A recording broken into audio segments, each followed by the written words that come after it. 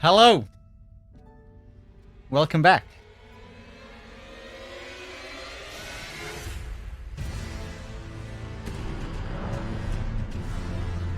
How's it going, everyone?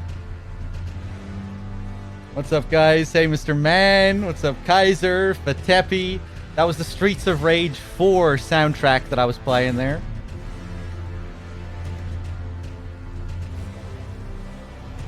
Let me see. Oh, damn. Look at that face. Oh, that's amazing. It looks kind of intimidating. It has a different feel when it's so up close like that. It doesn't really look silly or derpy. It kind of looks serious, you know, time for business.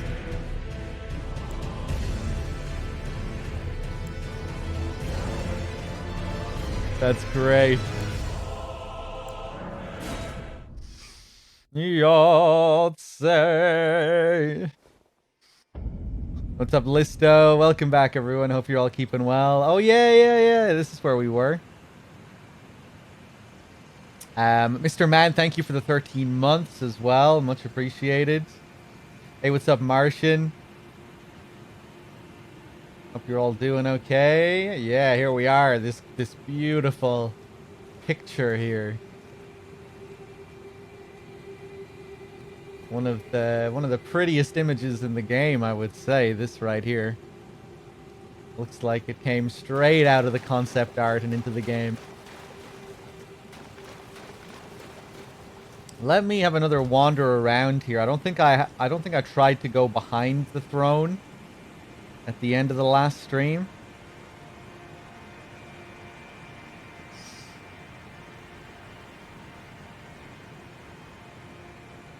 Let me see.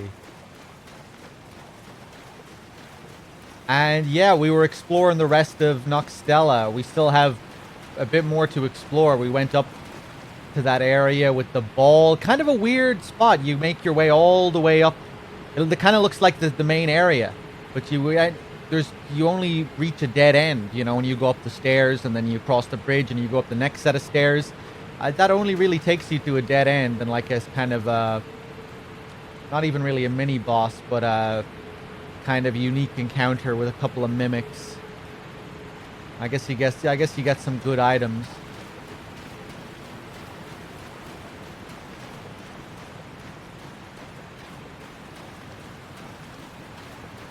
Yeah, you know, I never really thought about the petrified skeletons here.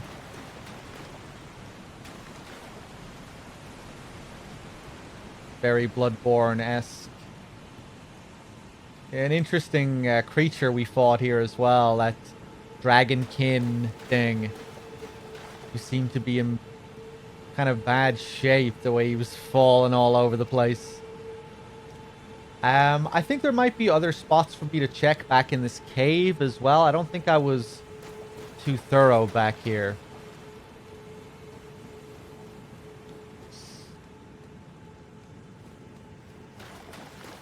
And of course, there was a whole other area as well.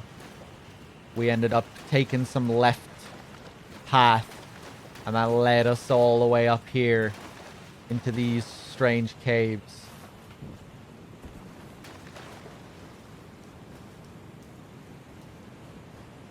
You see the same things in Nokron as well, yeah.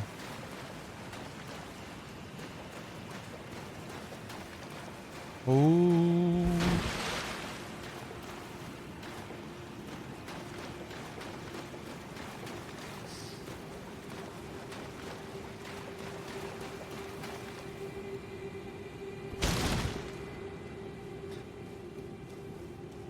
Does that new Ninja Turtles game look any good? They're releasing a whole collection, aren't they? With like all the old games and shit.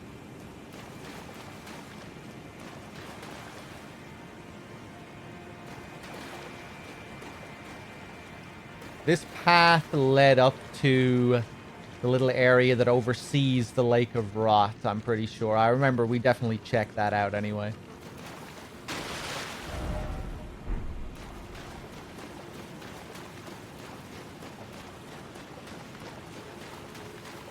But yeah, it's been a pretty fun second playthrough so far, seeing lots of new stuff. Oh, did I not trigger this side of grace? I guess I didn't. What the hell? Weird, okay. Anzel River downstream.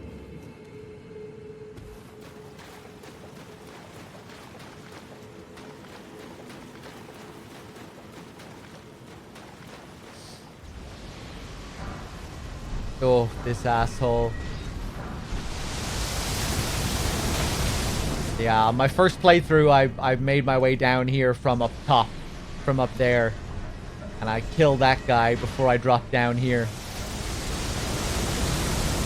Definitely more of a pain when he isn't dead.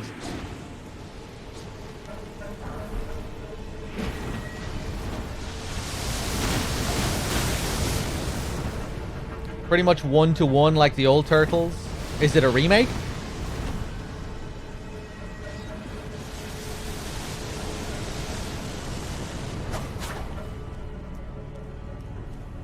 Hey, another merchant. And a map of this place. What does the map tell us about this place, I wonder? 2 great rivers flow beneath the lands between. Beneath the lands between.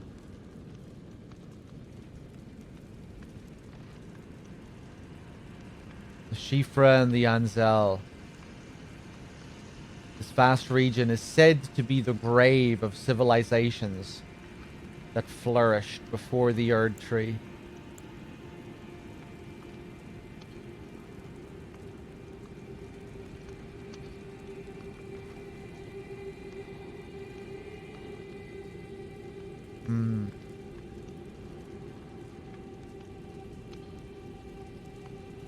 The very depths of the Erd Tree's majestic roots lies the source of the Anzel and the Shifra rivers. Here too begins the network of great tree roots that spread throughout the lands between. Just wondering again about what we were talking about yesterday, if down here is the lands between.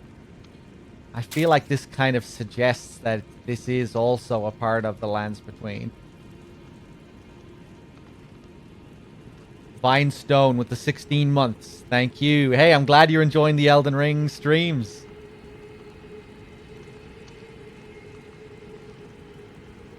It's been a lot of fun.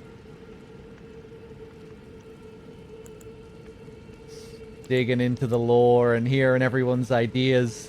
Some good talk yesterday, some good chats. Hey, fair enough, Vitepi. You could say it is a remake or a love letter to the old game. So it's not, they're not really calling it a remake, but it's, you can see like a lot of the old games in it.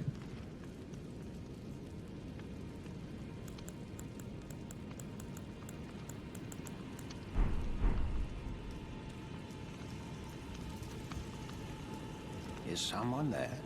A customer? Well, how long has it been? Hermit Merchant. What are you selling? Perfumer's Cookbook. Yeah, I'll buy a few cookbooks. Why not? He's selling my set. Gravity Stone Chunk. Cool.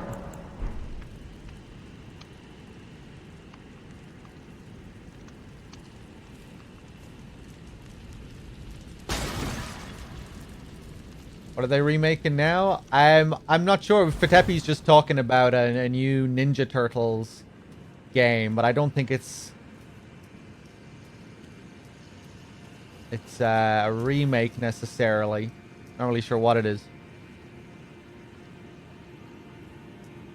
Maybe like a Streets of Rage 4 type thing where it's a new game, but there are like big homages to the original. Like, same level types and, you know, big callbacks. Yeah, it doesn't really sound like a remake, but yeah, kind of love letter to the old games.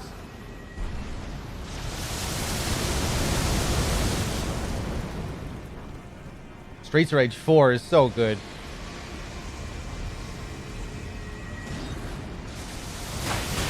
Ooh.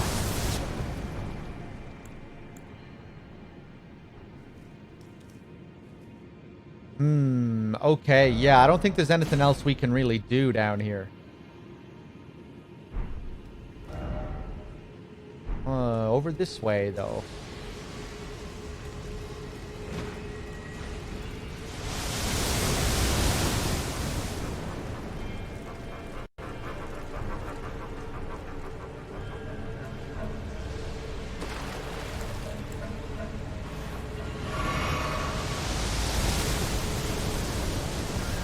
Yeah, I don't think I've ever played a single Ninja Turtles game.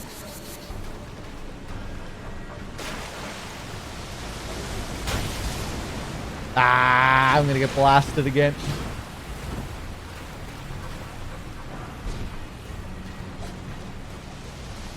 Hey, what's up, Lacosta?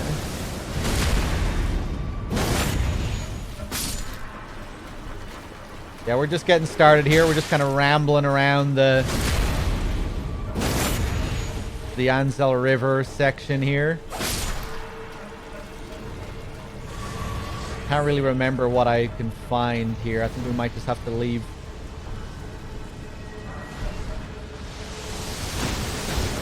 Oh, they can get whacked by it as well. Nice.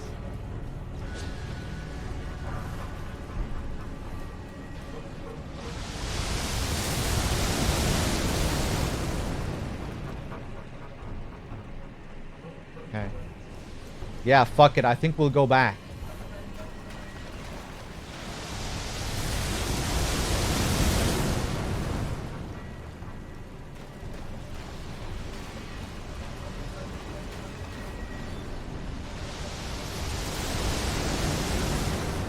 Yeah, I can't remember how we get over there. Maybe I can go over there from here? I don't think so. Oh, the range he has. Jesus, look at that.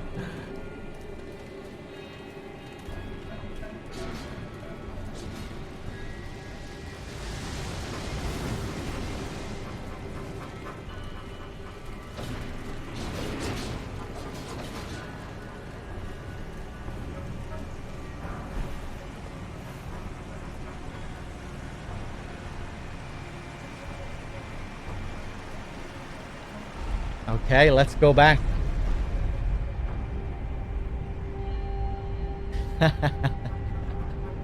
I love this outfit.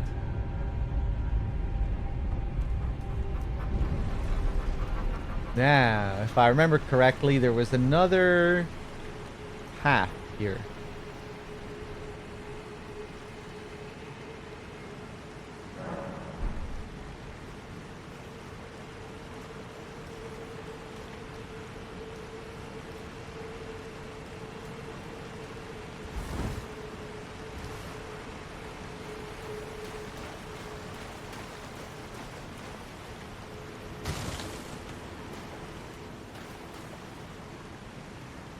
No, that just, yeah, that just leads up there. Okay.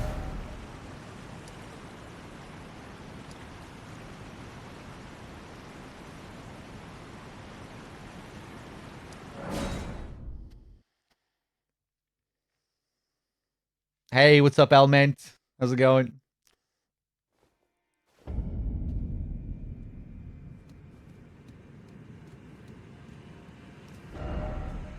Okay, this takes me here.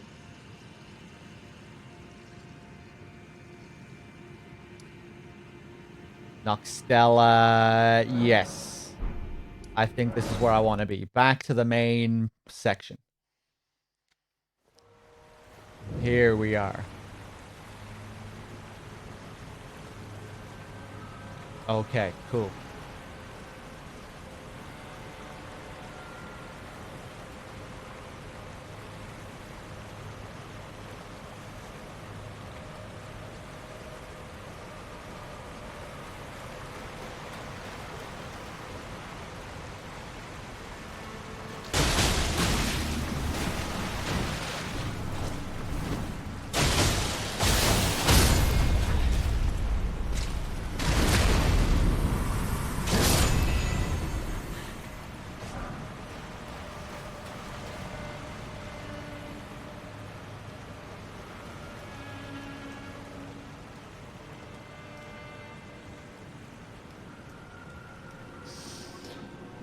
That description of the Anzel River pointing to the deep-root depths as the source of both rivers is interesting. Spent a long time wandering areas, thinking where the fuck does all this water come from?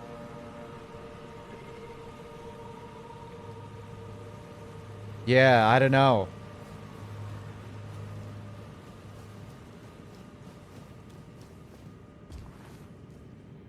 Ooh, look at that over there.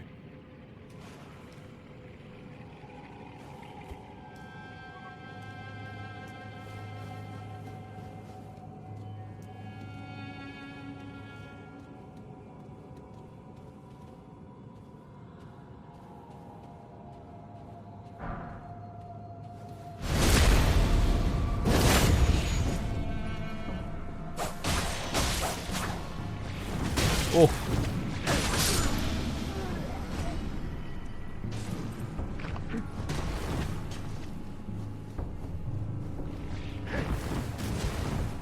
Water is often significant in these games. Corrupted waters, stagnant waters. Kind of wondering if Godwin also polluted the waters in some way.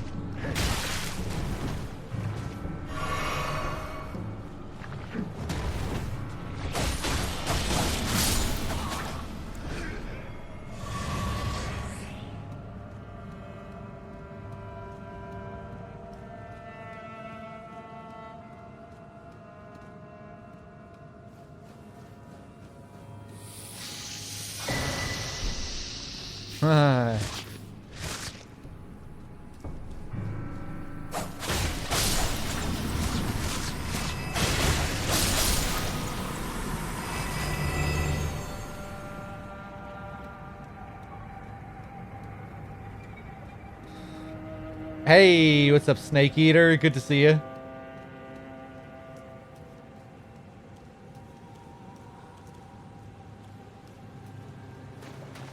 Trying to remember my way around this place. Ooh, stay back. Ah.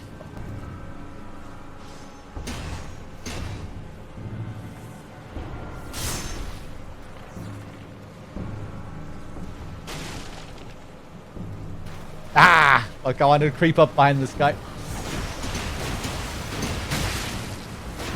Oof. Oh, I'm dead. Yeah.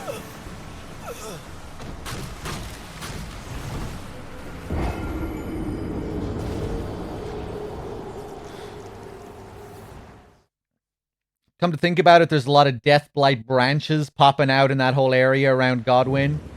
Could be why the water is white there. Yeah, that's kind of what I was thinking, that it was like... that it was the Deathblight affecting the water there.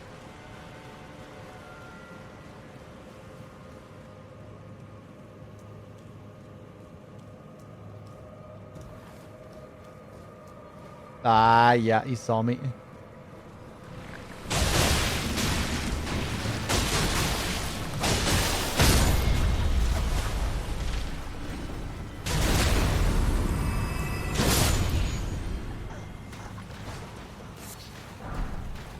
Nox Greaves. Let's take a look. Monastic Greaves of the Eternal City. Long ago, the Nox invoked the ire of the Greater Will and were banished deep underground. Now they live under a false night sky, in eternal anticipation of their liege, of the coming age of the stars, and their Lord of Night. Right, yeah, I forgot that they were all about, this. Which makes sense given Rani's connection to the place.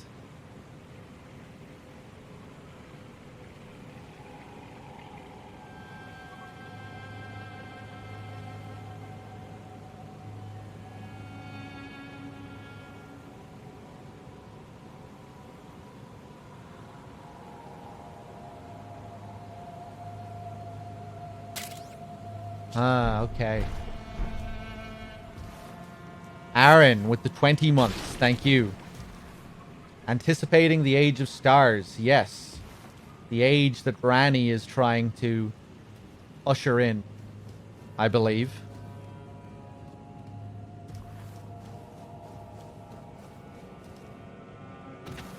And that new lord would be me. They align themselves with Rani's goals, yeah.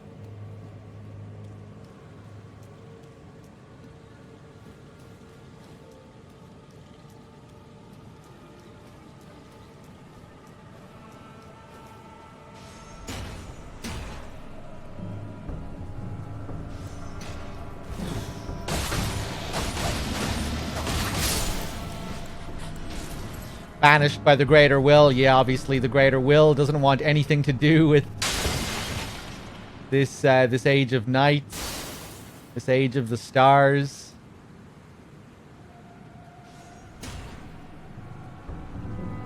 That's why Rani is trying to free herself from the Two Fingers, the Greater Will.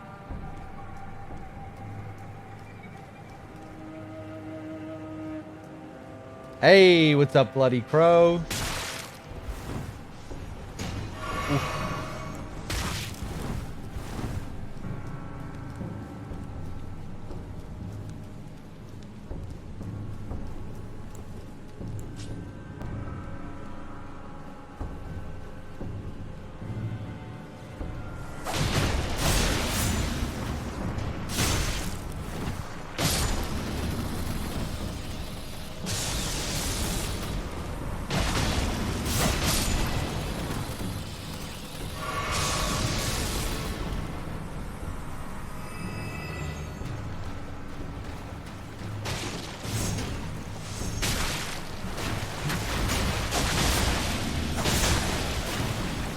I'm gonna lose my shit if I'm not careful. Where are my runes?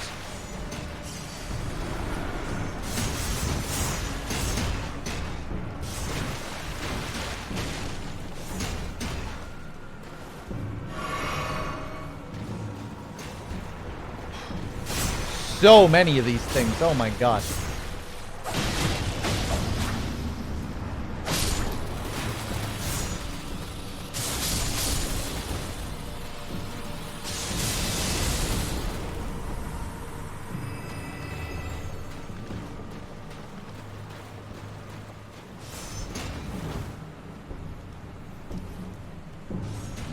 Huh, weird. Just an empty room with a golden centipede.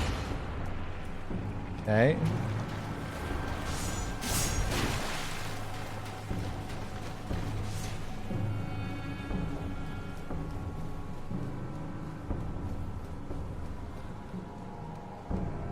And nothing up here, just one sniper.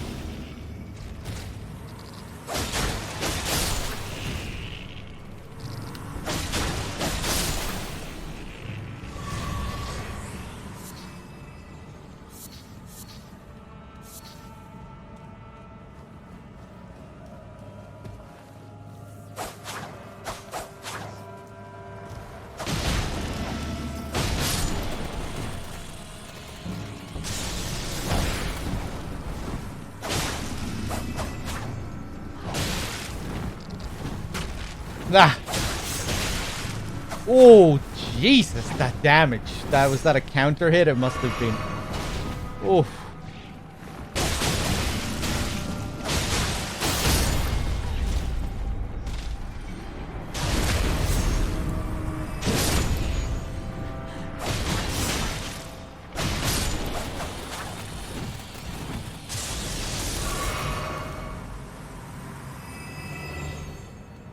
Okay, I think this is the path we're looking for here.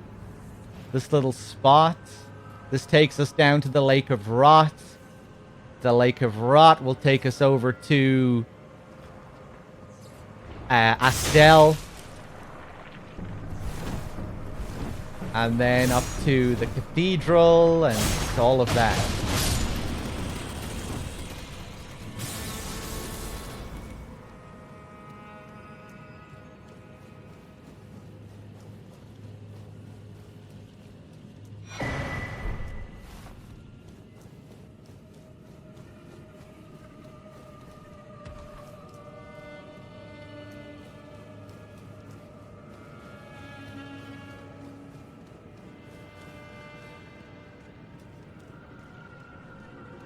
I can't remember how we accessed this place from up there.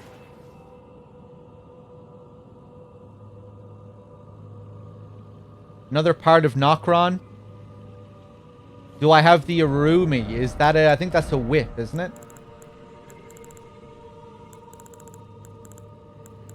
Yeah, I do.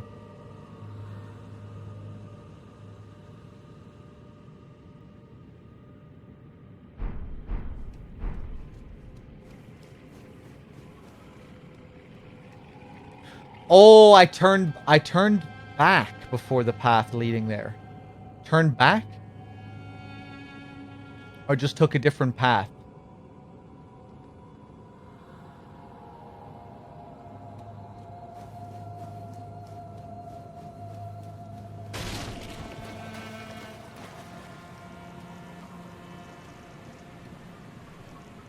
Fast travel back to the Grace.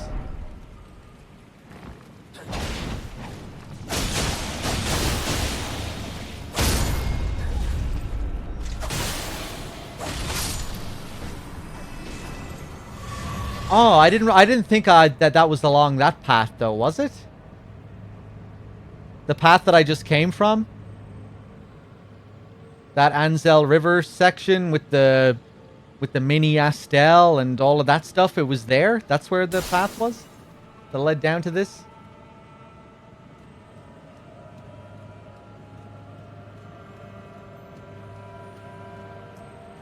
I know there's another path. You know when you go down the first area with where you find the ants, and there's an area to the left, a tunnel blocked by one of those ants with the hardened heads. That's a path that I still need to take. I was thinking maybe it was that path because I can't remember where that path leads.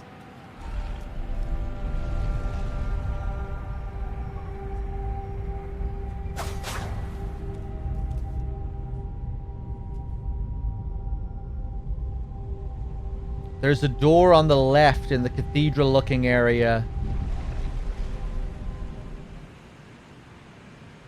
with the throne and the two mimic tears. Oh, was there is something else up there then. Oh, shit. Okay, right, we'll go back there. This is a pretty little cave. Man, I love how Noxtella looks.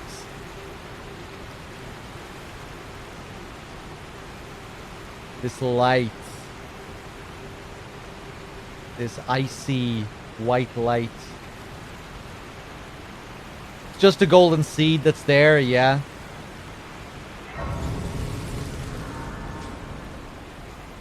I certainly haven't reached level 700. Paul, is 700 the maximum level in this?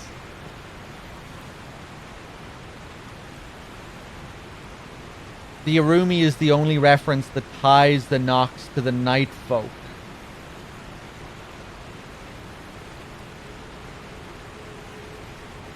Which is an interesting character template. Should have been obvious, but I don't know why they would have different names, Nox and Night Folk.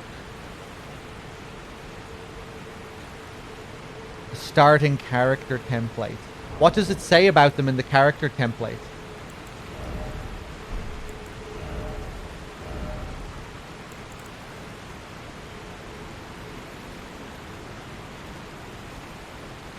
So, we see Nox down here using 3 weapons, do we? We see them use the flowing sword, we see them use the hammer, and I guess we see them use the Arumi as well. I don't think I was paying attention to them when they were just using the whip. I think maybe I was just seeing it as the sword. Maybe I thought the whip was the sword.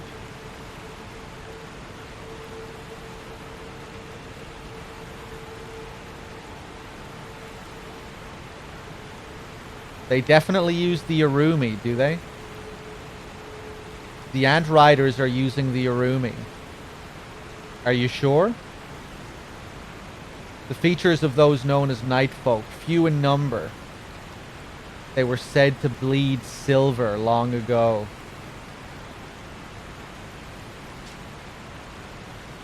Huh. Not sure? It sounds like it might make sense.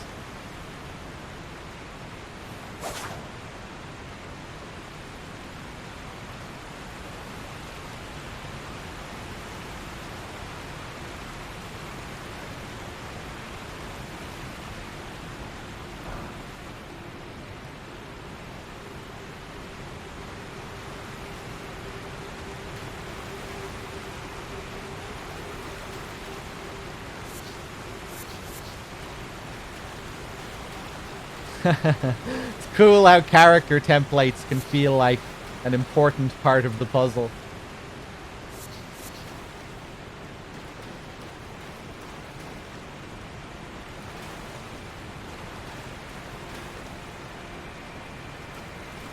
Now, I think we can talk to Rani again here. Even when I turned my back upon the Two Fingers, Blythe remained my loyal ally. Though he was created a vassal for an Empyrean, he was a colossal failure on the part of the Two Fingers, Blythe and E.G. both. Art willing to give too much to me, yet they both understand what lieth beyond the dark path, that I must betray everything and rid the world of what came before. Should I add thee to the list? Another one. Kind of heart. As kind of heart as they. This form hath loosened my tongue. I've let slip too much. Forget what thou'st heard. Forget. This form has loosened my tongue. Blaming it on this form, huh? I've let slip, forget what thou... Am I gonna have to pay recompense for this as well? Surprised she didn't blame me for that. Wow, she's actually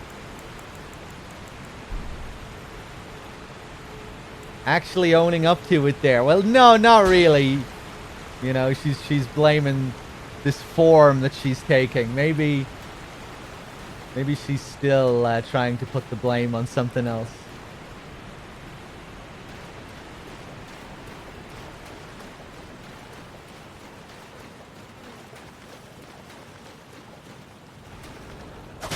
Hello.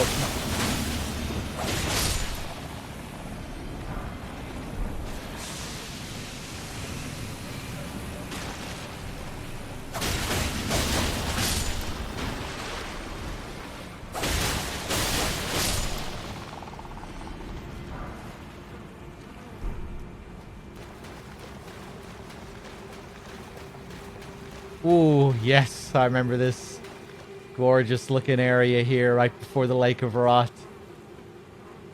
Something Shadow, about it. Thou art the last. Tell the Two Fingers that Rani the Witch cometh to rend thy flesh with a fateful wound, ne'er to heal. You're pretty cool, Rani. You're pretty badass. Tell him I'm coming.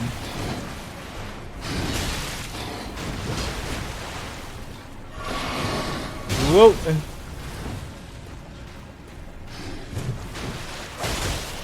Ooh, I'm gonna die. Oh, yeah, I forgot about the little drain there. Yeah, she doesn't hold herself accountable. With her fucking shitty ass disguise. Letting all these things slip. She really just wants to boast, I think. She loves the attention. I'm pretty sure that's it. She just loves the attention. She wants to boast. She has a bit of an ego about her. You know, and now taunting the two fingers.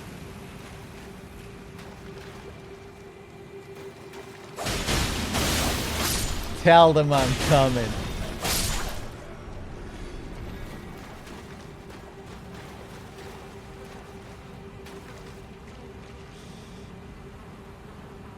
It's this form that made me say it. It's not like I like you or anything. Nah, I don't think it's because she likes me. I think she just has a big ego.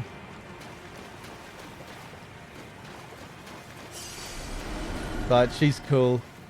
I can let it slip. She's pretty damn cool. I love how the trees are silhouetted here. It just has a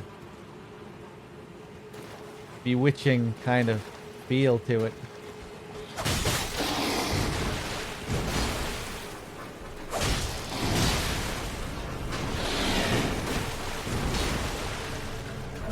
Ah, I'm trying to...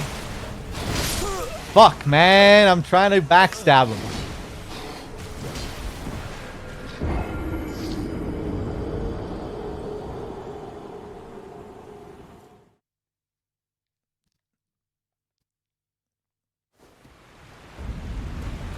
Excited for tomorrow? What's happening tomorrow?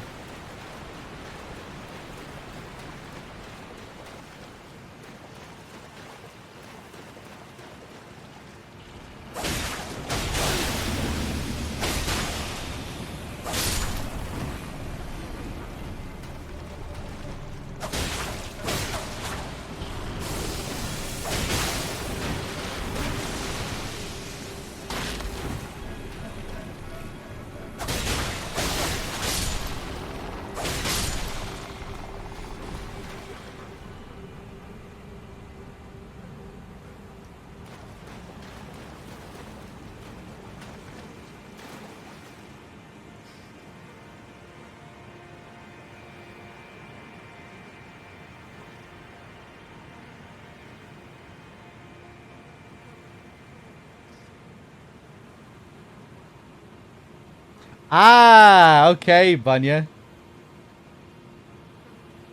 I haven't been following the Europa League at all this year.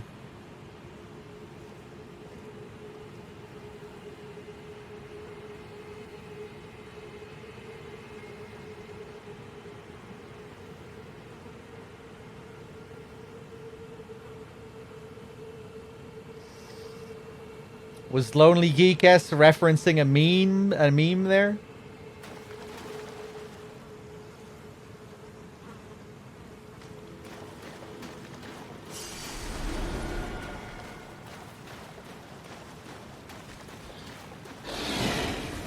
Oof.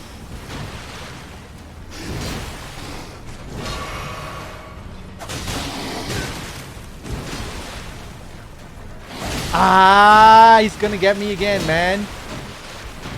Why can't I get the backstab on him?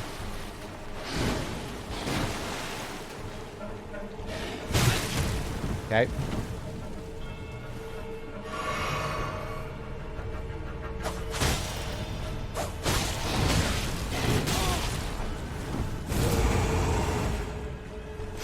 Ooh, okay. I'm aware of the trope, Mr. Man.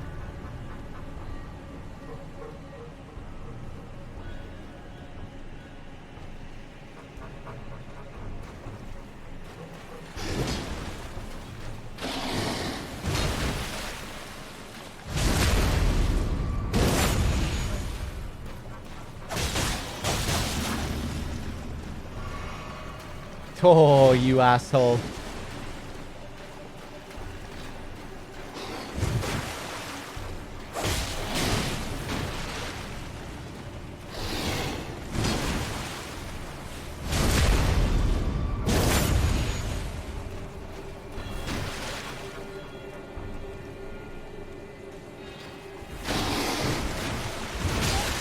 Ugh.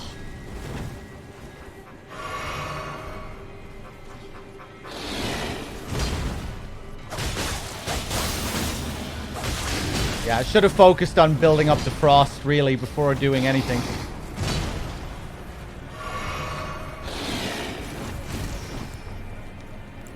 that a grab?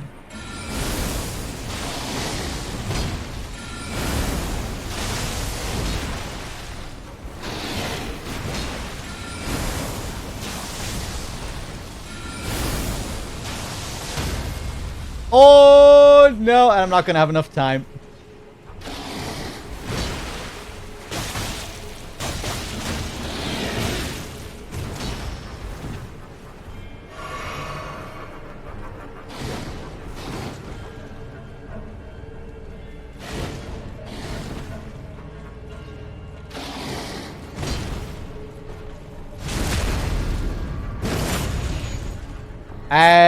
Oh no, Bunyan. No, not at all.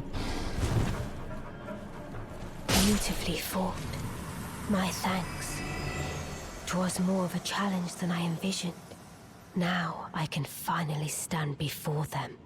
This is farewell, my dear. Tell Blythe and Iji I love them.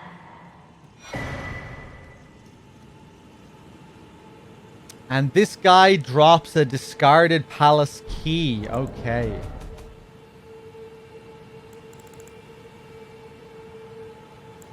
Well, I think Blythe might be too insane to comprehend the message, but I'll try and pass that on to him if I can. Oh yeah, and now she's left the doll. The miniature Rani has changed. A doll resembling Rani the Witch. From head to toe, every detail is perfect. The chilliness is gone. Feeling now like an empty husk. There is no response. They do wield the flowing sword, not the Yarumi. So there is no explicit connection between the Nox and the Night Folk. Okay. Yeah, I was thinking it may have been the flowing sword.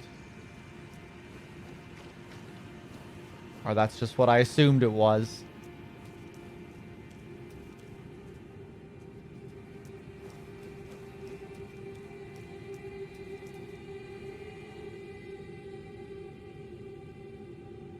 Have you ever noticed the different symbols that appear on the tip of the staff depending on the types of spell? No, I haven't. Maybe if I used more spells, I would have noticed. Here we are. The Lake of Rot.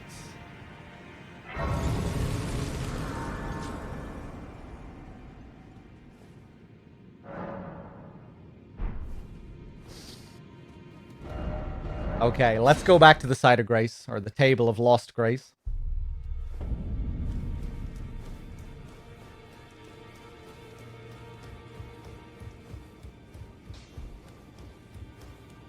Well, I took you no matter lay out your arm.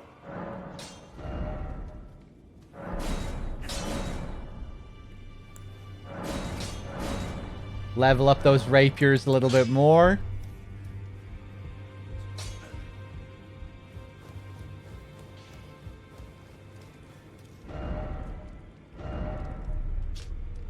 Ta-da.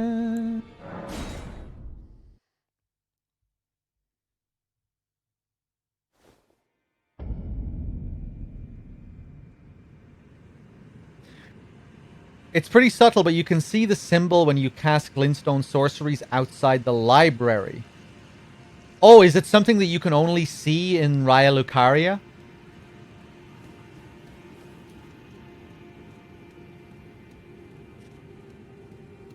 What's with my head? It is the head of an Albinoric. An Albinoric is a type of creature in the game. A kind of adorable frog-looking thing.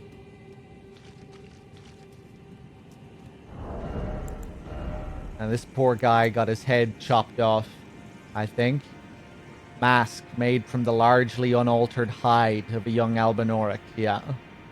A far cry from Godskin, this Albinoric hide mask is the product of malicious mockery. Yeah, this was made to mock these poor little creatures. Adorable? They are adorable. The Albinorics are really cute. Especially when you see them cartwheeling all over the place.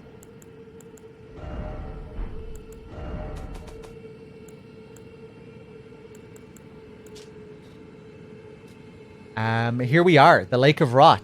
Map of Lake of Rot and environs. A great lake of standing water downstream of the Ansel River. It is said that the divine essence of an outer god is sealed away in this land. That's interesting. Do we ever learn more about this?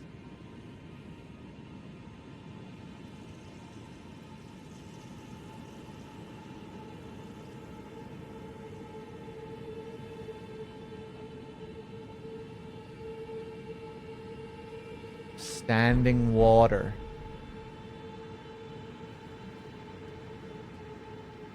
Kind of curious about, you know, if this is the source of the rot.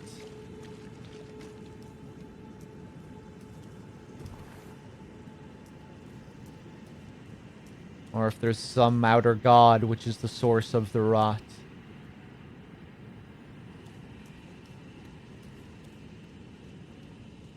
I was thinking maybe it could be referring to Astel.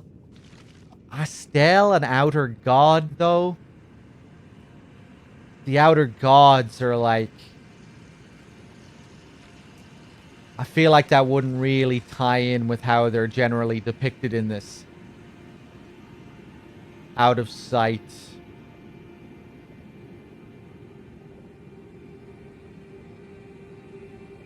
You know?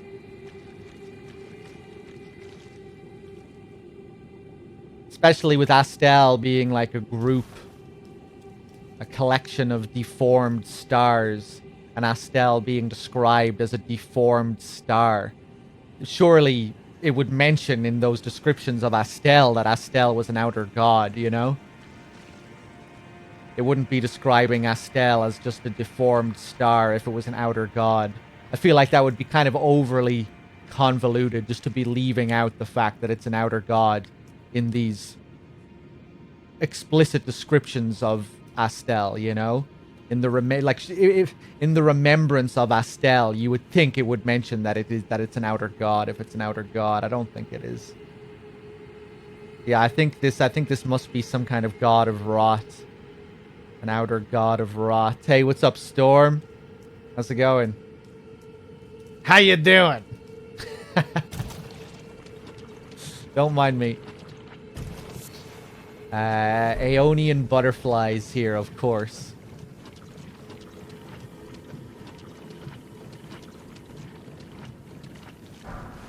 We're just doing some archaeological excavating here. In Elden Ring. Trying to learn some history.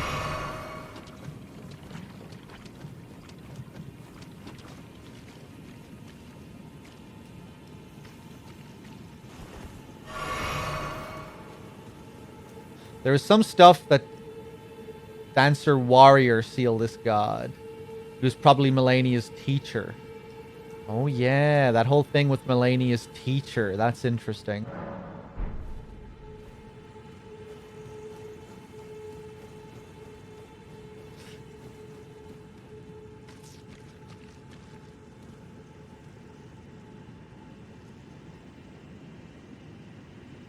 I think you were here, Storm, when I first made it to this place. I think I remember you being in the chat when I was making my way through here for the first time. Yeah, because we went through here and then we encountered Astel, and then you made that comment about how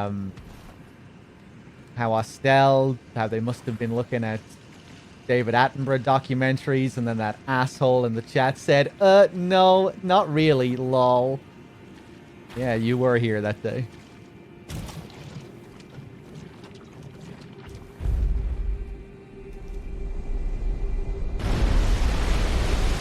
No, actually.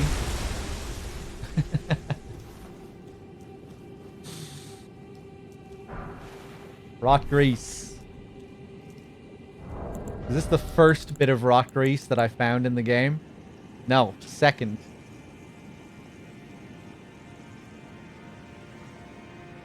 Look at that lovely grease. Hey, what's up, D-Gamer?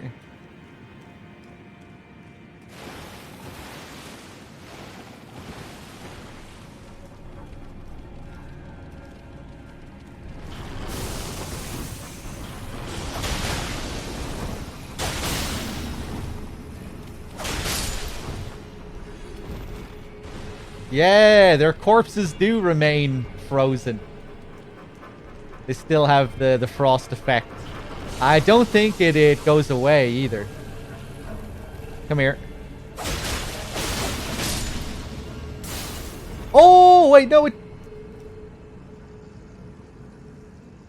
kind of did and it didn't.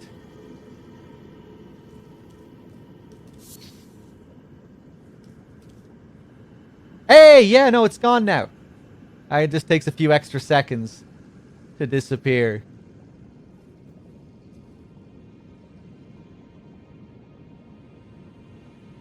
So one really cool thing about these basilisks is that they have Godwyn's eyes. Their false eyes are shaped just like Godwyn's. And if you've played the other Dark Souls games, you'll recognize these guys as a recurring enemy. This is one of the enemies that they brought back from the Dark Souls games. Except they changed how these false eyes are shaped. And that's why. That's why they changed them. To tie it in with Godwyn's lore. Pretty cool. Because in the story of this, these things are born from the Death Blight, which Godwyn gave birth to. They're Death Blight creatures.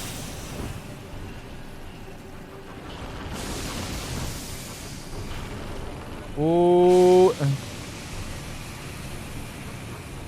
Come here.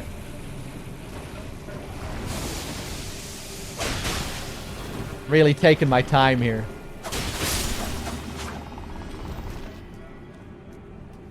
Ba-dum, bum, bum, bum, bum, bum.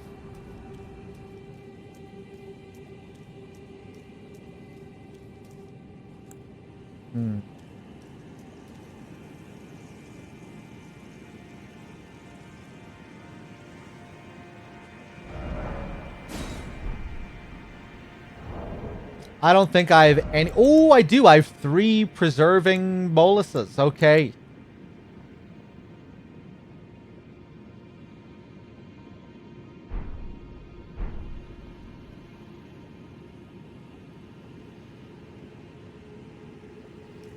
Should be able to run over here without getting caught by it. Oh, no. Okay.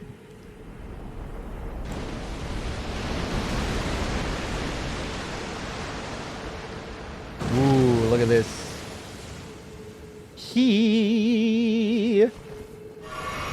I think we're just gonna run. There's a minor boss we can fight over there. I'm not gonna deal with him right now.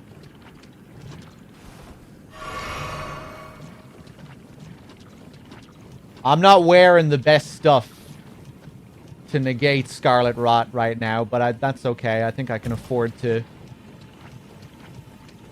just plow through it here.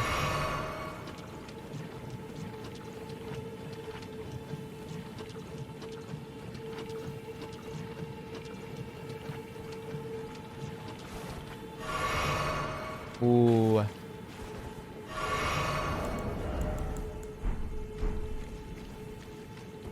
I can't remember what's over there. There's some item in a chest over there. Can anyone remember what it is?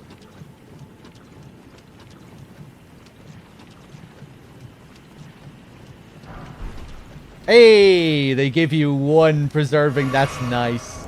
That's generous of them.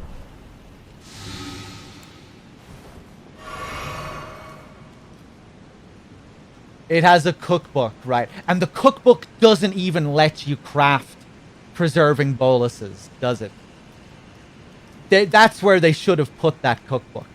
The cookbook for boluses, for the preserving boluses, is somewhere in Liurnia, isn't it? I really need to get that cookbook.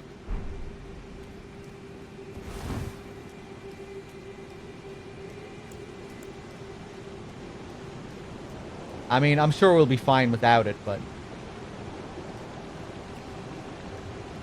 Would have been nice to find early on my first playthrough. Ooh, look, I'm all red. I'm all scarlety.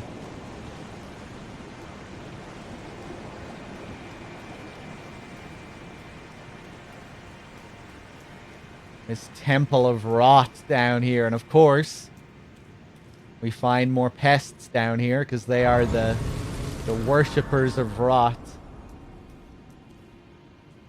I love that color.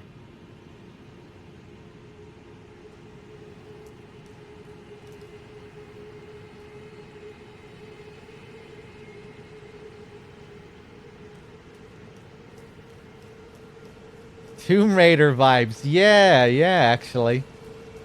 I can see that.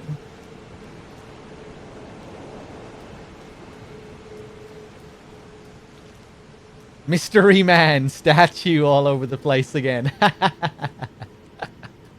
Who is this Mystery Man? And what is that tablet he's holding on to? And with his Greek-looking ass. With his Greek god-looking ass.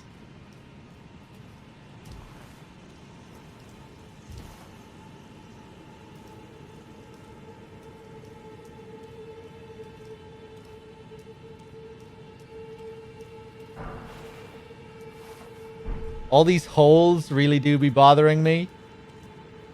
All the fungus. All this. There's some really nice small ones, Storm. I bet you like those ones especially. Ooh, look at those clusters at the bottom there. That's even smaller. What is that phobia called again? I forget. Poor Hugh. I feel so... It makes me feel even worse for Hugh. I wonder if that was part of the intent. You know, they were trying to gross people out with the design, but at the same time, they wanted you to feel bad for the character. So then you'd feel extra bad because you wouldn't be able to look at the character. Hugh is so sympathetic. He doesn't need people looking away from him just for how he looks.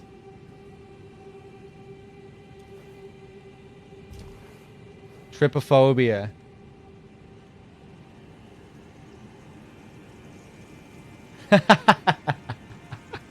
Sorry, Storm.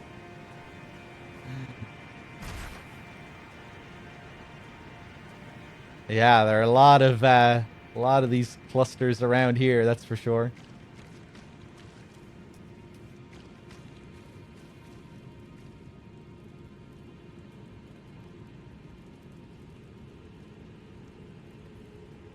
I saw a picture of an intact Roman pot someone found by the Thames the other day. And it was covered in tiny barnacles. It was disgusting.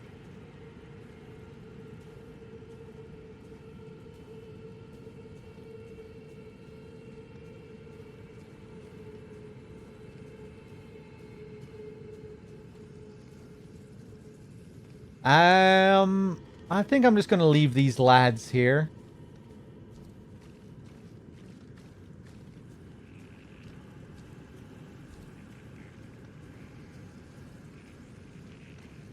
Ooh, no, you fuck off.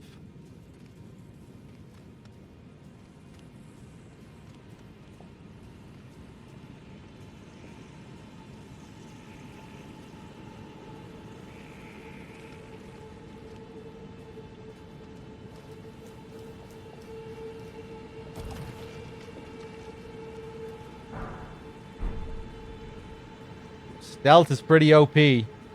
There's an item that I want in there inside the temple. I can't remember what you find in there, but yeah, we'll definitely go in there.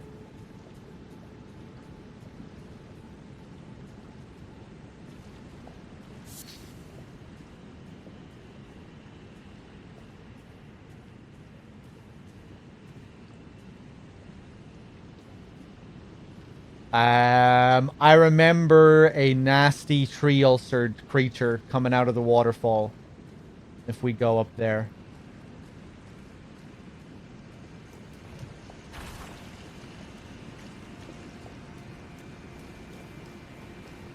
Fuck it, I'm doing it. I want to grab these items.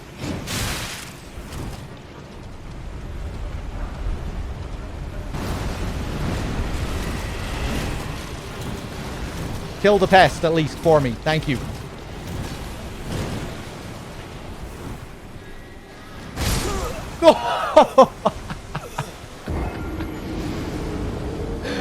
I went back into the crouching position because I didn't want these guys to see me. I don't know why I thought the tree was no longer a problem. Like, I've taken care of the tree now. Let's get back to stealthing.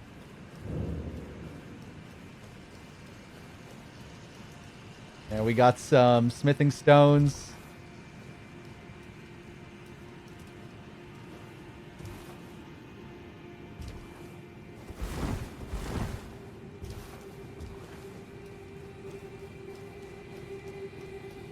You know, I don't think I ever killed this guy, this tree ulcered guy. Oh. Come on, I didn't die there.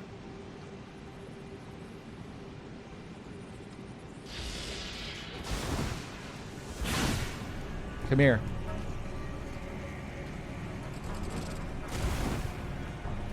Nasty.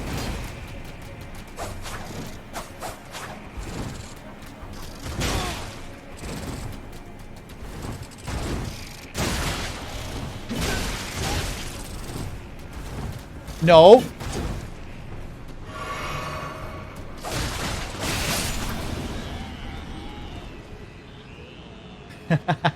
Whenever I see these guys now, I think of that quote from Miyazaki. No Dark Souls in the house. There's a hilarious interview with Miyazaki where he talks about how there's no talk of Dark Souls in the home with his family and his kids. And he said that he doesn't want his family to play his games because they might see something unsavory. Or they might see something about him that's unsavory. And when I read that, I just thought of the pests in this game. The ones that are assuming the position, looking for a mate. Or that's what it looks like. Or maybe even the little babies that poke their heads up above the rot.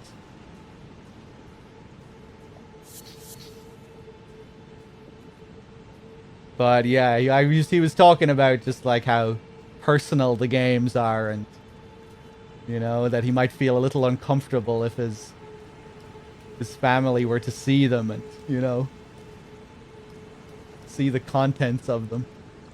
They might see something that's a little unsavory, or that makes me seem a little unsavory, or something like that.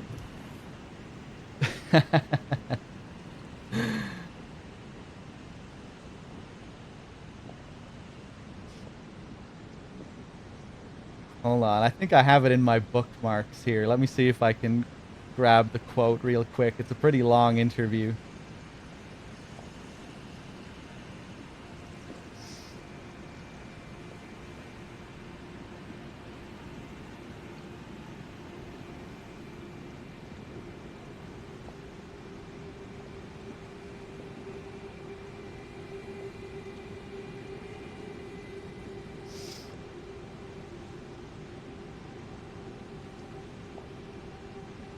Nah, fuck, it's pretty long, this article.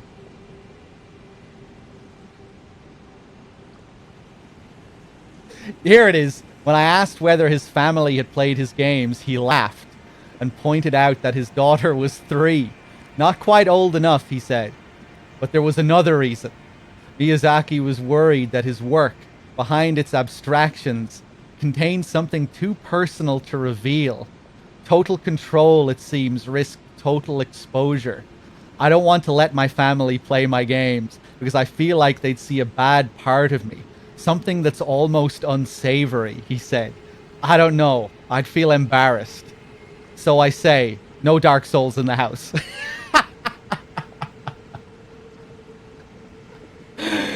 Poor Miyazaki. That's kind of cute, really. That's kind of wholesome.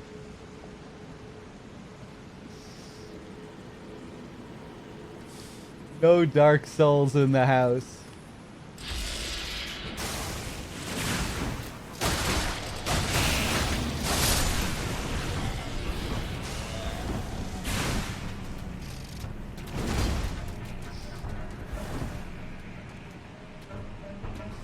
Just picturing his wife. Damn, you live like this? This is what you're doing at the office all day?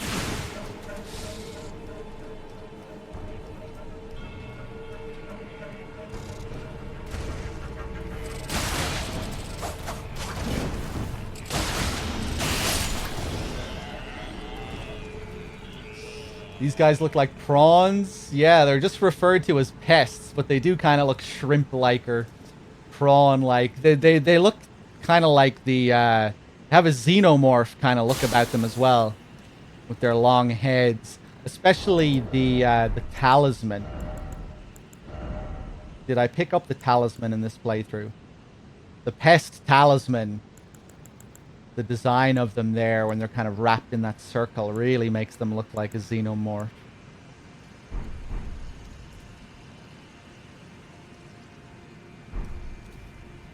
Prawn? Are they described as prawn miners? I don't remember them ever being described as prawns. I only remember them being described as pests. But maybe. I like prawns.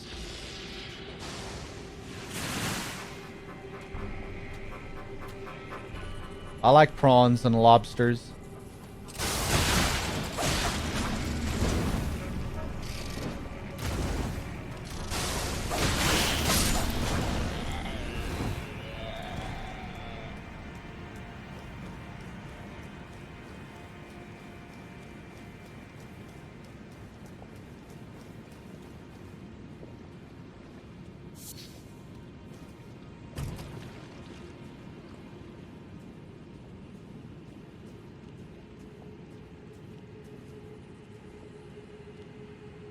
Do they stomp their feet every now and then?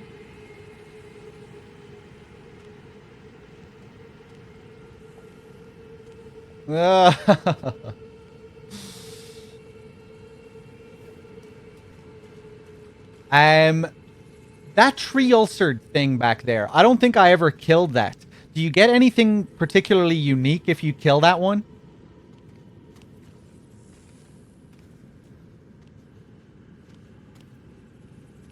A golden seed, okay.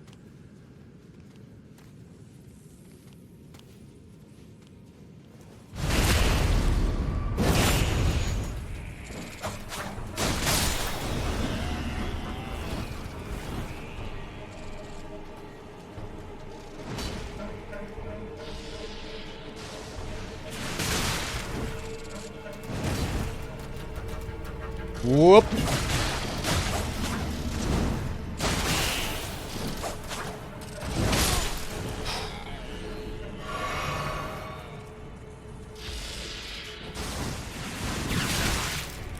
Yeah, Storm.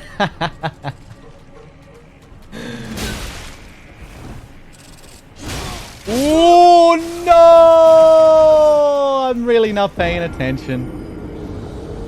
53k, we'll get it back. Okay, fuck it. I was gonna clean out the whole room of these prawns, but I think I'm just gonna run into the area.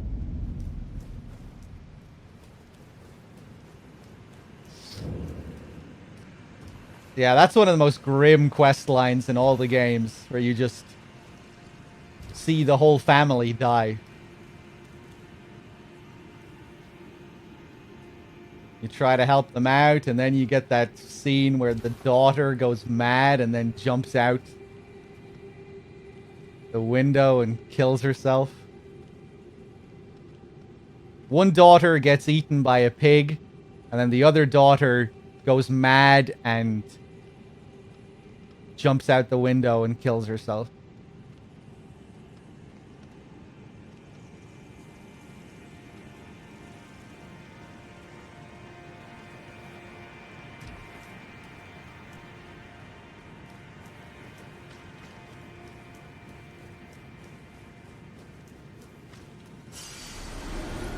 Okay, I'm doing it. I'm just gonna run in. Give me the fan daggers. Give me the smithing stone. Fan daggers. Come on, game.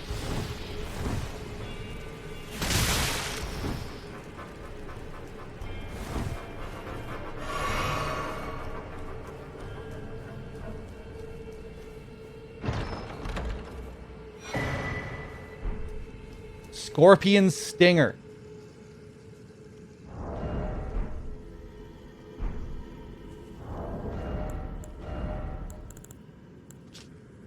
Dagger fashioned from a great scorpion's tail, glistening with scarlet rot. A ceremonial tool used by heretics, crafted from the relic of a sealed outer god.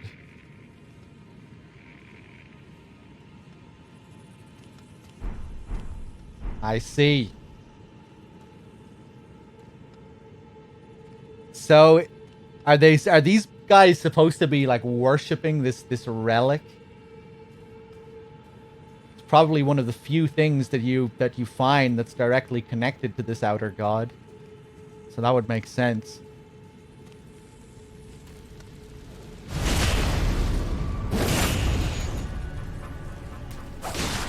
Up, up, up, up, up, up.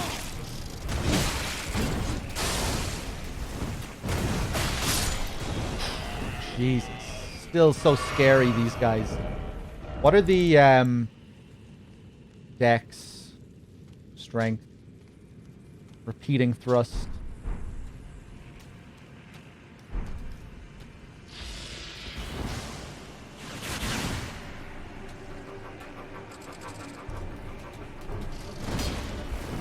Hey, Scar Alien. How am I feeling about the second playthrough? Ooh, I don't know if I want to go on like a whole spiel about all my thoughts on the game right now. But yeah, I really like the game. I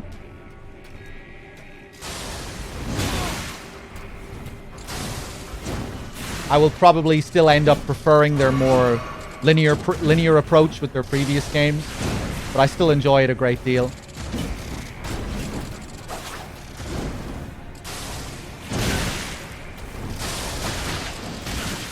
Oh, you asshole.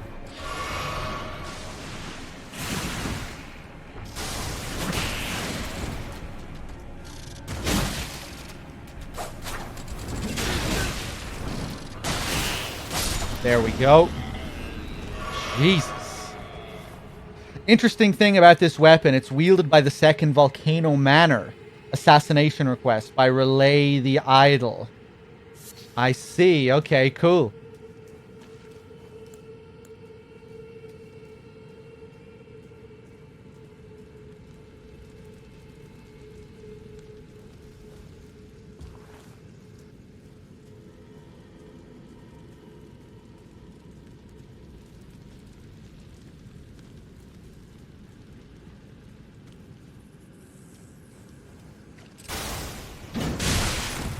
Okay, quickly into the coffin.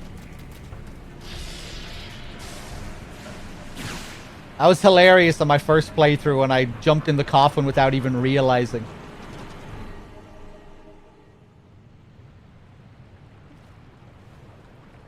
I was just trying to jump over to the other side and then I saw the thing rest in coffin and then just press triangle. I think I was in the process of running away from an enemy or something. I can't remember. It was funny anyway, however I came across this coffin.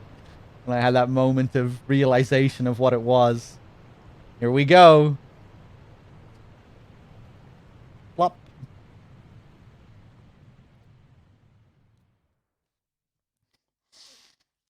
All right, let's see how we do with Astel. Probably one of my favorite bosses.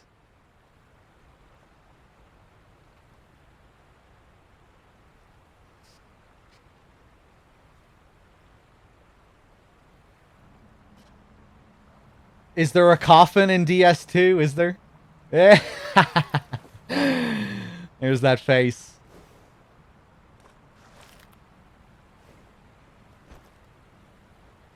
That face needs to become the Elden Lord, I think. Although Gordy's face is pretty good as well.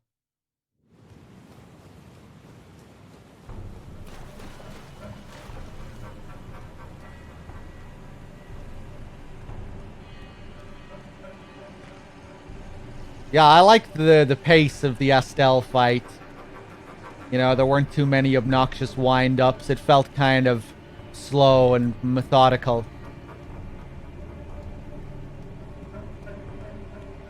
Not a million combos and wind-ups. Which is what this game likes to do quite a bit. Is there no Site of Grace?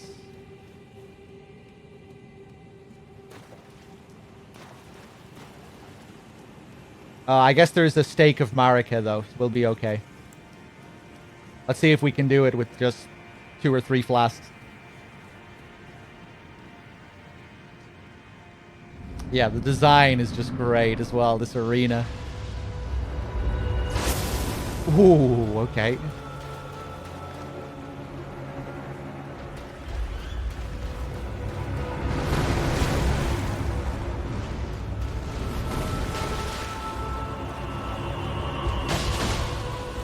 I'm not doing much damage.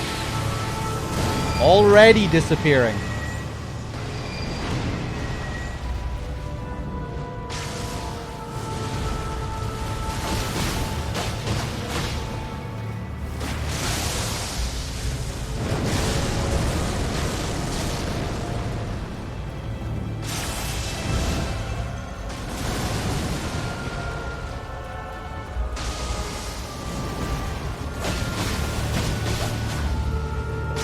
Whoop.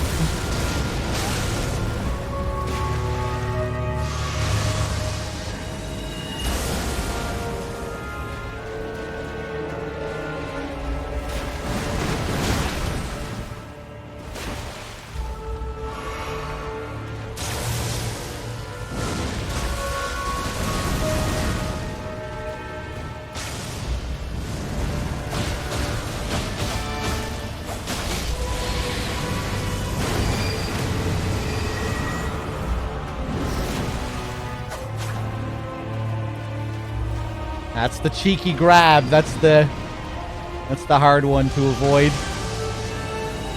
Up.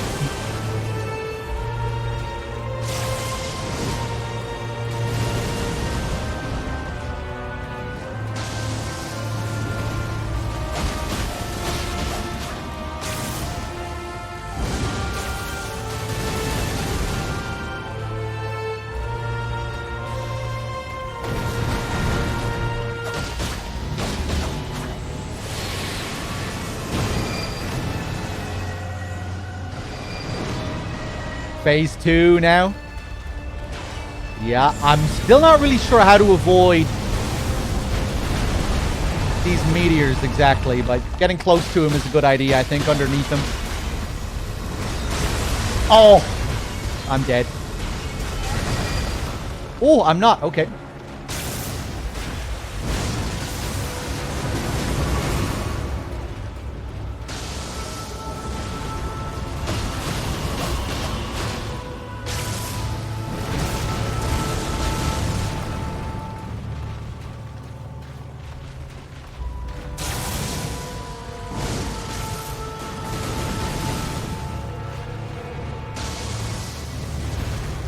This is the freebie.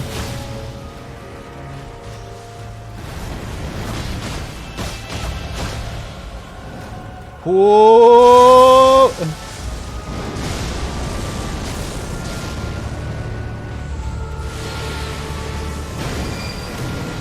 Grab? No, I think he only does the grab once.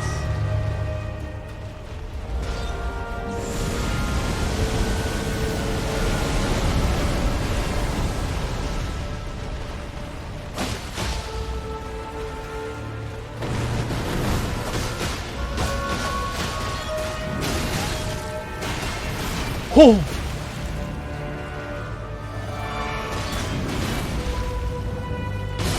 There we go. Nice. Pretty smooth. First try, we went into the fight with just 3 flasks as well. Really nice. Yeah, I just really like the flow of that fight, the back and forth. Almost reminds me of a Briatus in a way, where you're fighting this huge creature, this huge Lovecraftian creature. I guess the kind of just the range game that you play with him. Going in those very specific moments where you can hit the head. Remembrance of the natural born. Remembrance of Astel, natural born of the void. What a name. Hewn into the Erd Tree. A malformed star in the lightless void far away. Once destroyed an eternal city and took away their sky. A falling star of ill omen.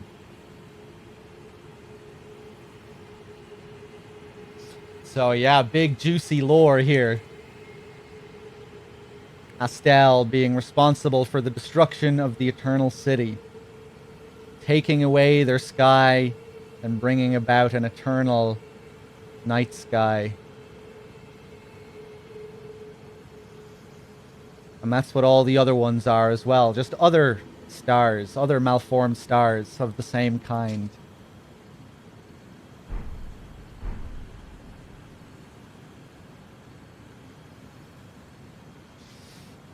I guess referring to Noxtella. You think so, Dave? I thought it was... I guess that would make sense if it was just responsible for destroying Noxtella and not Nokron. But I thought of it as destroying both, I guess. But yeah, maybe that doesn't make sense. How's it going, Dave? Good to see you.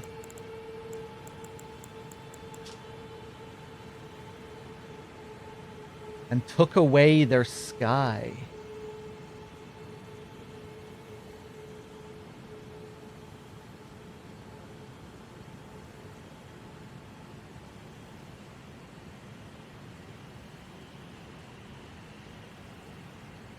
Once destroyed an eternal city. Yeah. And we know there are two. There are two eternal cities, right? Nokron and Noxtella.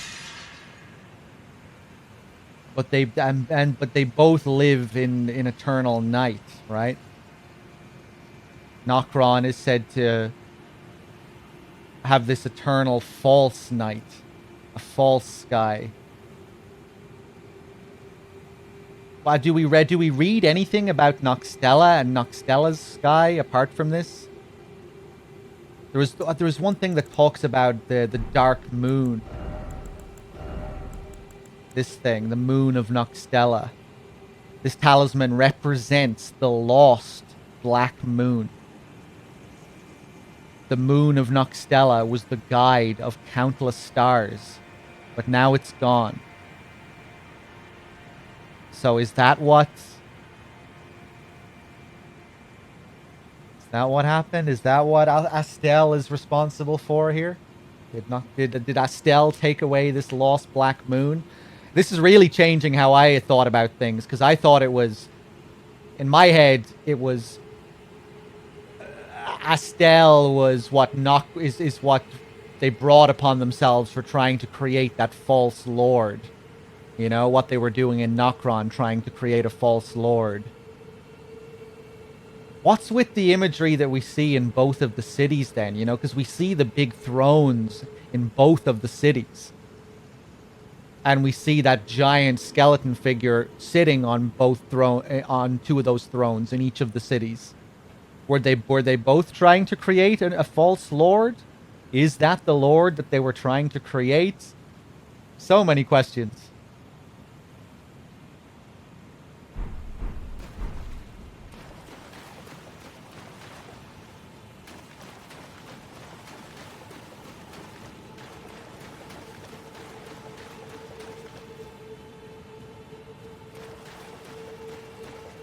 Could that black moon be on the plateau where Ranni kills her fingers, since there are two moons there? Yeah, that's another thing I was wondering about. Can you see those two moons anywhere else? Can you only see those two moons up here? Really? You can only see those 2 moons up here. Interesting. Dave, you've never seen the 2 moons? There are 2 moons. Yeah. You can only see them up here at the Cathedral of Manus Celis, or outside that area.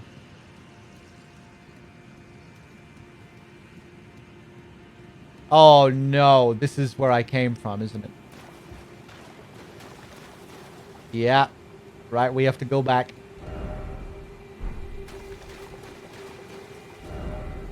I like how this area looks on the map. Look, you can even see the stars here on the map.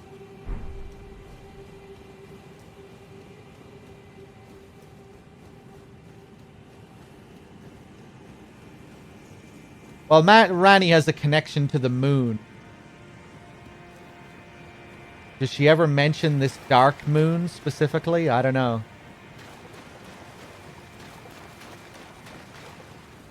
But she is all about the dark and the night. And the moon. So it would make sense if she was. And she's all about Noxtella as well, it seems like. The Nox are all wishing for Rani's goal to come true as well. They're on the same side. Oh, I can't pass through here yet.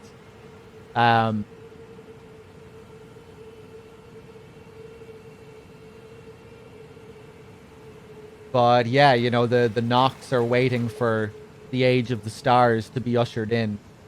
And that's what Rani is doing, right?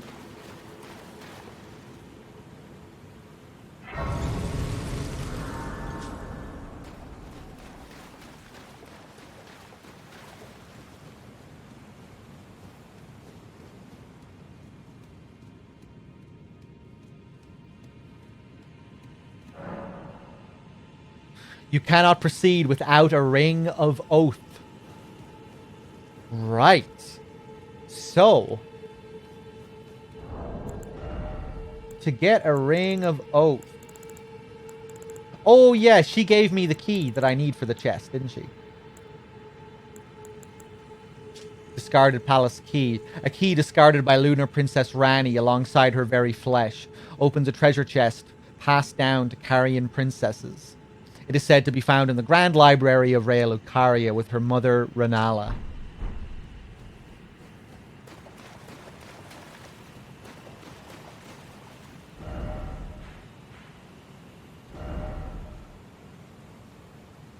This is how you found this first? You had to ask Listopat? I remember the chat telling me about the key that I picked up. I also forgot about this key that I picked up, I think. And I think I remember getting pissy with someone in chat when they, edged me towards the chest that I needed to unlock. But I don't think I ever found this. It wasn't because I found this blockade here. But I think I do remember people telling me to go over there.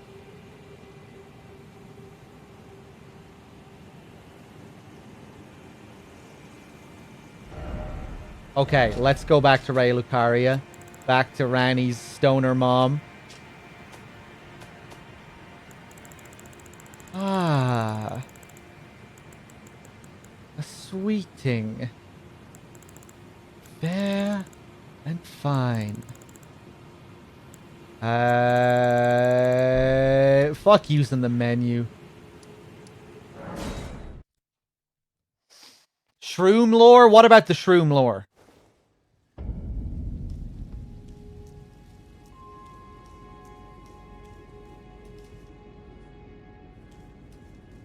How you holding up, Selin? My friend,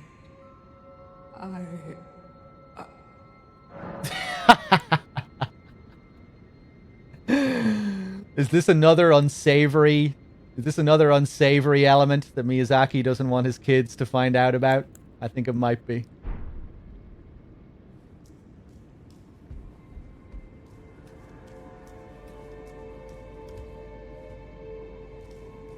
Alright, let's open the chest. Yeah, now all we need is Bach to show up.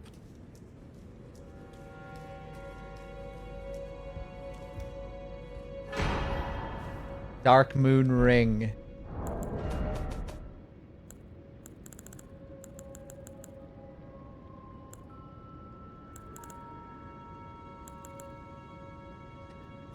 Remind me, chat, where do you get the left piece of the Halig Tree medallion again?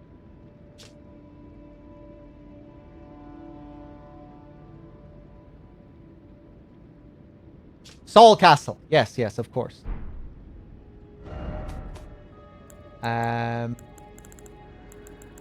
Let's take a look at this ring.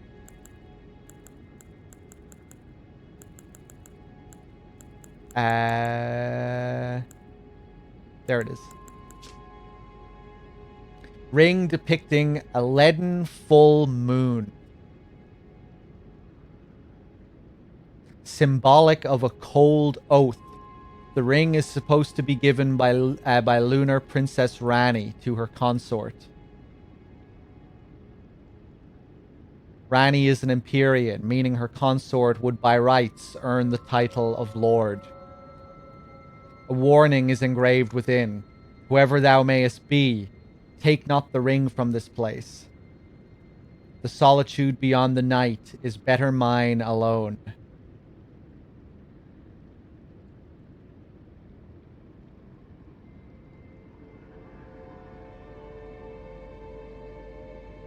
That's kind of interesting.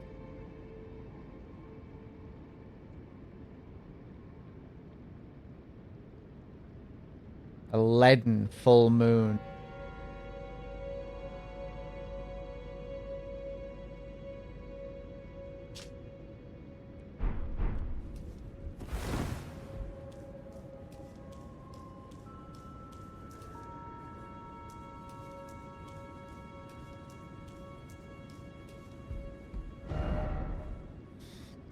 After learning how Nile is pronounced... Oh! How did you think it was pronounced? I grew up hearing the name Nile all the time. It's a very common Irish name. Like Neil? Right, yeah, it's a very common Irish name.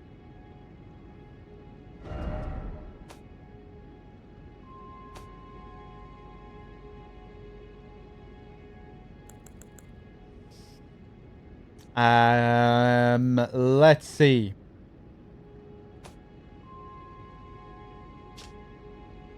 Right, back down to Astel.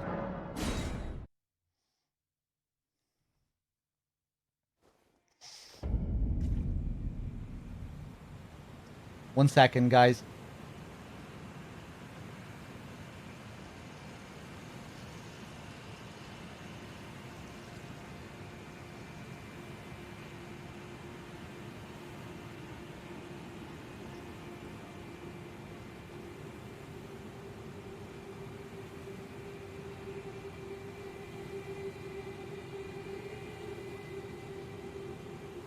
Okay. Regarding the shroom theory, the area where the coffin lands has melted mushrooms that started my head cannon for the Albinaurix. I see.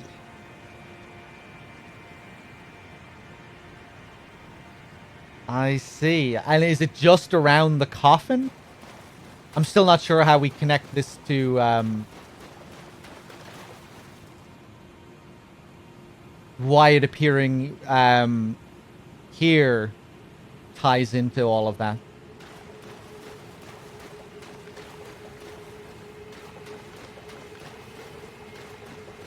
What other connections does that place have to the Albinaurix or the blood or the mushrooms? Or, you know, how can you connect the mushrooms there specifically to what's going on with the Albinaurix?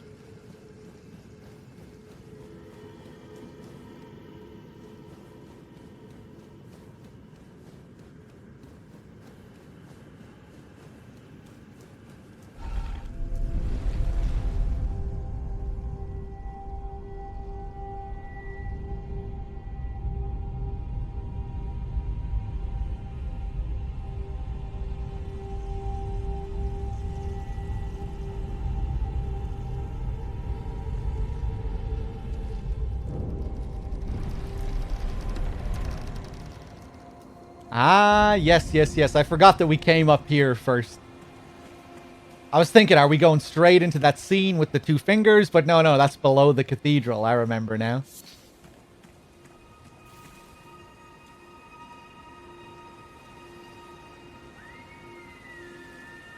See, Dave? Look. One moon over there. And one moon over there. One shrouded behind the Erd tree and one here.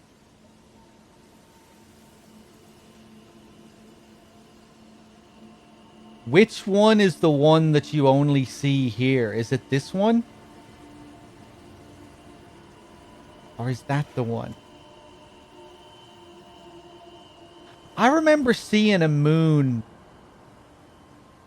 like a shrouded moon like this in Limgrave, I think.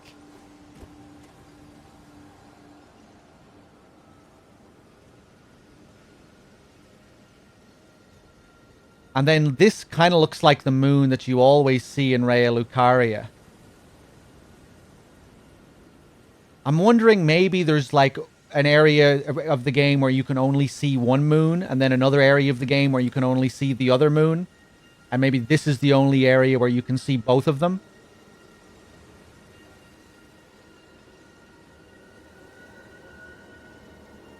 Or maybe this is the only area where you can see this moon or this moon.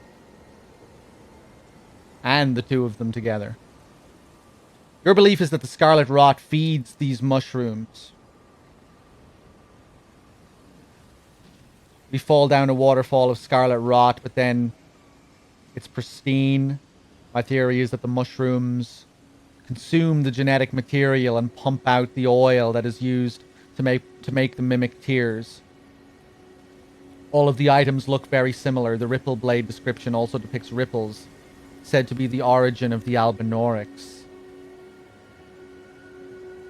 I see. Yeah, the mushrooms definitely do kind of fit in with the whole visual theme there, I think. You know, they look, you have the melted mushrooms that look like this. Like, look at that. And now look at this, the silver tear husks. They really look very similar. The liquid metal kind of look to it. The mercury kind of look. And the silver tear husks. The albinoric blood clots.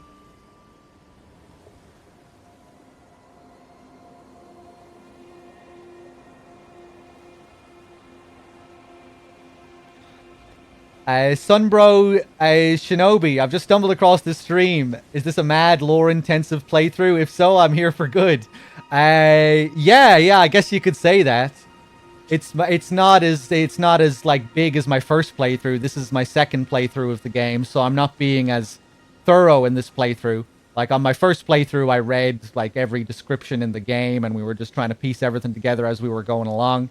In this playthrough, we're still talking a lot of lore, but I'm not like I'm not going to be as thorough. I'm not doing like every last bit of the game. But I'm just seeing some stuff that I missed in my first playthrough, doing quest lines and stuff that I missed, seeing interactions and stuff that I missed, maybe finding a couple of bosses and stuff that I missed as well. So yeah, it's still pretty lore heavy for sure. But yeah, good to have you. You're very welcome.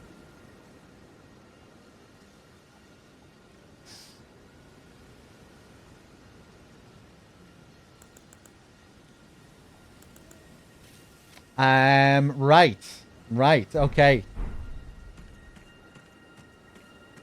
Let's head up here. Let's head up to the cathedral. Let's rest at this site of grace first.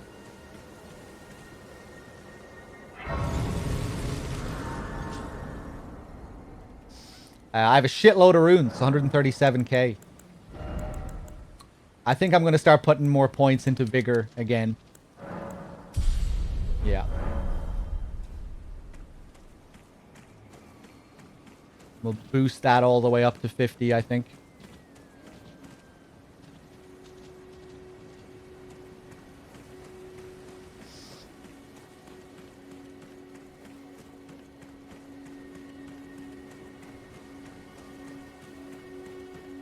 Salami, what are you saying here? I probably will return to my other file after this playthrough.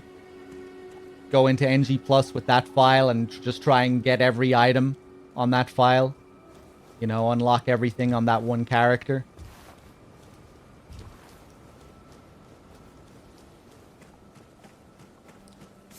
Because even after this second playthrough, there'll still probably be some stuff that I have to do, like minor dungeons and stuff.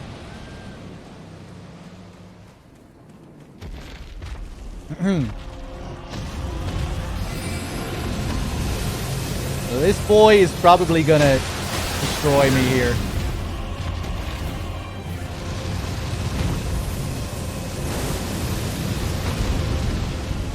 Let's give him one crack. Ooh.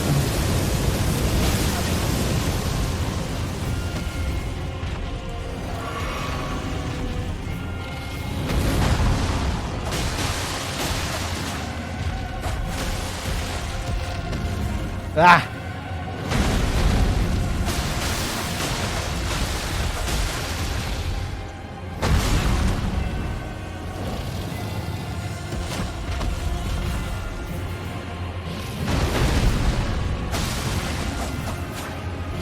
Oof.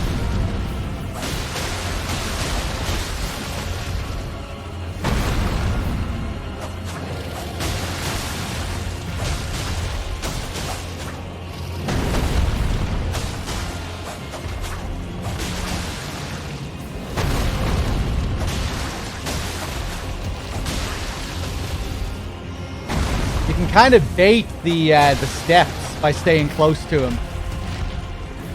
It seems like, yeah. I'm getting pretty good luck, though, all the same.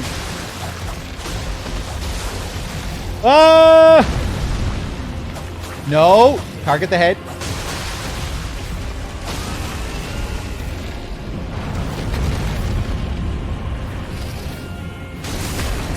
Nice. Damn. I wonder, can you consistently draw out the steps like that? Maybe he'll only fly away and do fancy shit if you're at, like, medium range. Or maybe I just got really lucky. When's the YouTube content? Well, all my archived streams are going up to my secondary YouTube channel. Exclamation mark YT2 in chat. All of my streams go up there. There's like, I don't know, probably over 100 playlists of everything that I've done over the last few years on this channel.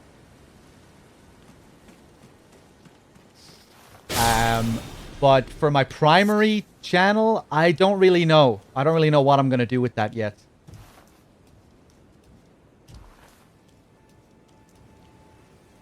Yeah, there's the secondary YouTube channel. That's just for archiving my streams. A viewer of mine, Kumori, has been uploading all the stuff. They've been doing a great job. Super fast with the uploads. Consistently, every day, after every stream, practically.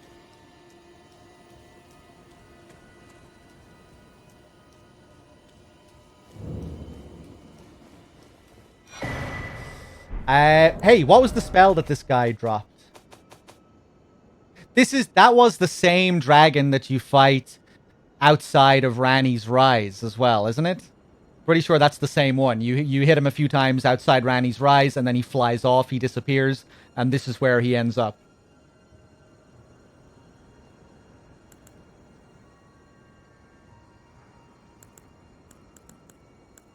Yeah, what did I get? What sorcery did I get from that guy?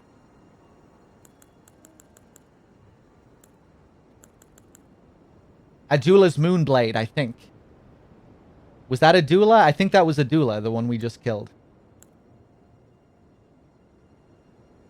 Adula, a devourer of sorcerers, was bested by Ranni and subsequently swore a knightly oath to her dark moon.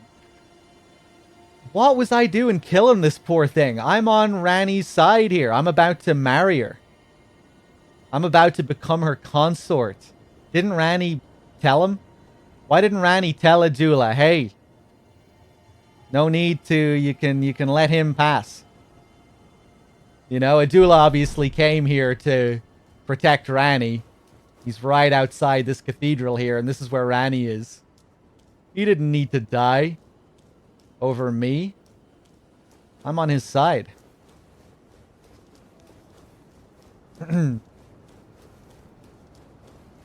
Yeah, my first playthrough is there on YouTube, the whole thing. It was a long playthrough, like 250 hours. Ooh, all the starlight shards here.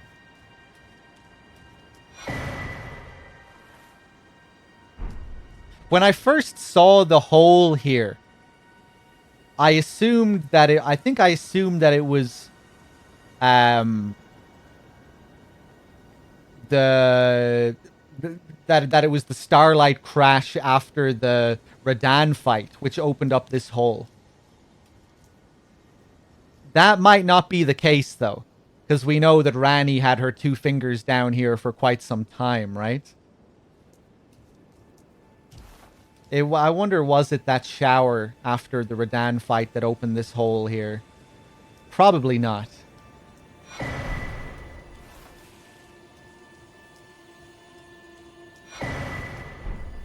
You know, you see the stars returning.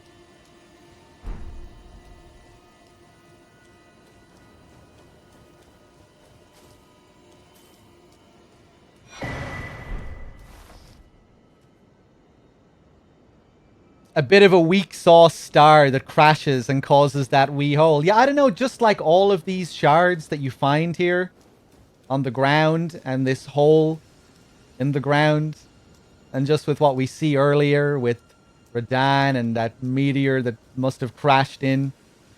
It's quite, you know, it is pretty miniature compared to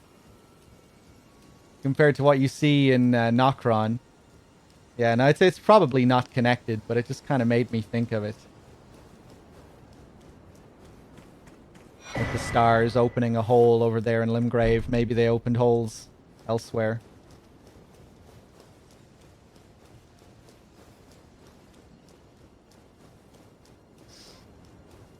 Yeah, all the shards is kind of interesting. It kind of makes it feel somewhat recent. But I don't know, maybe those shards have been there for a long time.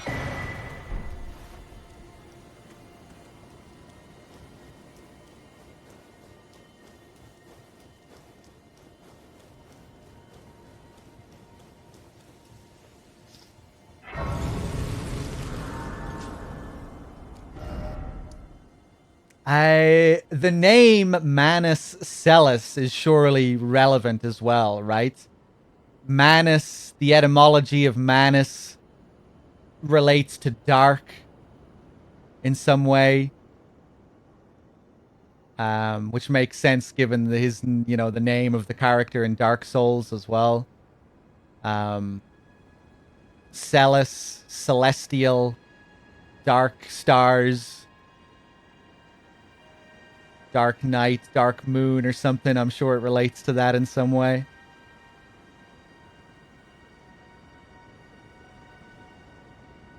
Hold on a second.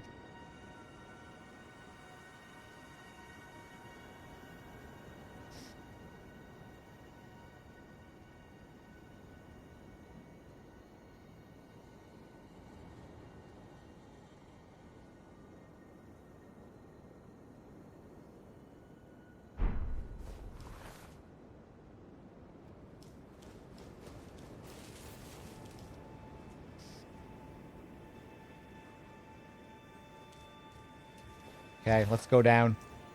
This was such a creepy scene.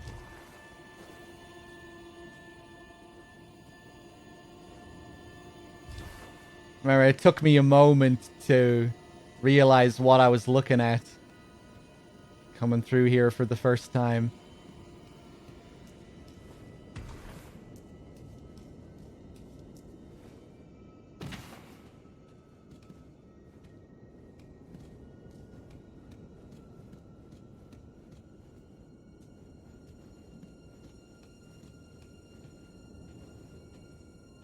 Oh, God.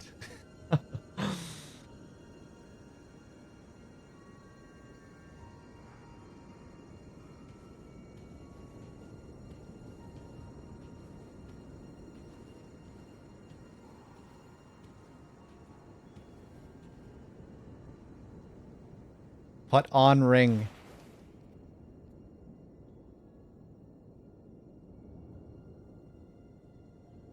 And a different kind of doll this time.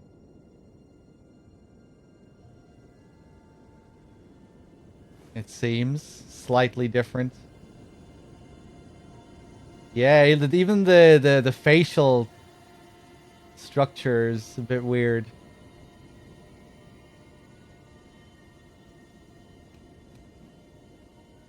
All right, let's do it.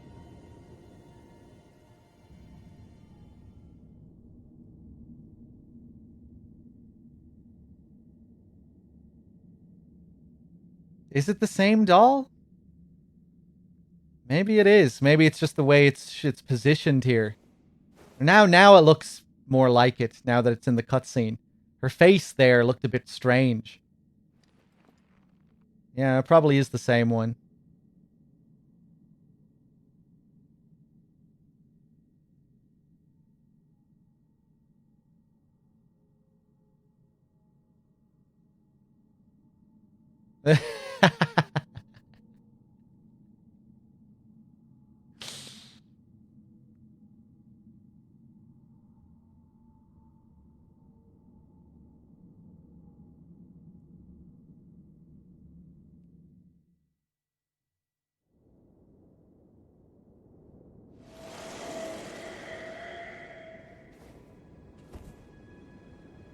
Yeah, it was probably the fact that she wasn't wearing the clothes as well that was just throwing me off a bit. And now she where did she get this second pair of clothes? I thought the idea was that she put those clothes in that chest for me before she set off to take her form in that doll. But now she's back with another pair. With another set. So it was thee who would become my lord. Perhaps I needn't have warned thee. I am pleased, however. Thou art a fitting choice. I go now to the night sky. It is there I shall find mine order. I bid thee travel the path of the Lord, and once all is done, we shall see each other once more. I like your style, Ranni. A fitting choice.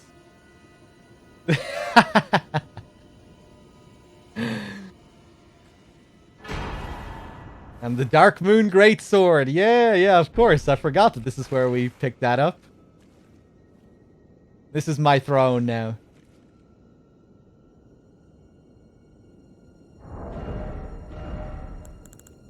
Man, Ranni's BA is great.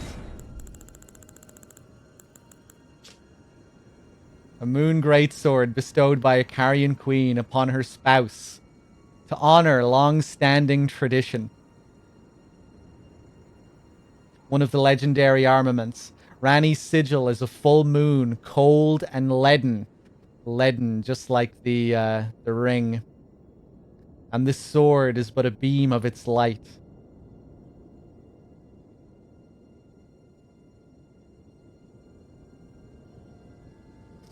And the Moonlight Greatsword, the unique skill. Raise the sword aloft, bathing it in the light of the dark moon. There's the dark moon again. The moon of Noxtella, which was taken away. So, maybe maybe one of those moons is the dark moon. Maybe it was taken from below and brought up above. Brought up to the surface.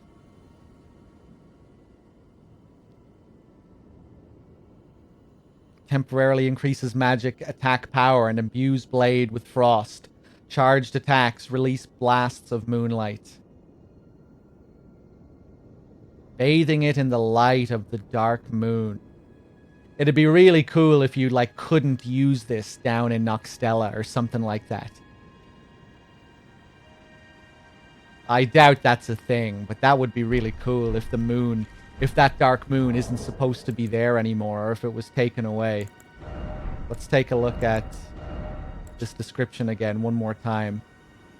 Legendary talisman is a treasure of Noxtella, the Eternal City.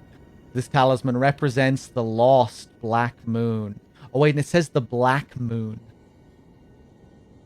Dark moon, black moon. Are they the same thing?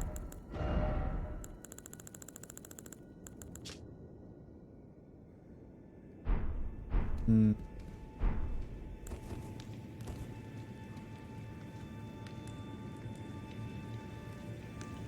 Damn, she really did a number on those 2 fingers.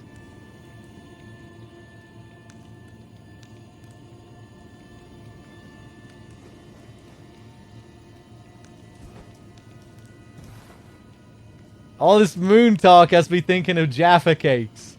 Total eclipse.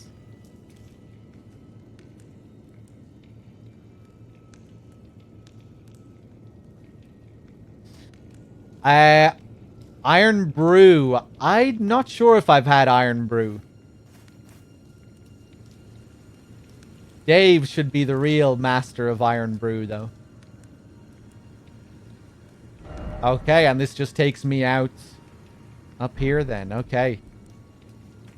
So yeah, we're a fitting consort for our new wife. We just need to continue along the path of Elden Lord, and we'll meet her at the finish line to usher in this new age of the stars as we set off on our 1,000-year voyage.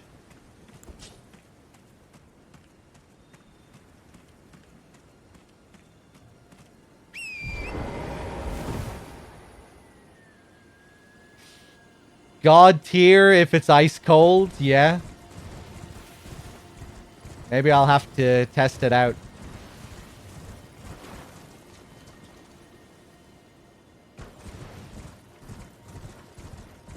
Yeah, Kikorius.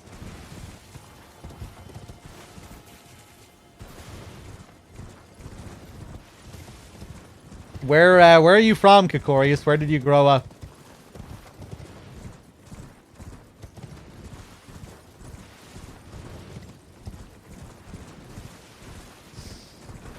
Hey, Sunbro, you're from Glasgow, yeah?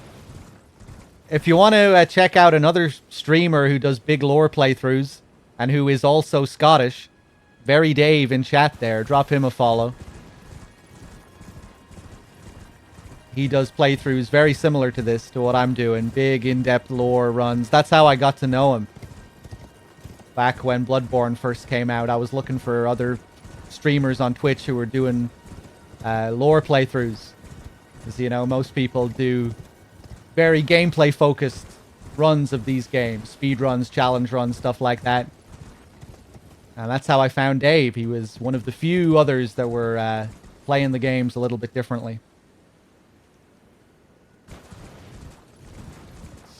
Feels like a lifetime ago. Yeah. It was. Well, it's a good while now.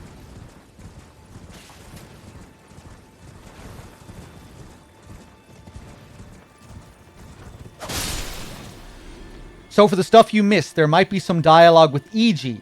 If not, go to Ranni's Rise. But from Loretta's boss room. Okay, is this kind of like a weird trigger? Okay.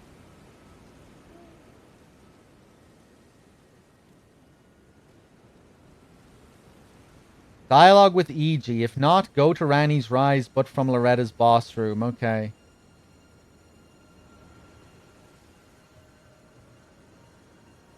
You're from the Czech Republic, Kikorius. Okay. Kind of funny, a guy from the Czech Republic going to Glasgow, getting addicted to Iron Brew. Hold on 1 second, guys. My phone is going off here.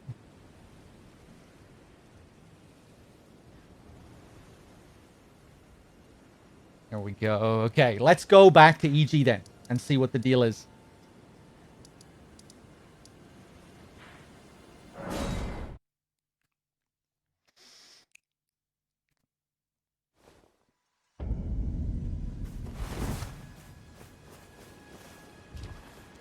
Greetings, my fellow. How can I help? Lady Rani has departed along the dark path of the Empyrean. Now, Lady, I pray that you... Okay, yeah, nothing new with him. I'm from Ireland, but I'm living in London. Been living here for the last few years, 5 years.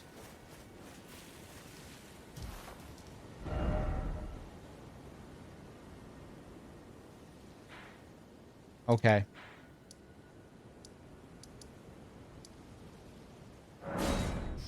Back to the moon grazing grounds. So we have to go through here. This should be correct, Crow, yeah? For some reason I have to go through from here and up to Rani's Rise.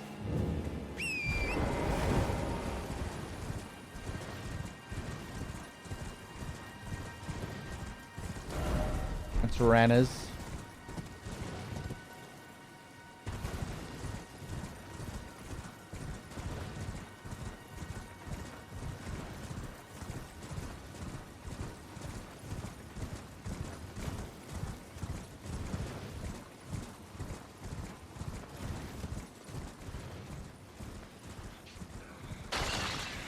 Oh shit! Here he is.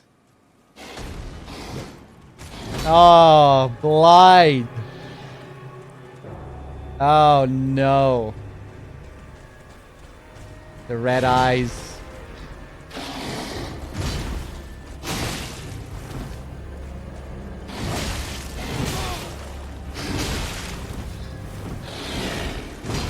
A lot of runes on the...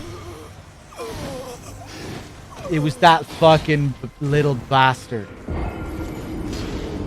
That one other enemy that's in the area.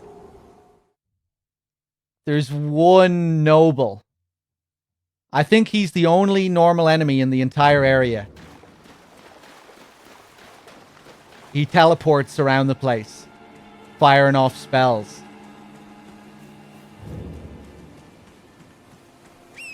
Hey, cool man. I don't believe it.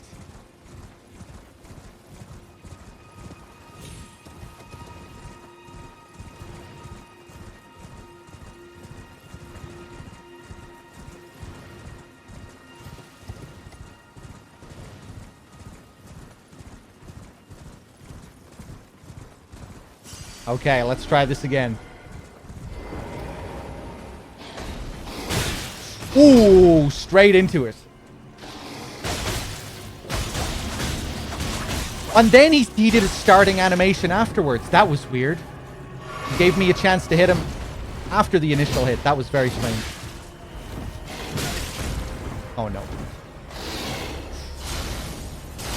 Ooh, fancy. The shadows didn't have this. Yeah, this isn't the assassin cool man, if you thought it was. This is actually Blythe himself. He goes mad.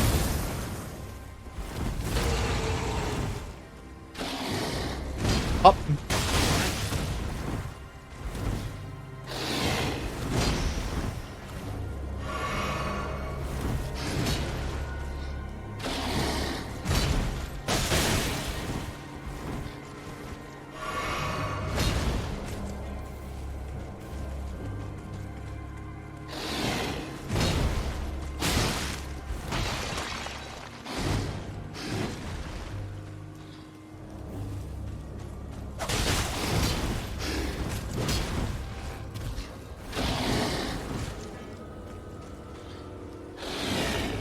Whoa!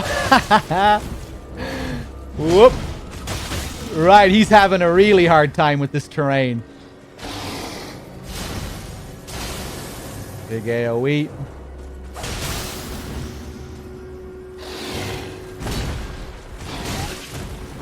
Crazy. No. No! Ah!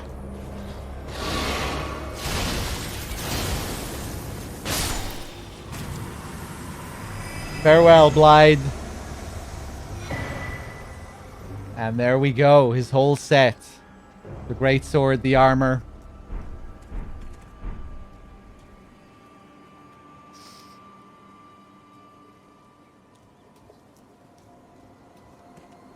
Yeah, once Rani completed her betrayal of the Greater Will and the Two Fingers, Blythe was destined to go mad. There was no avoiding it.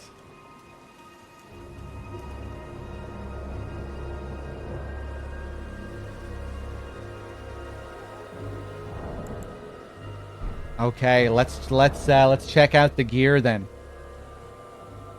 I'm not sure what happened with Blythe. If it is the approach angle from outside Rani's Rise, but he has additional dialogue as you approach him from behind. Oh, did I miss some dialogue?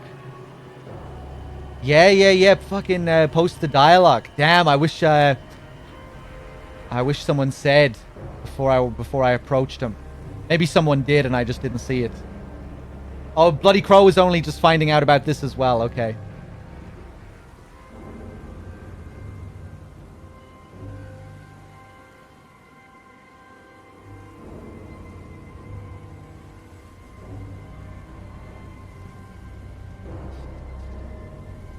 No, I'm part of her very being.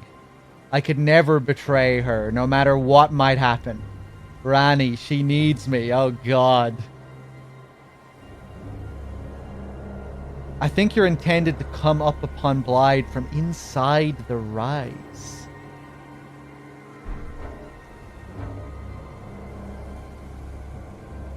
Well, that's not very well handled if that's what's supposed to happen. I feel like that it's why does the I feel like that dialogue should trigger regardless of how you approach him.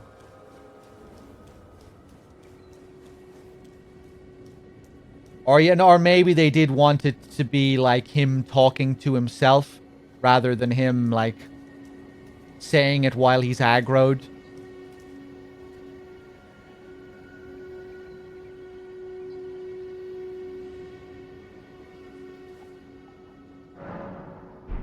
Right, so maybe I should have teleported to Rani's Rise here.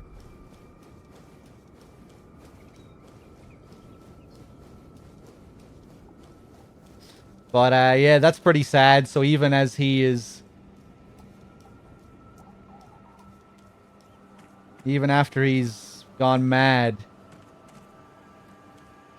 he's making himself believe that he's still loyal to her.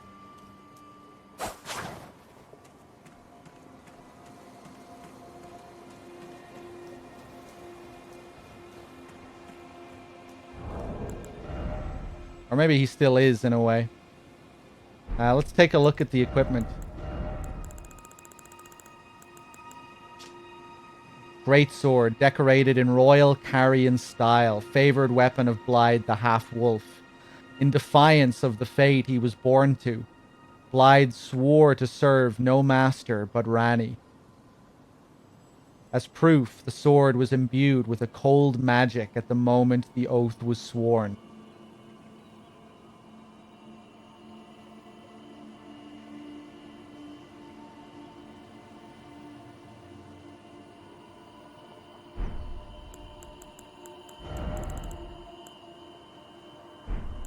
Take a look.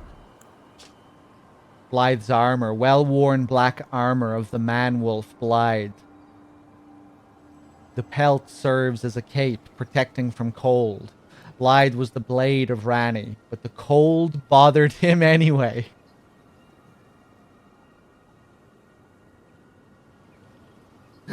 That's kind of cute.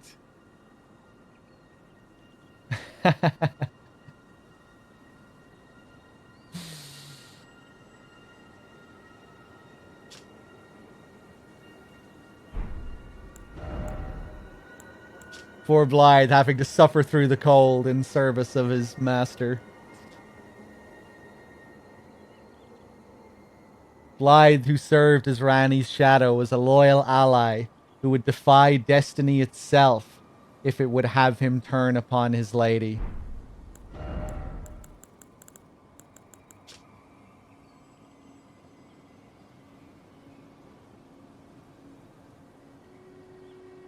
Interesting. I wonder how Blythe was born, if he was born in a kind of strange way.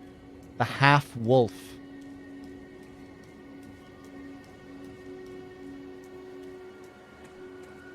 Destined to go mad if Rani ever did completely betray her fate. As soon as she kills the fingers, that triggers his madness. He's tied quite directly to the two fingers and the greater will.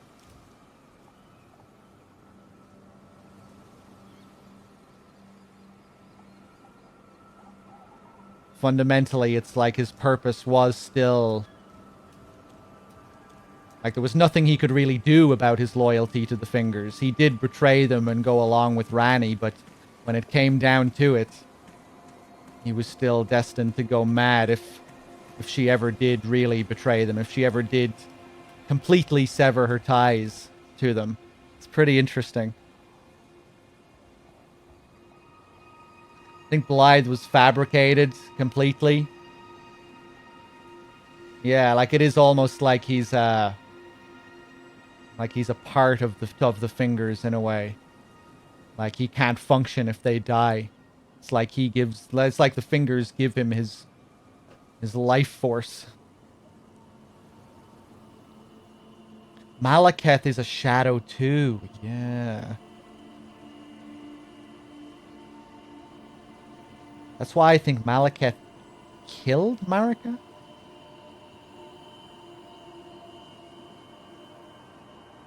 I don't think Marika is dead.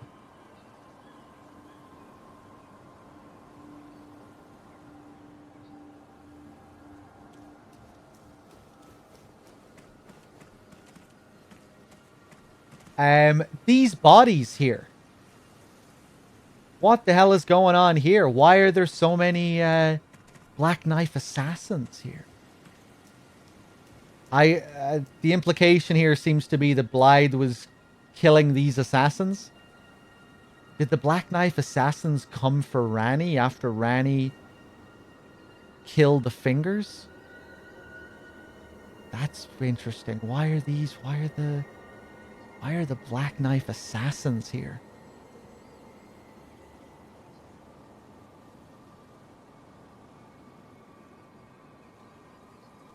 I didn't know EG died I haven't seen EG get killed.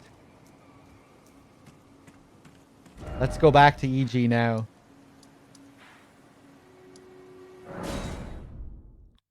It's okay, Dave.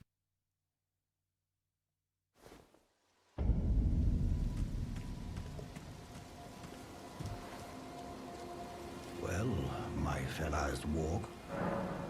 Blythe's death. Unthinkable. How could Blythe? How did he break free from his cell? No. More importantly, Yeah, about that. Blythe became a curse that plagued Lady Rani. Yet even in madness, gave himself to her. I've made a grave misjudgment. And I thought myself a capable war counselor. I'll catch up with you soon enough, Blythe. When I do, I only hope you'll accept my apology. I guess maybe that's tying in with the dialogue that you can get from Blythe while he's there in his madness, but still swearing loyalty to Rani.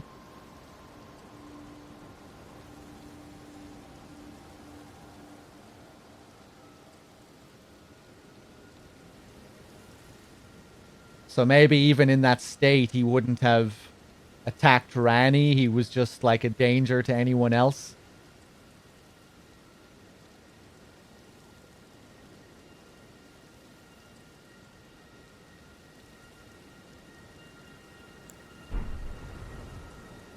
Something else for you?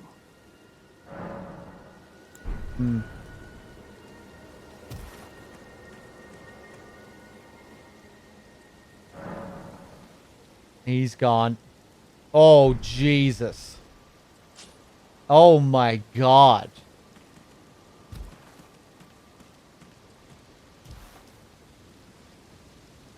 That's not pretty.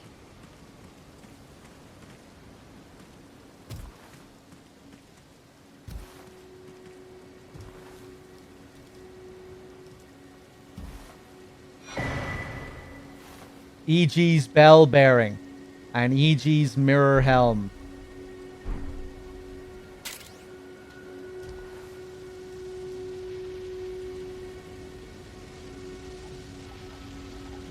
Covered in this black flame. And another Black Knife assassin beside him. I guess he managed to fight one of them off.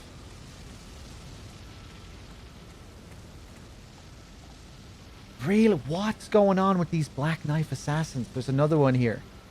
You know, just interesting that it was Ranni who hired these assassins to kill Godwyn, right? And now they're coming after her people. But only after she kills the Two Fingers.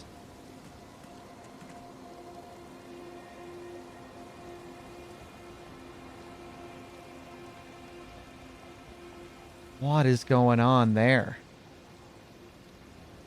Maybe Ranni promised them something? Yeah, maybe.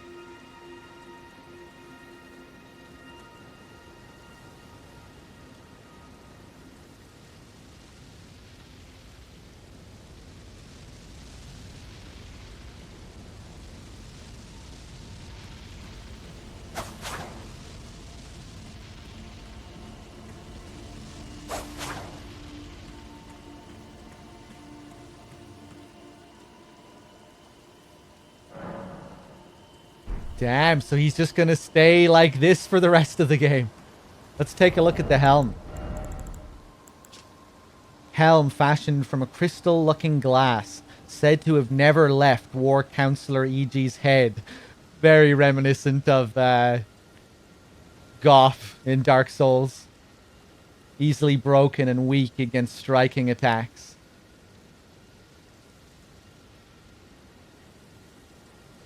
Worn by those committed to high treason.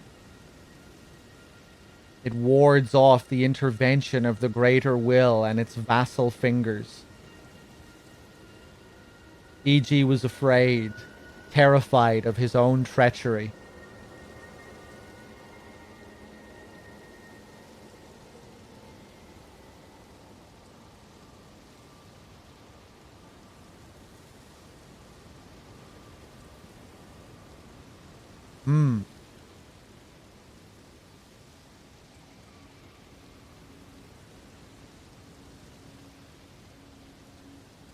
Worn by those committed to high treason.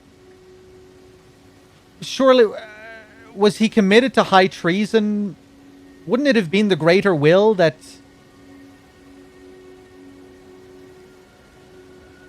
committed him to high treason?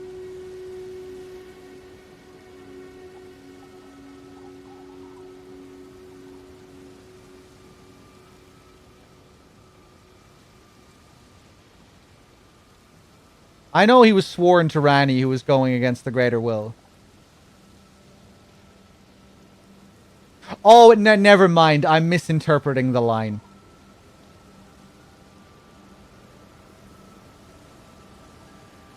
I thought it was saying that the helm was given to him due to the fact that he committed high treason. And that it was, you know, that it was essentially the greater will and the fingers that bestowed this helm upon him. So I was like, well, how does it ward off the greater will and the fingers if it was essentially given to him by the greater will and the fingers for committing high treason? But that's not what it's saying at all. That's what I thought it was saying.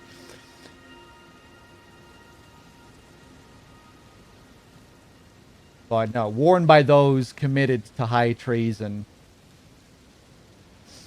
Yeah, you can see how I read it that way. A fancy tinfoil hat, yeah.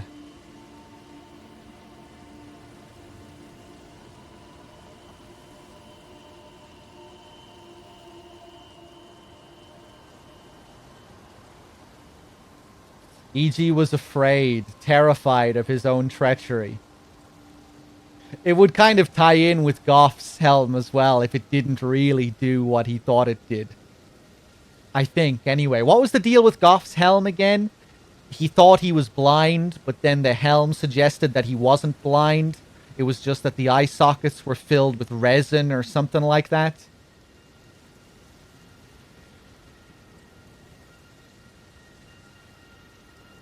Just reading that about how it was said to have never left his head kind of reminds me of that. But if it never left his head, surely he was wearing it before he was committed to high treason as well.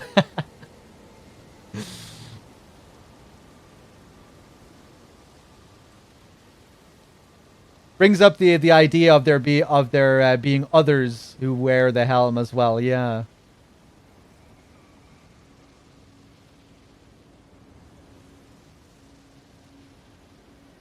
I'm probably trying to push the parallel to Goff a little bit too much here, but it just really did remind me of him. And I guess just the big giant design in general, kind of reminiscent of the giant blacksmiths. So maybe that's what they were going for. Who sent the black knives? I don't know. The black knives themselves? Is there a leader? Who generally sends the black knives? He still has the helmet on. Yeah, I wouldn't read into that too much. I think that's just the game sacrificing the realism here in order to give the player his armor. I think the games do that a lot.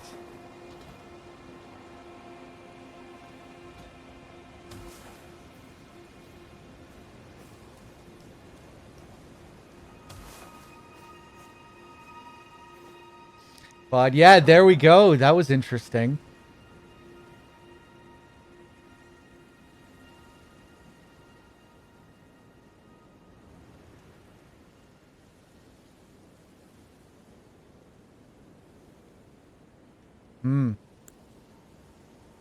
So, is there anything else to see here with Blythe and EG?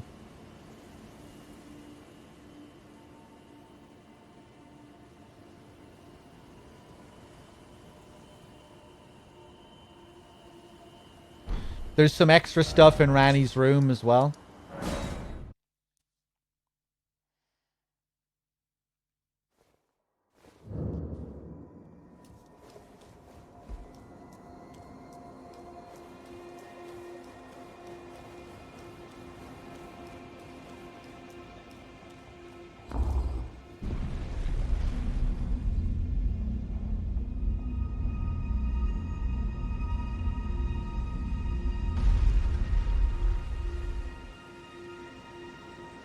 Revenge for Ranni putting their ringleader into an ever jail.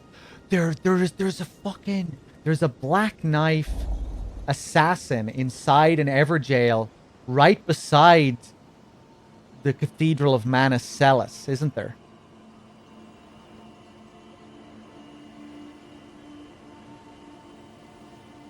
I wonder, is that relevant? Is that he is referred to as the ringleader. Ooh, that's pretty spicy. That is pretty spicy. Yeah, maybe she trapped the ringleader in that ever jail after they killed Godwyn.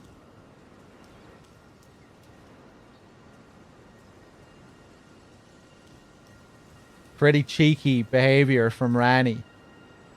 That's the kind of shit I'd expect from Ranni as well. The Black Knives were probably expecting a nice payout after that job. And all she does is stick their leader in an ever jail, tells them to fuck off, asks them for recompense because they were too slow doing their job.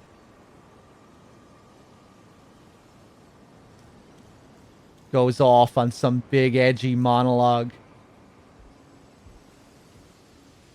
Touch Grace. So they put another site of Grace here as well now.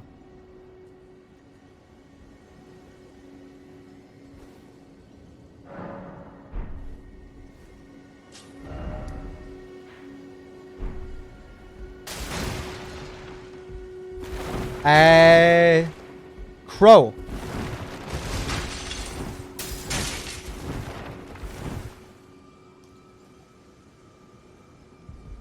Oh, I had the option to talk to her. Oh, shit. Talk to Miniature Ranny? Miniature Ranny is all out of juice. The chilliness is gone. Feeling now like an empty husk. There is no response. So I guess she's coming back. Just this once. I take it thou hast noticed. I shouldn't be surprised. I thought I might expound a little further. Please. Upon the order I envision. Mine will be an order not of gold, but the stars and moon of the chill night. I would keep them far from the earth beneath our feet. As it is now, life and souls and order are bound tightly together. But I would have them at a great remove, and have the certainties of sight, emotion, faith, and touch all become impossibilities, which is why I would abandon this soil with mine order. Wouldst thou come to me even now, my one and only lord? Wow. Damn.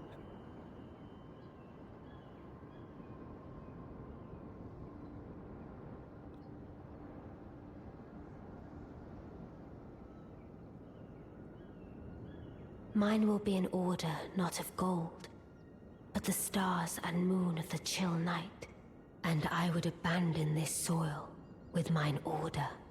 Wouldst thou come to me even now, my one and only lord?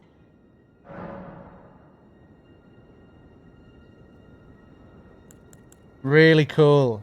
From what I've seen, people have made a way bigger deal out of Rani's dialogue with regards to like being like severely mistranslated. I didn't really get that impression from what I saw. I think people kind of made a big meal out of that.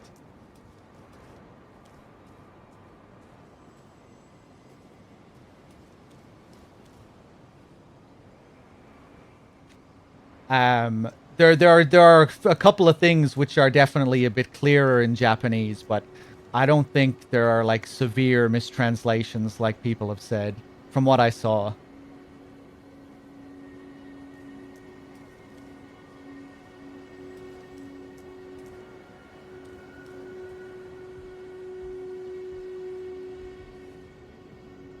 Okay, cool. Yeah, I remember I think I remember reading that that dialogue. I think we were, when we were talking about it on Discord a while back, I think someone posted that segment.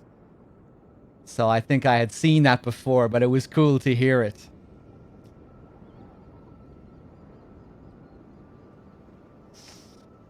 Yeah, I think people generally don't realize how lucky they have it with Frog Nation and how these games are translated and how active a part Miyazaki has in it. Like Miyazaki and Frog Nation, they go. There's a lot of communication between them, and a lot of the times Miyazaki will take things from Frog Nation and put them in the Japanese text. It's a very collaborative effort between them. Another thing to note as well is that these games don't have Japanese dubs. They're made to be played in English by Japanese audiences as well. So a very strong focus is put on the English.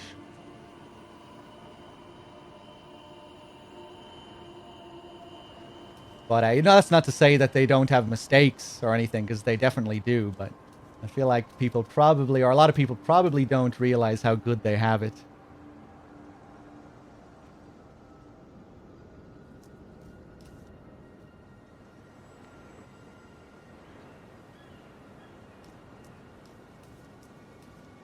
But yeah, apparently a lot of people interpreted Rani's ending as being like this very malicious thing, like that she was like ushering in this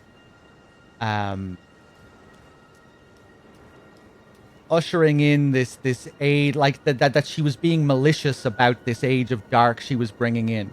You know, she was bringing in this age of fear and all of that. That's not really the vibe I got from it. I thought she was, you know, like she says there, she's getting rid of the order of the current age, this relentless order of the Erd Tree, and in comparison, bringing in like an age of, I wouldn't say chaos, but freedom, maybe, of terrifying freedom that stretches into the blackness of the cosmos, like kind of an age of the unknown that stretches into the stars.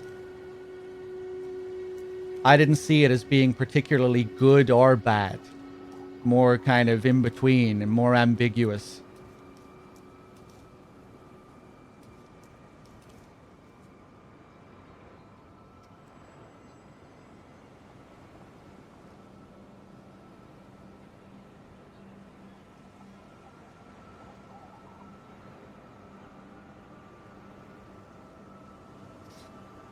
I think Rani is more sympathetic in Japanese. In Japanese, she says she wants the uncertainties, pain, touch to be distant. But in the English, she says impossible. Okay.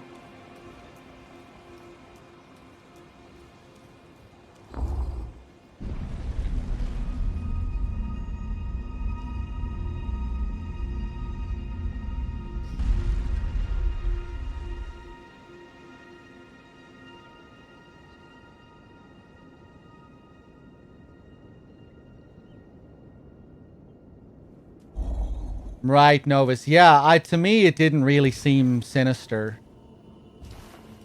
Just, like, from what I had seen Rani say up until that point, the general tone of the scene.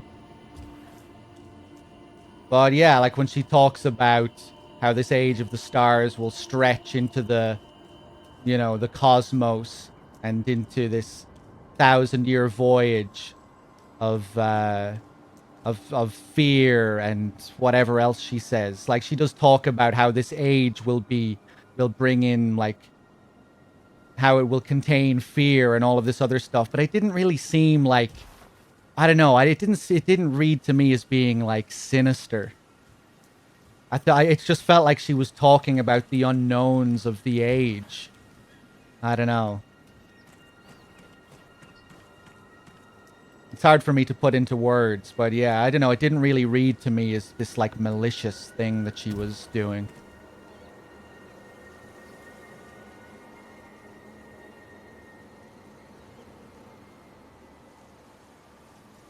Saying that these things are impossible doesn't sound sinister at all. It's like the ultimate freedom from the certainty given by order, which we know to revolve around things being bound by the Elden Ring.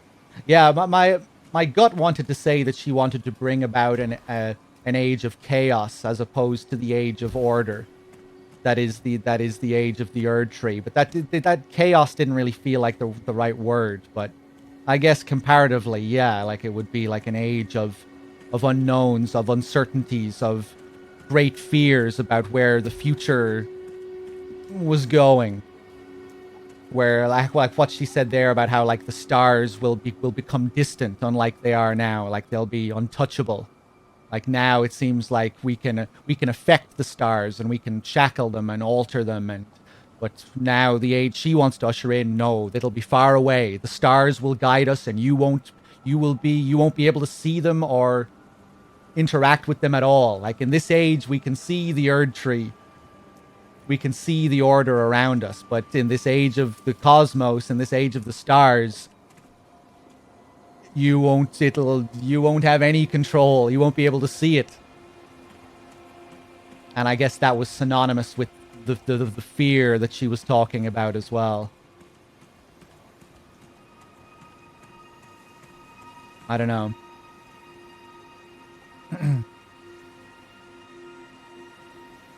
Chaos is the right word in the context of how English is spoken in the game. Chaos is the opposite of order the Erd Tree represents. Yeah, for some reason it just didn't feel right to use the word chaos for some reason, just in It just didn't feel like it fit with this whole theme of the sky and the cosmos and everything. But yeah, I mean, I think it does still work.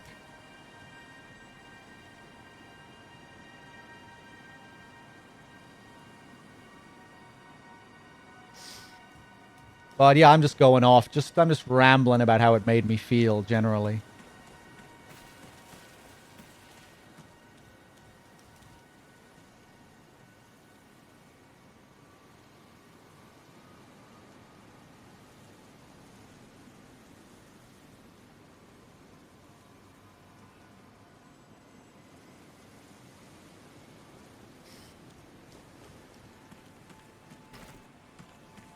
I can see why people did read it as being malicious and sinister, but I feel like that was just that maybe people who see it like that are just being a little bit too,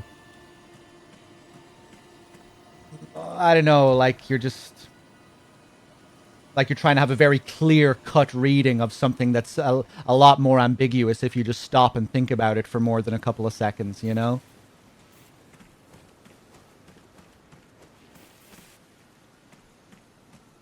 I guess being more familiar with their other games as well might make, you might be able to see the ambiguities in it a bit clearer. Might be harder to read as well if you weren't following her quest line thoroughly up until that point.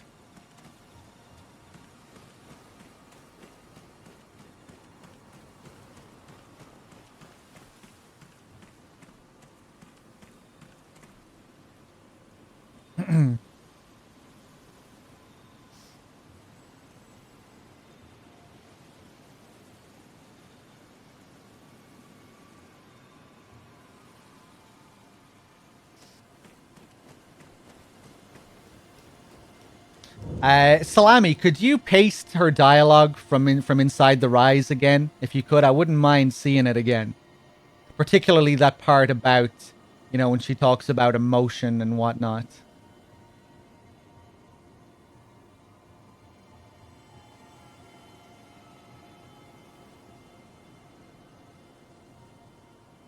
Let's go down to this other, this ringleader. This ringleader of the Black Knives. I'm kind of glad that this guy is feeling somewhat relevant here. I've been waiting for the Everjails to get a little bit more interesting. Mine will be an order not of gold, but the stars and moon of the chill night. I would keep them far from the earth beneath our feet. As it is now, life and souls and order are bound tightly together. But I would have them at great remove, yeah. And have the certainties of sight, emotion, faith, and touch all become impossibilities, which is why I would abandon the soil with mine order. Wouldst thou come to me, even now, my one and only Lord? Okay.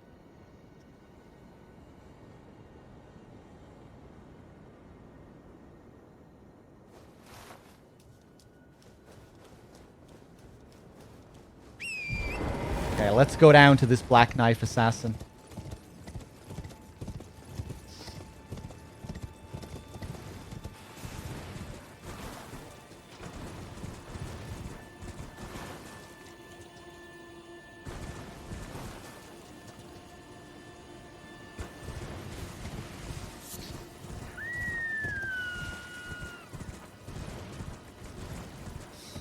What time is it? 1 a.m. I'm probably going to have to wrap up soon enough, but we'll keep going for a little bit longer. There's some ruins here that could be relevant to Rani as well, really. These exact ruins?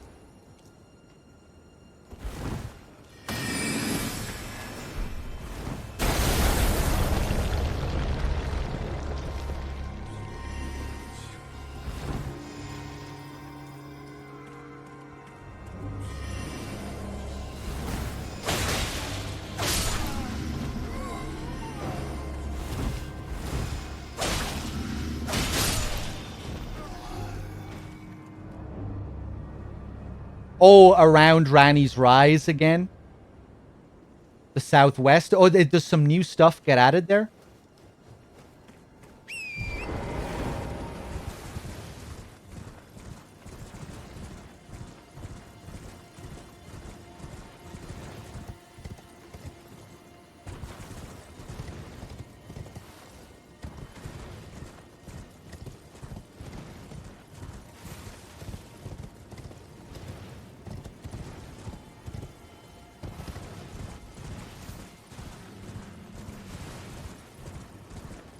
Okay, I think this Everjail is down here somewhere.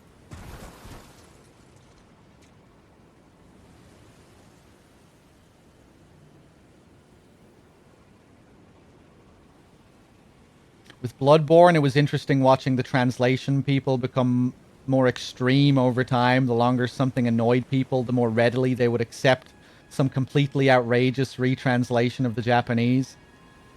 Translation and cut content is like a preferable alternative to saying I don't get it for a lot of people. Yeah, I never really spent much time in the community like you did, or, you know, in these certain parts of the community where there's, you know, where there's all this discussion about cut content and retranslations. I remember the cut content stuff really annoying me after a while, though. Just, you know, I was trying to just play the game and do a lore playthrough of the game, and just so much focus was being put on cut content. It was like, can we not just talk more about the stuff that's in the game? Do we have to talk about fucking cut content every 10 seconds?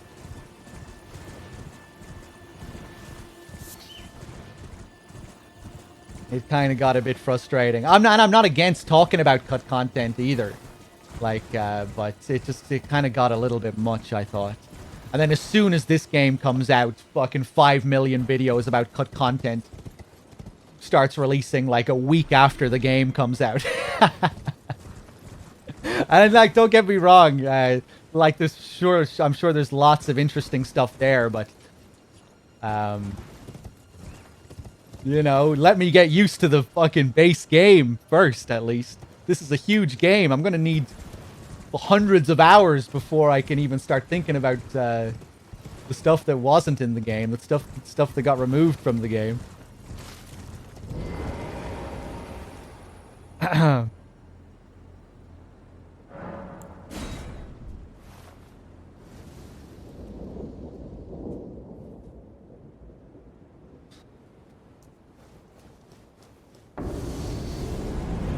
Alecto. Black Knife Ringleader, yeah.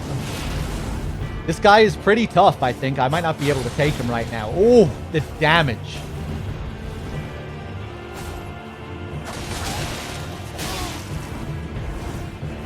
Yeah, I don't know about this.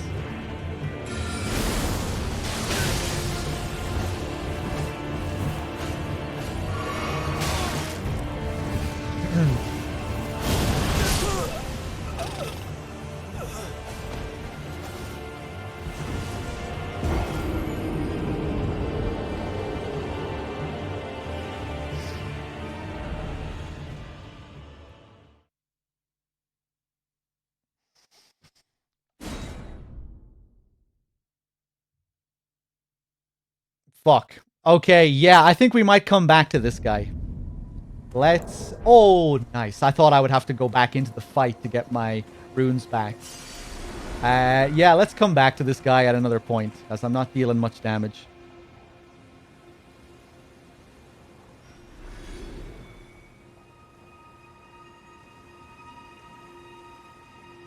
Yeah, sure, Salami. And like sometimes I think it can be worth seeing something, and I'm not even against using something in cut content to back up as something that is in the game, but it's just sometimes it can get a bit much, you know, when there's just a crazy amount of focus put on it.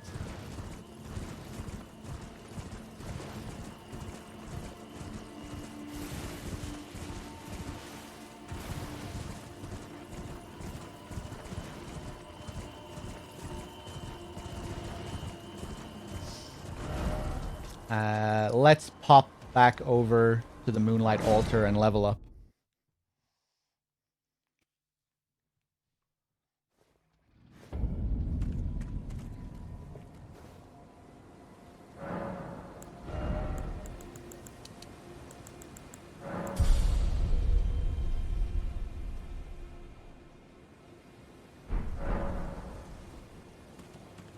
Okay, I'm not sure what I want to do now.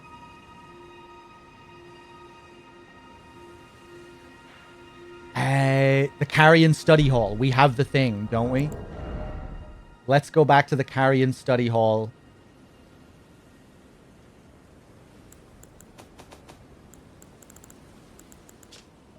Yeah, let's do this. Statuette of a scholar with ground and sky inverted reveals the hidden form of the Carrion Study Hall, which connects to the divine tower. To unveil the secret, affix it to the pedestal of the celestial globe. Does Rani allude to the fact that I will be finding her body when she gives me this? Because surely she knows that this leads to her body. Is she kind of cheeky about giving this to me? You know, because she knows that I'm looking for the body, right? And she's kind of wishing me well on my endeavors. She's kind of cheeky about it, knowing that you're looking for the body. She doesn't really care. I think she cares at first, but then she's like, good hunting.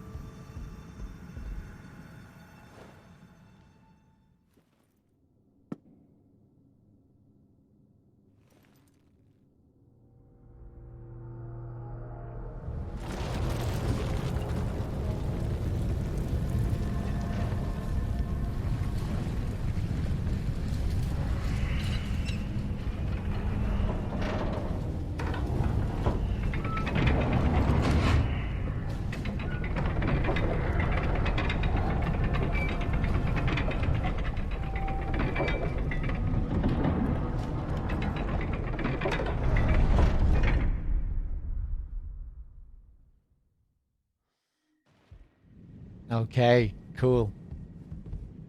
Oh, and you can remove it and then set it back to its previous state? Okay, I never did that.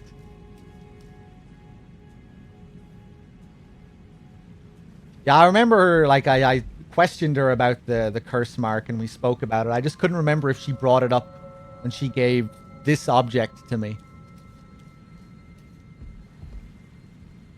Okay, let's do it.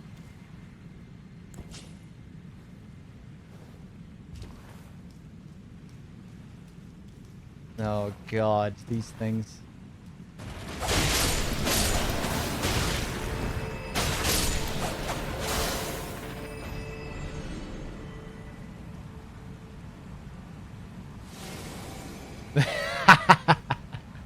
And every player's heart sinks.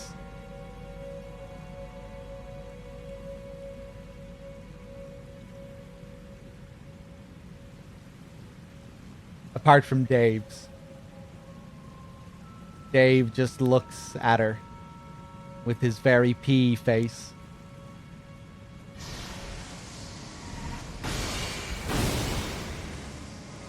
I love that very pea emote, Dave. I use it all the time. Definitely my favorite of yours.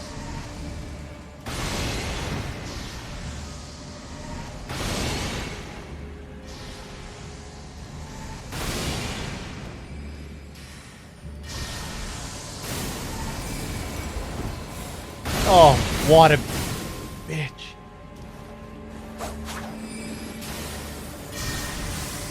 Oh.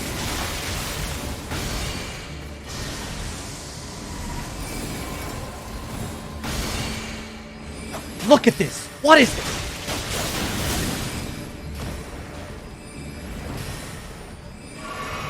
Right, I need to get rid of these fingers. Oh, nice.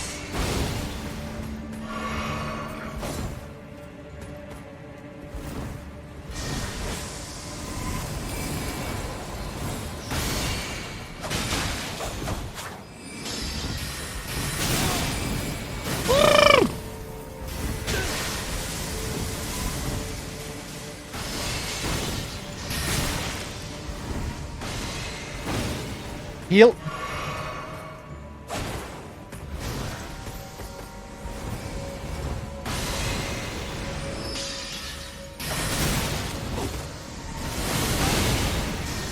What a mess.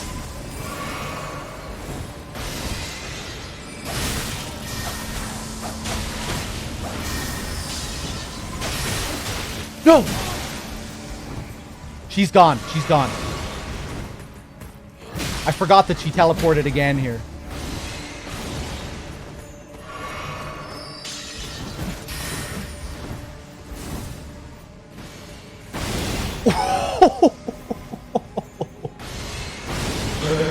That was pretty slick.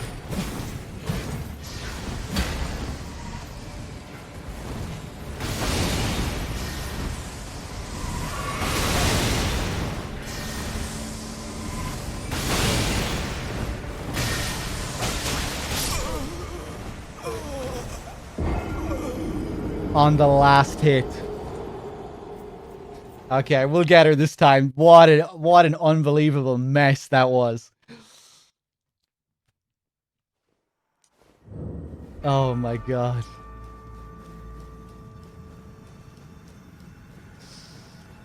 Okay, I'm just gonna focus more on her this time. Out of my way, please.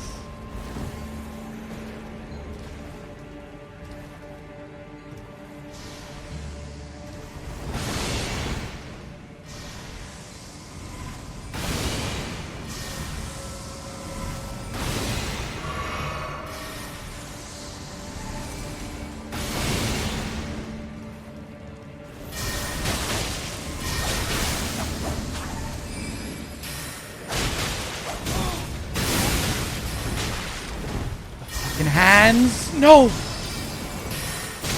I'm dead. I'm dead. There goes my 43k. Yep. That time I was just trying to be more aggressive and it didn't work. That's okay. That's okay. It's been a while since I've lost a chunk of runes now. We got a good few levels recently as well, so it doesn't feel too bad.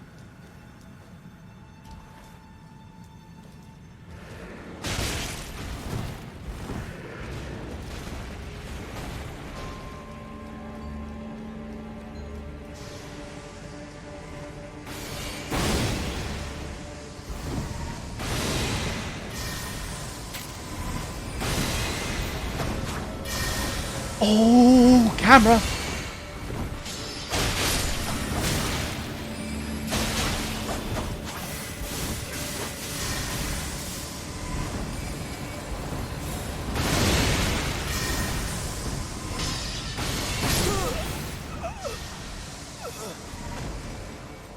Oh, God. Okay. Emruke, did I thank you for those 13 months? Thank you. Hold on a second. What's going on with my dashboard?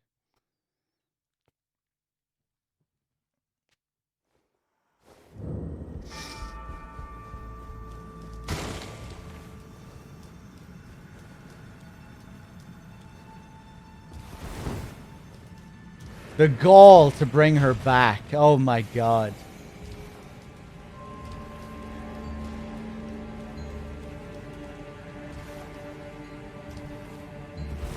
When you kill her, oh yeah, look at the water up above.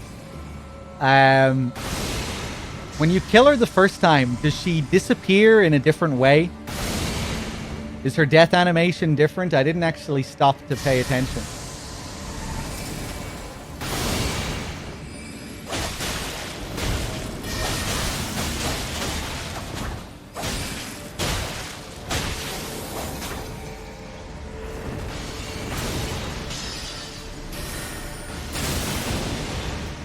There we go.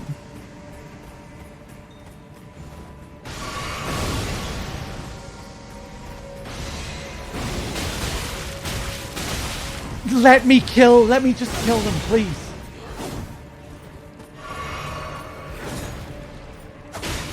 Oh, oh, fuck off. There we go. There we go. Oh, thank God. Lucidity.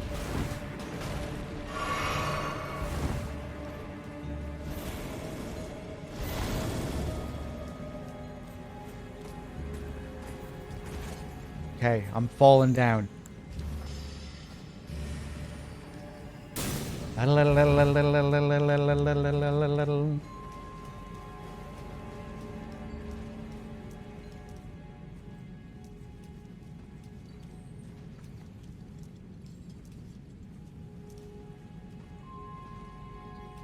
Okay, is there anything I want from up here? I don't think so. No items, nothing.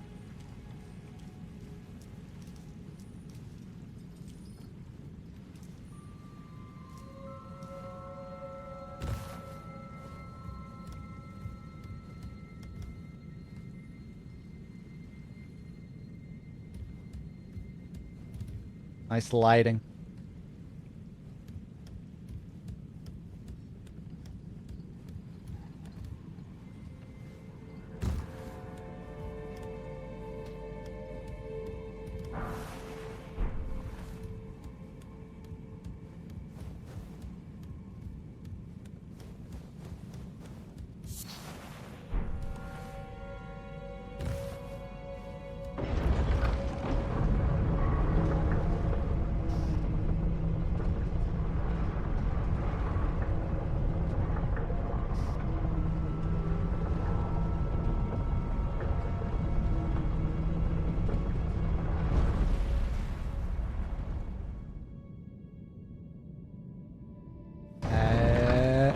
Oh, a door does open.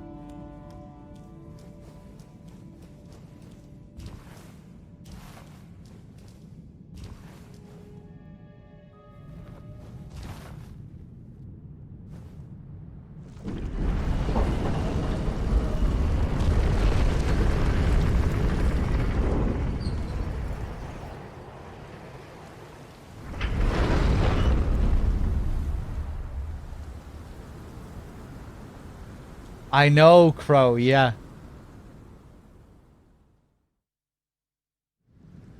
I feel like I've just been wandering, doing side stuff forever. Keep postponing the inevitable trip to Lane Dell. Feel like I've been postponing that trip for like 5 or 6 streams now or something. Granted, a few of them have been pretty short streams. This is probably going to be another fairly short one as well.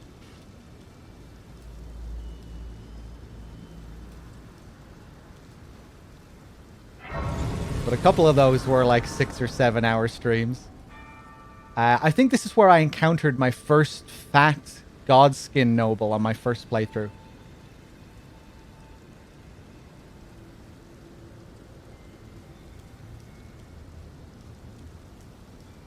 Trying to find and kill all the bosses. No, not really. In the second playthrough, I'm mainly doing it just to see things that I missed on my first playthrough. And maybe doing some alternate things with NPCs. But yeah, just seeing quest lines that I missed, areas that I missed. I missed the main Volcano Manor area on my first playthrough, so I saw that for the first time on this playthrough. I know there are a couple of big dragon bosses that I missed on my first playthrough, so I'm hoping to find those this time as well. I missed that whole quest line with Selen on my first playthrough, so it was really cool seeing all of that this time around. Missed some stuff with Ranni's quest line as well.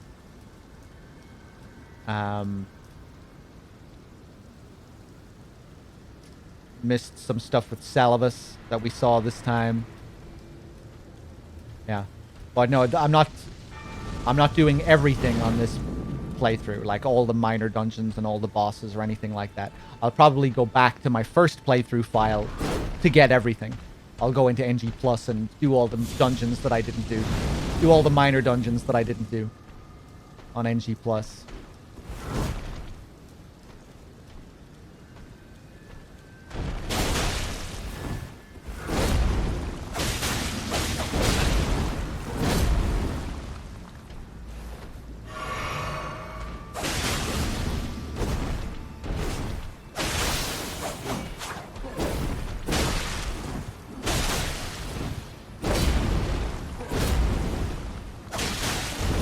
I like his tail.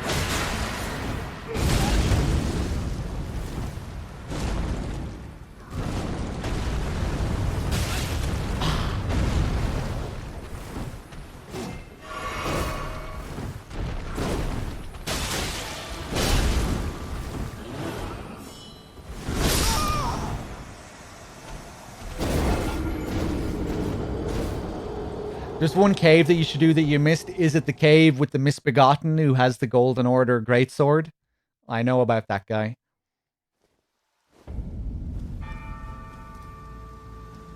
Or is it another one?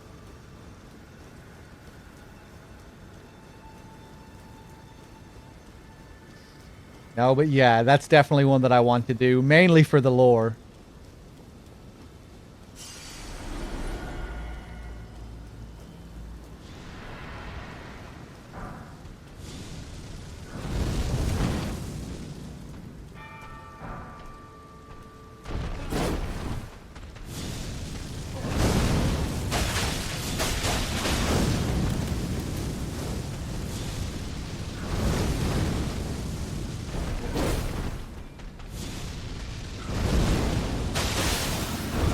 Ooh.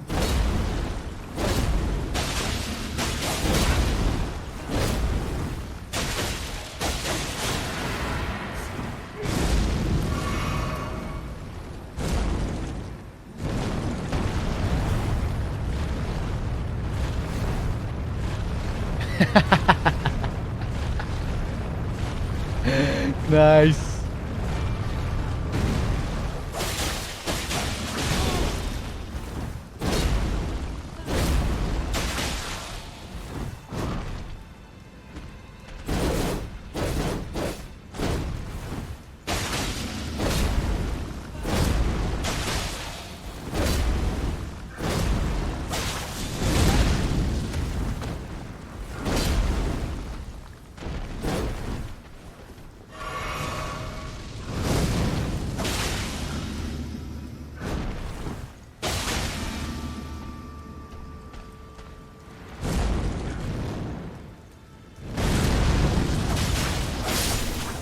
Sweet.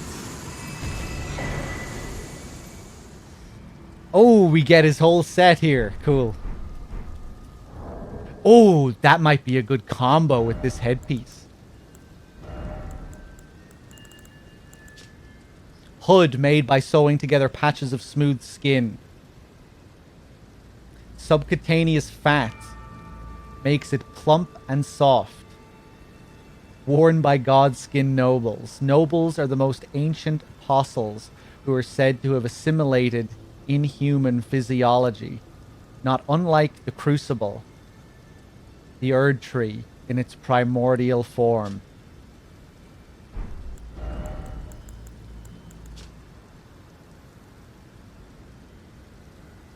And this one strengthens the noble presence incantation. So nasty, these God-skin sets. Look at all the faces sewn into it there. Robe made by sewing together patches of smooth skin. Subcutaneous fat makes it plump and soft, worn by God-skin nobles, known for their 7-face aprons.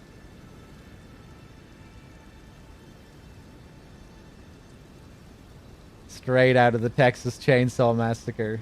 Ed Gein.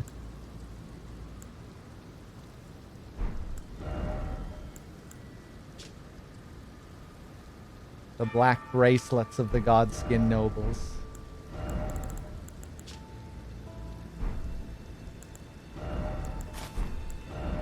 Oh my god, that already looks amazing.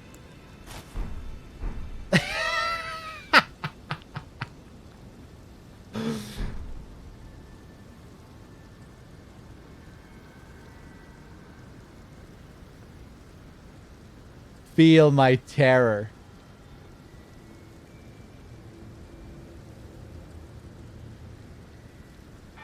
That looks great.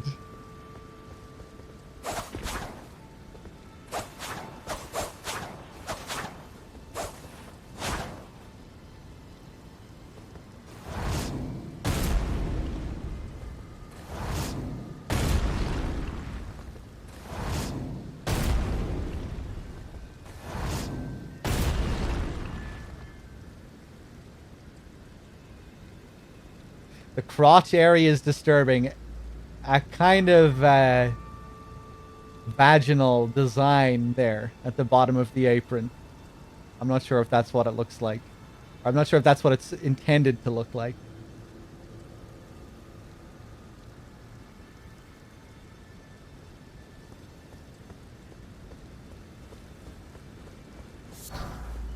Can I get on the horse here? I can. Look at this stubby little fella.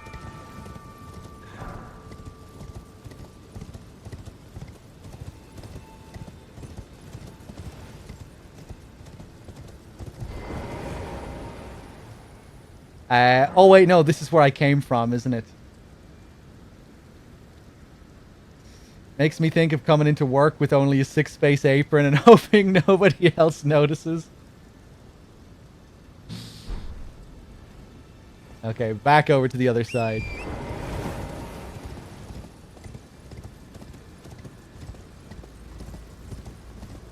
What is that on the back of it as well? Oh, look at his golden hairy arms. Damn, that looks good with the bracelets.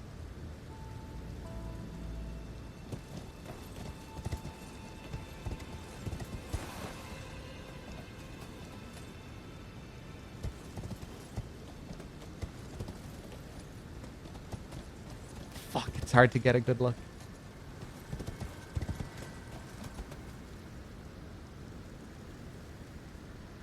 Ugh, what is that?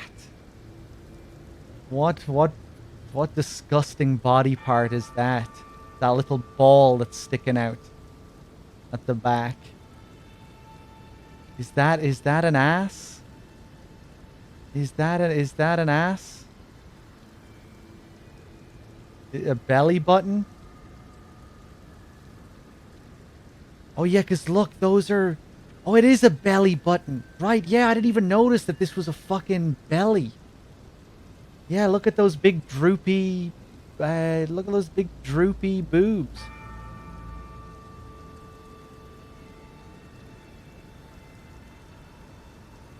Those big droopy hairy boobs. I guess it could still be an asshole at the bottom.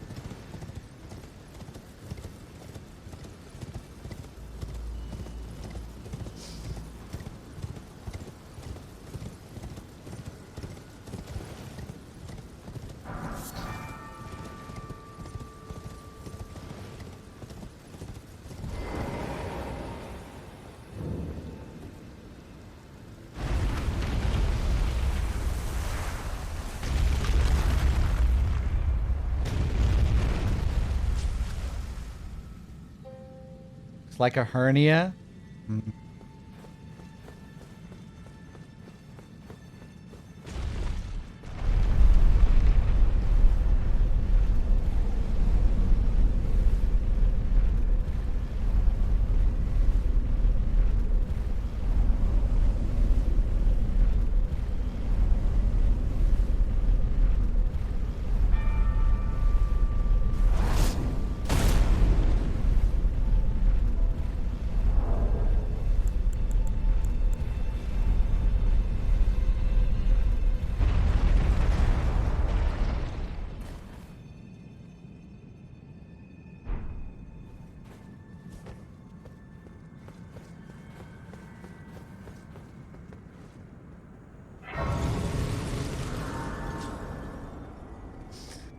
What other emotes do I have?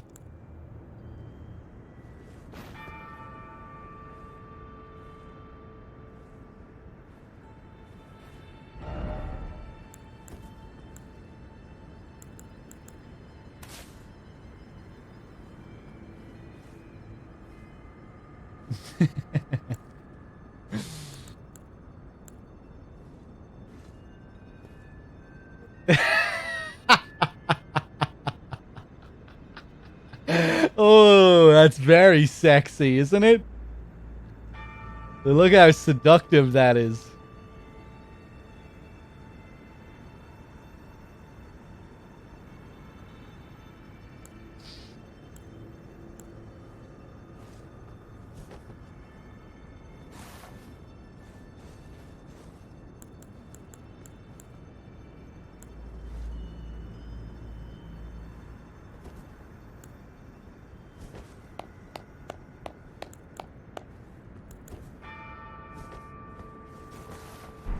Okay, I've had my fun.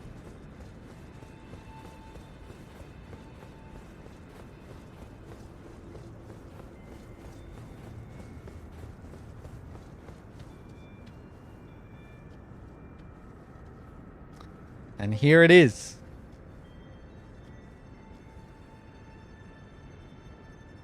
Ranni's corporeal form. Ranni's flesh, her old human body. And the curse mark of death that birthed from it, I guess. This was branded on her flesh after she died, after her human form died. Her fleshly form, Stargazer heirloom. You can see that she had red hair, signifying that she was a daughter of Renala and Radagon.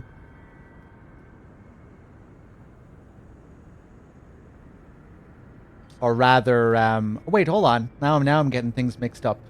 Renala and Radagon, yeah? Not Marika and Radagon. Yeah, Renala and Radagon, of course.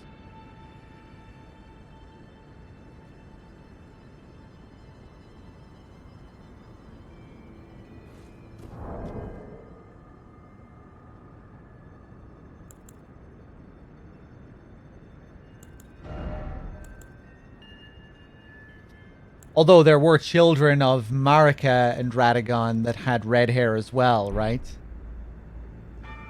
Although they seem to have a different shade of red. It looks like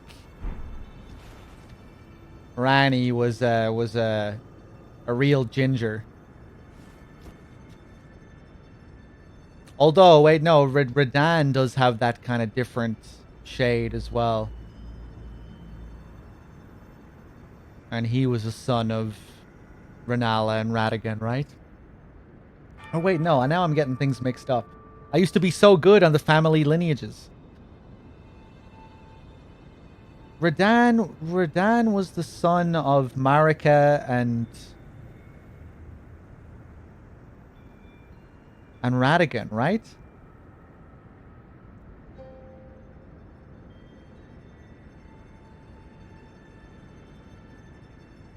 Or not? Renala, okay, yeah. So, all the R names are the offspring of Renala and Radagon. All the M names are the offspring of Marika and Radagon, apart from Morgott and Moog.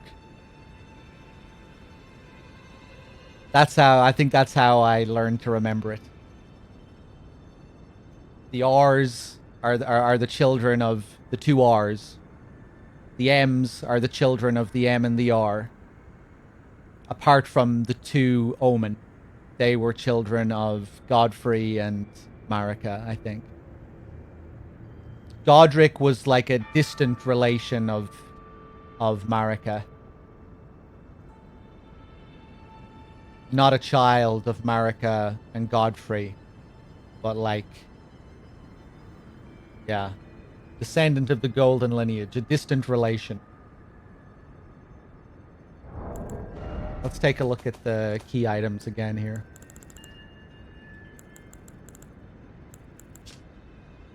Okay, so this is what we pick up off her flesh. Curse mark of death. Curse mark carved into the discarded flesh of Ranni the Witch, also known as the half-wheel wound of the centipede. This curse mark was carved at the moment of death of the first demigod, and should have taken the shape of a circle.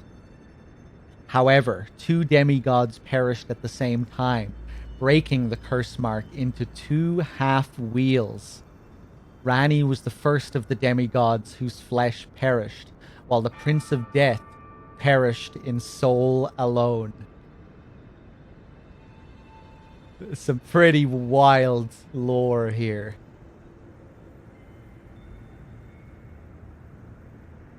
Some pretty interesting stuff here. also known as the half-wheel wound of the centipede, carved into the discarded flesh of Rani the Witch, carved at the moment of death.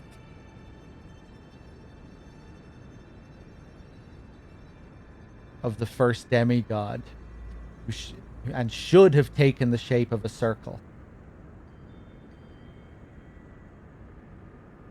However, 2 demigods perished at the same time, breaking the curse mark into 2 half-wheels. Rani was the first of the demigods whose flesh perished, while the Prince of Death perished in soul alone, so they both died at the same time. Rani's flesh and Godwyn's soul. Godwyn's body is still alive somehow down there.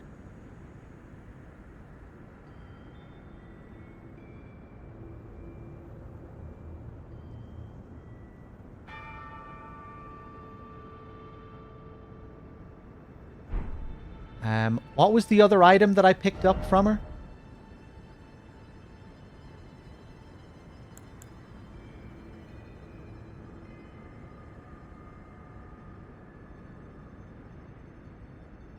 The Stargazer heirloom. Thank you. A talisman engraved with the legend of a queen. Raises intelligence. The young astrologer gazed at the night sky as she walked. She had always chased the stars every step of her journey. Then she met the full moon. And in time, the astrologer became a queen. So this referring to Rennala, surely. Queen Rennala, Rani's mother, who started off as an astrologer in her youth, gazing at the night sky as she walked, always chasing the stars every step of her journey. And then she met the full moon, and in time the astrologer became a queen, met the full moon.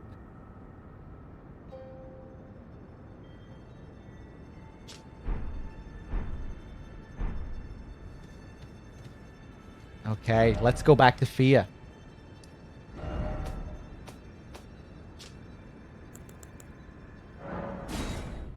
The Prince of Death's throne.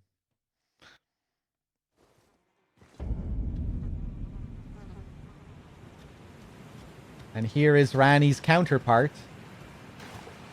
Here is the demigod who died, but in soul alone. His body here, still living, spreading its corruption through the land.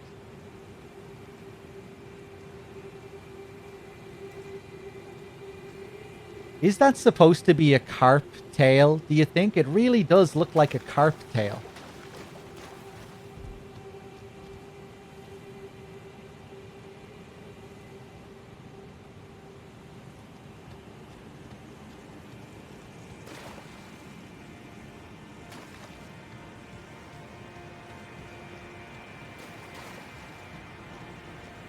Crazy design. Yeah, I love Godwyn's design here. Maybe the most disturbing part of the game for me when I stumbled upon it for the first time, walking from the entrance there, not really knowing what I was looking at, thinking that it had some weird cutesy mermaid face, which just made it even creepier, honestly. His golden, messy locks dangling down the side of his face.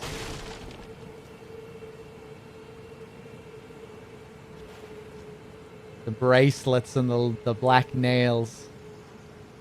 Why is that face below Stormvale as well? I think that's just another part of Godwyn. You know, he spread like a disease through the land, through the roots of the Erd tree. And I think those are other parts of him, roots that bursted through and spread over to Stormvale. You know, he spread all through the lands between.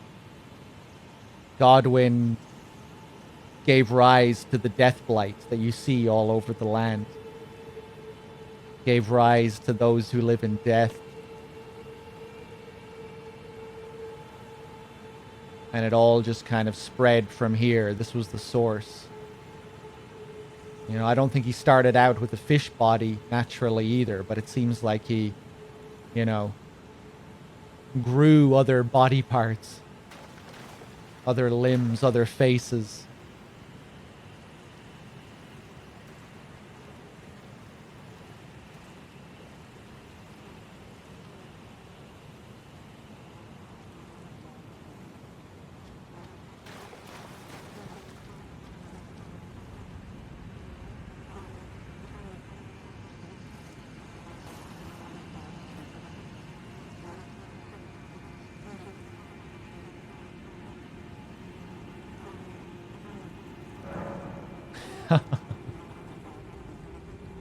Has such a different vibe now, the hugs down here with this music in this setting. So, the curse mark that we just picked up from Ranni's flesh. Fia needs it to bring her god back to life, to bring this guy back to life. Fully. She wants to usher in an age of death.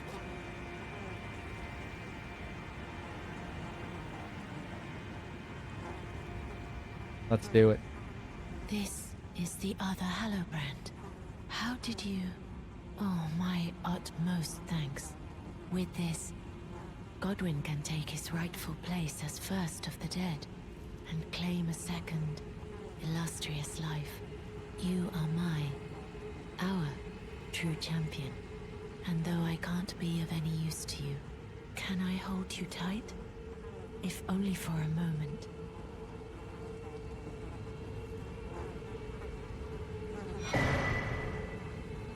A radiant Baldekin's blessing. Talk in secret. I will soon lay with Godwyn, and it will surely stir within me the new life of the Golden Prince, and first dead of the demigods, as the rune of those who live in death. Please, do one thing for me. Brandish this child, my rune, and take for yourself the throne.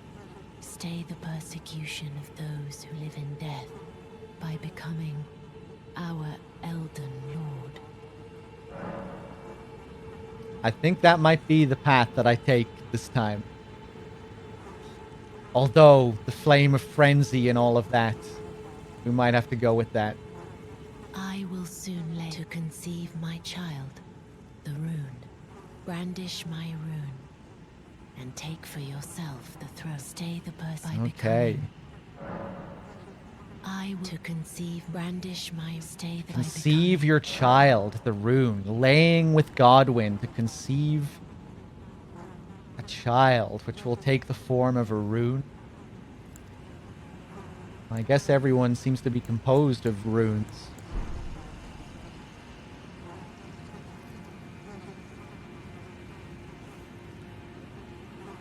So, on my first playthrough, I never came back to her after this point, did I?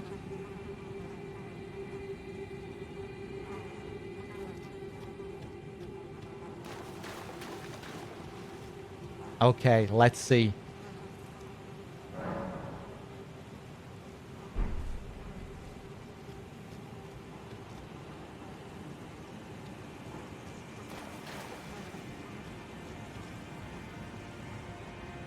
I guess we can't do anything yet.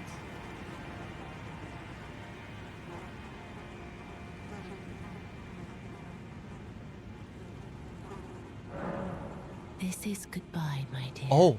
But I am satisfied. I choose to lie with Godwyn of my own will. Not the remains of one chosen for me. And I will bear a child who will inherit your warmth too. What greater blessing could there be but to be born a deathbed companion?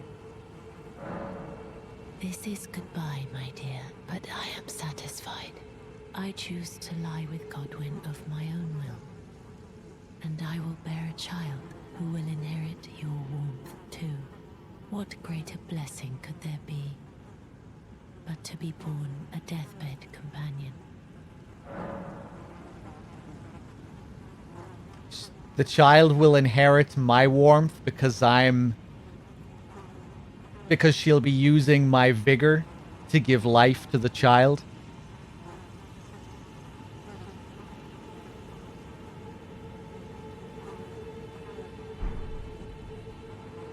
Literally taking your HP. Destroy the child. Kill them all.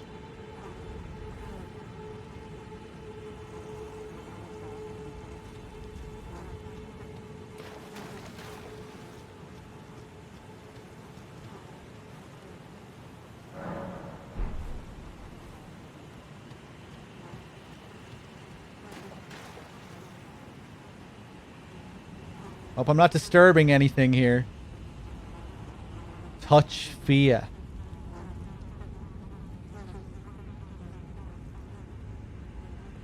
So now she's transferring the vigor over to him after restoring the wheel.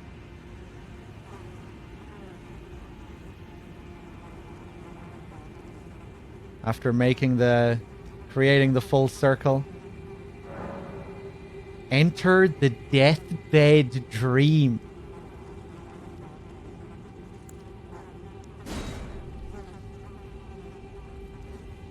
We're going inside her dream.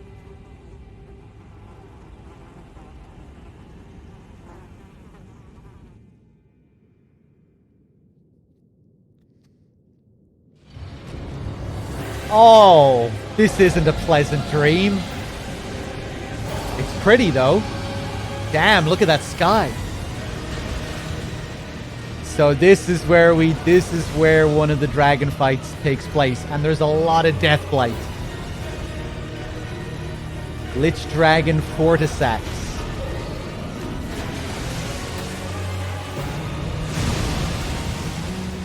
Okay, straight down the middle was a good place to avoid that.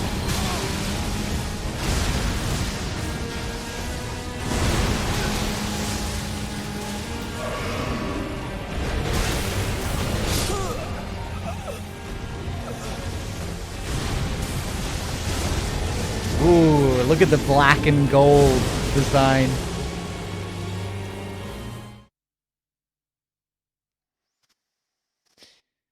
Damn, okay, well that's certainly a bit of a dream.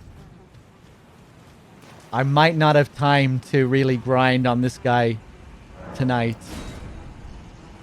But we'll have a few more attempts.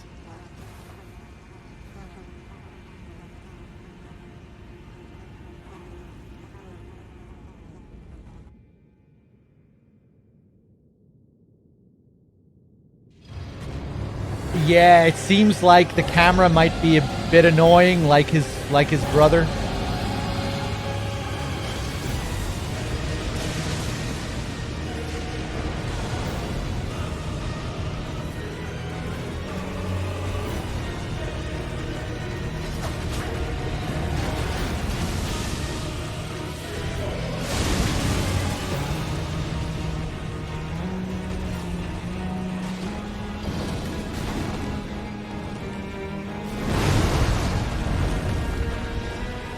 Okay. Oh, yep.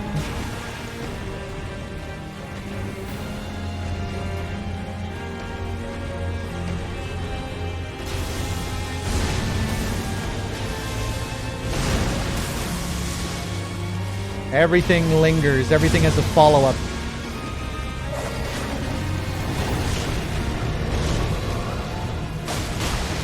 Ooh, I'm doing pretty tasty damage at least.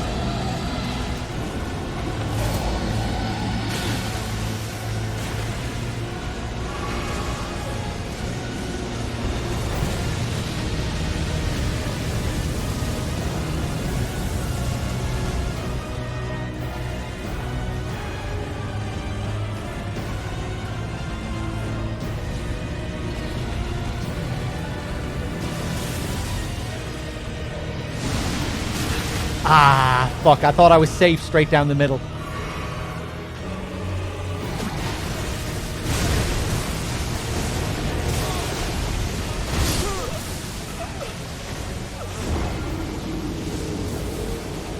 That sky is pretty, isn't it?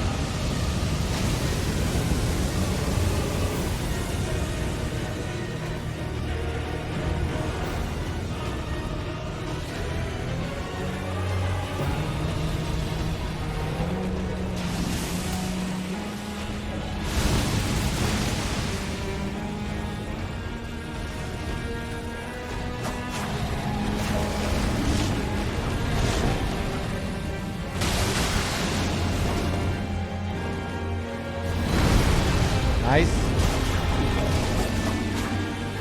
Get him! Get him! Oh, what the fuck is this?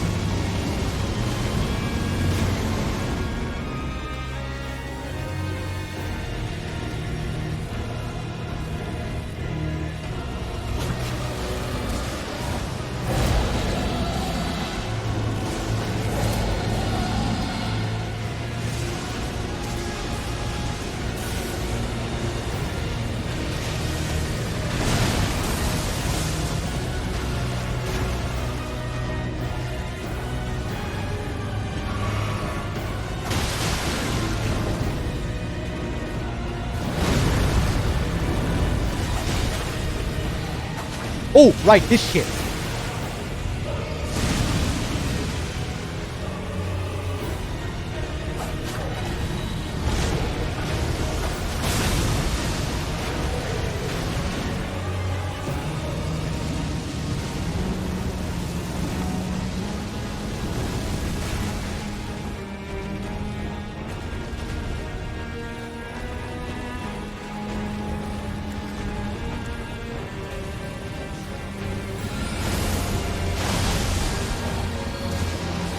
Yeah, sorcery will definitely be handy here, I think.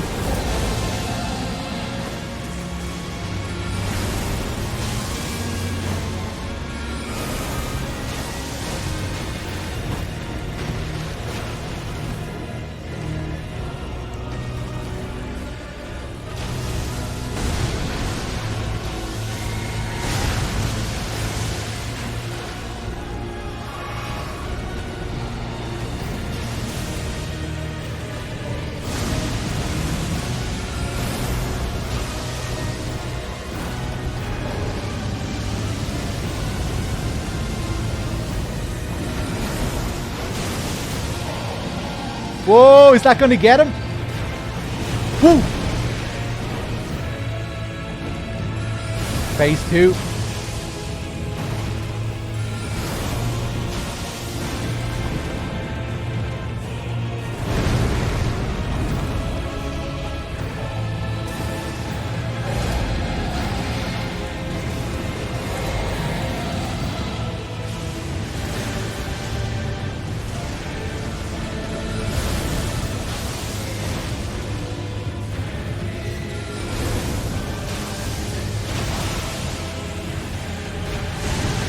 Whoa! Okay, okay.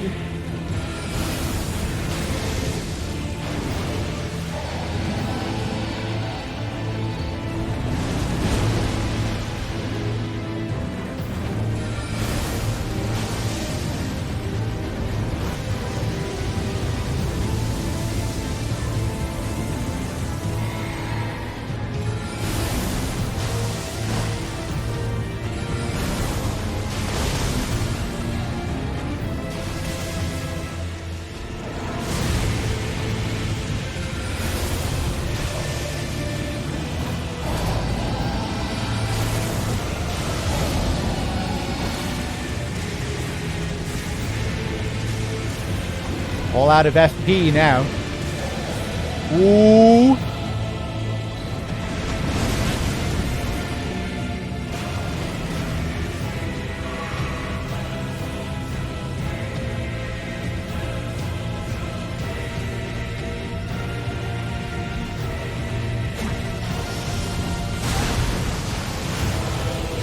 No, no.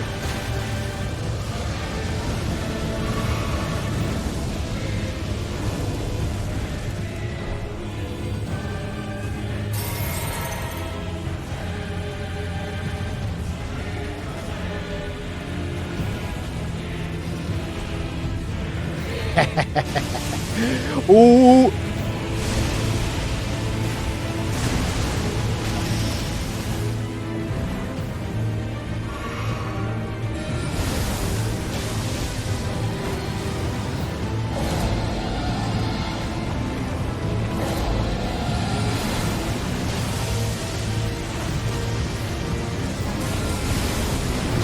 Oh no.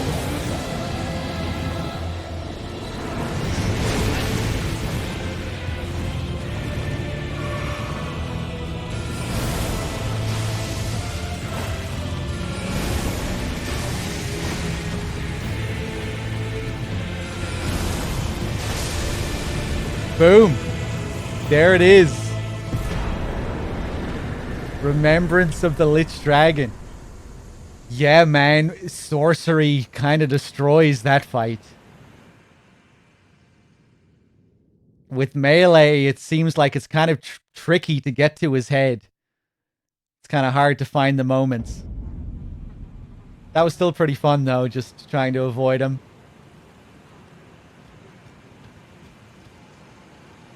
Let's take a look at the remembrance. Hold on 1 second. Cheers for the GGs.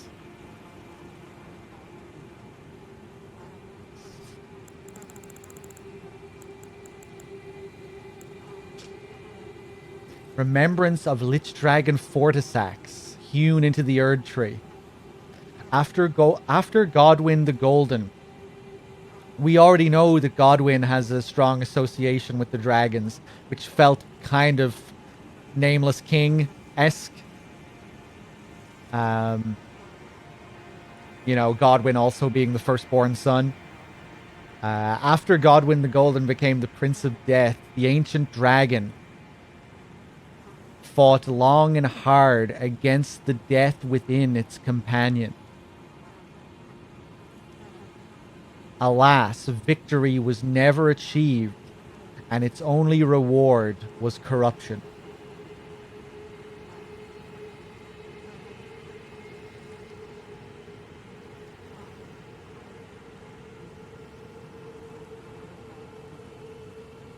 The ancient dragon fought long and hard against the death within its companion.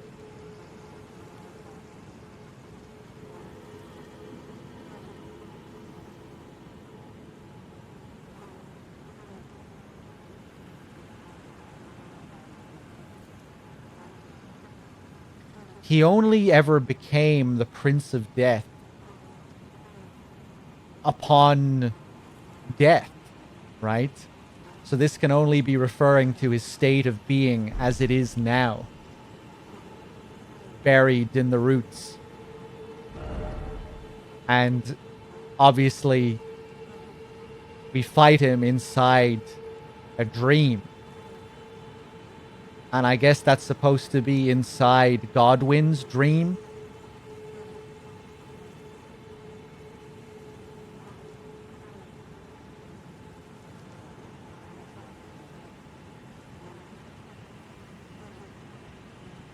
So was this just like the dragon that was inside him, the remembrance of the dragon in his consciousness, fighting against the death that was within him? Alas, victory was never achieved, and its only reward was corruption. And I guess that relates to the state that the dragon is in when we fight it. You know, he's all blackened.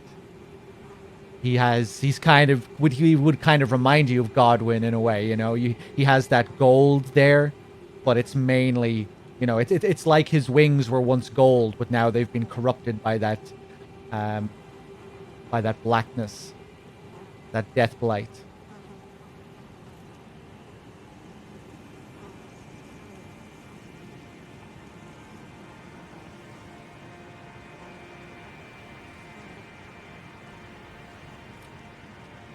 Its only reward was corruption, the dragon, yeah. But the fact that it was all inside a dream is interesting.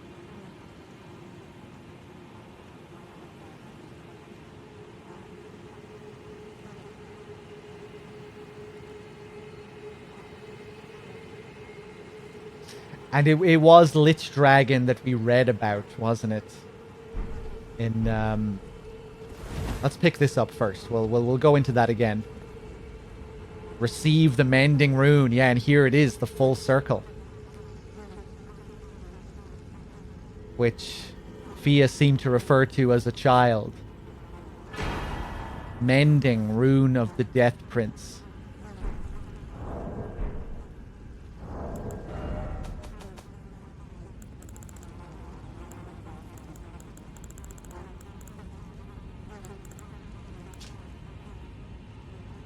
Cool. Rune. Gestated by Fia, the deathbed companion. Used to restore the fractured Elden Ring when brandished by the Elden Lord.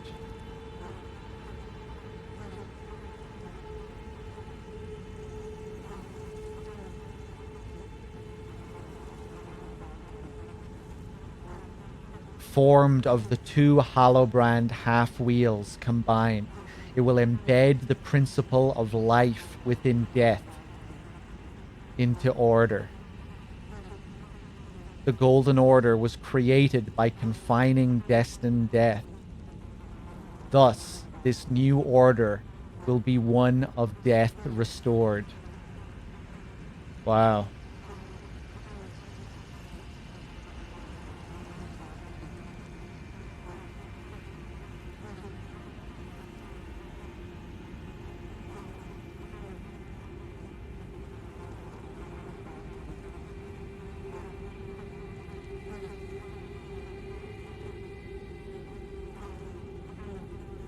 Okay.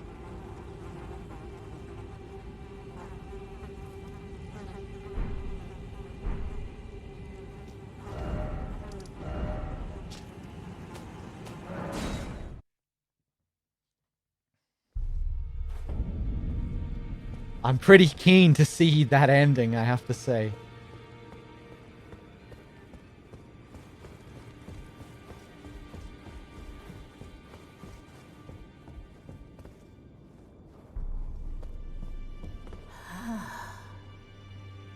You have returned. What is it?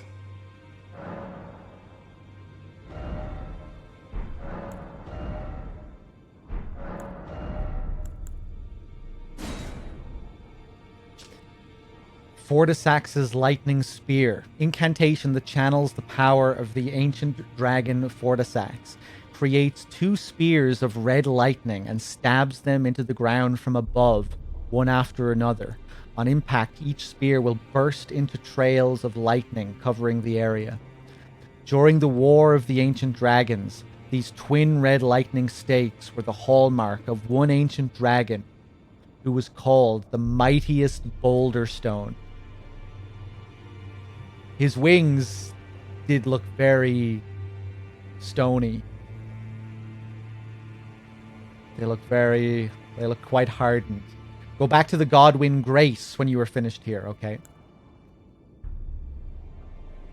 Incantation, Death Lightning. Incantation that channels the power of the ancient dragon Fortisax, now corrupted by death. Strikes surroundings with a storm of death lightning, inflicts death blight upon foes. Charging extends duration of the storm. It's said that this golden lightning was wielded by Godwin, who befriended Fortisax. Yeah.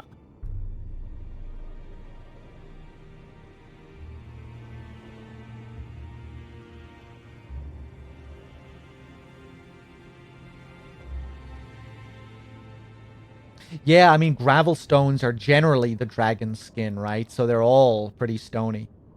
Oh yeah, Astel's stuff as well.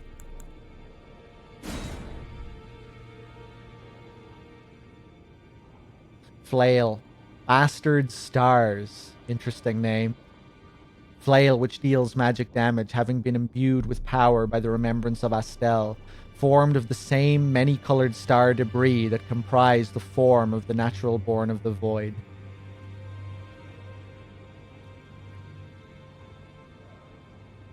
Nebula. Imbue the natural-born stars with magic to perform a sweeping strike. This attack leaves a dark cloud of stars in its wake that lingers briefly before exploding. And waves of darkness. Plunge armament into the ground to release 3 waves of darkness. Follow up with a strong attack to swing the armament in a sweeping strike. Usable on great axes, great hammers, great spears, and colossal weapons.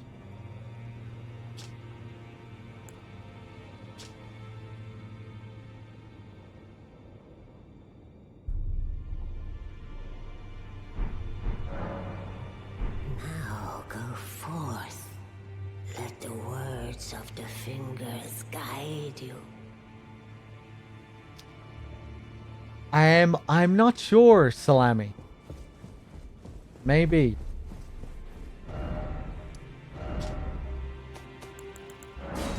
Okay, back to the throne.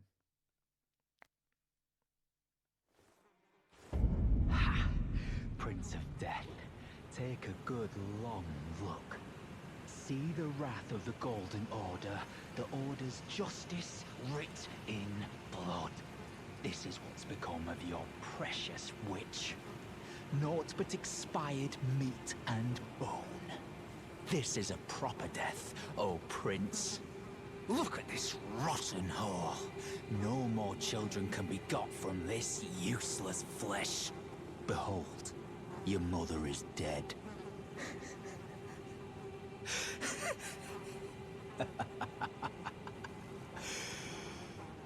This is revenge, you witch, and you ghoul. This is the wrath of D. Very Alfred, yes.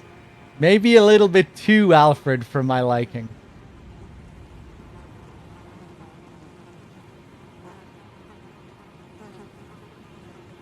But she was pretty Annalise-esque as well. Like Cool Man was saying. Look at the Chad pose. Yeah, look at that pose.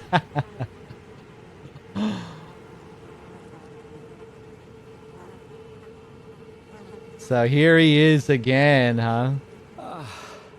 Hello. The rotten witch is dead. The Golden Order unsullied. Now I can look my brother Darian in the eye.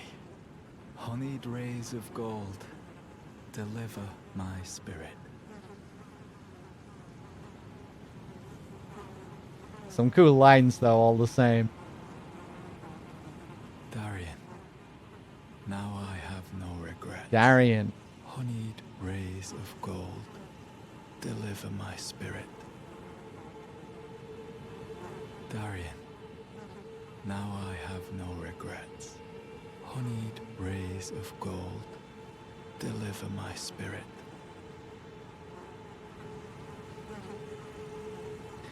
I was thinking about attacking him.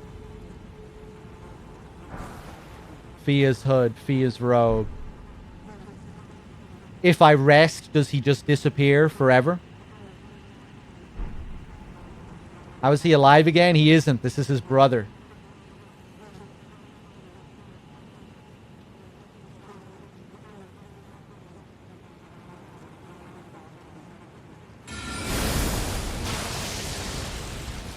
Oops. What's the meaning of this? Has she bewitched you?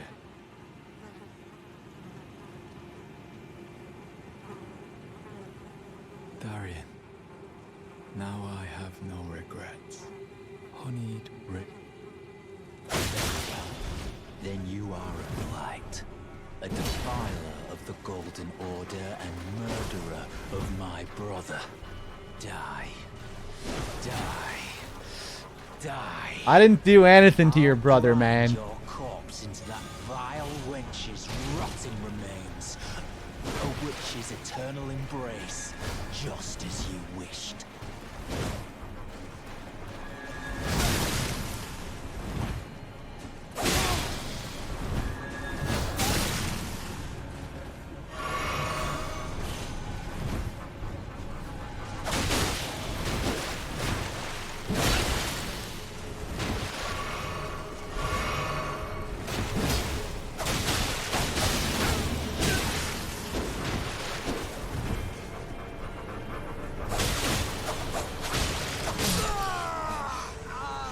How could this? Forgive me. Darian.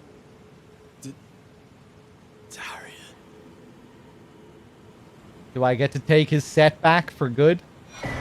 Yeah. Oh, but with the sword this time as well. Inseparable sword.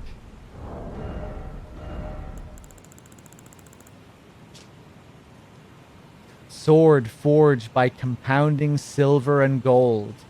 A sacred weapon to hunt those who live in death. Deals holy damage. The inseparable twins found solace in the Golden Order. The only institution not to revile them as accursed beings. The irony.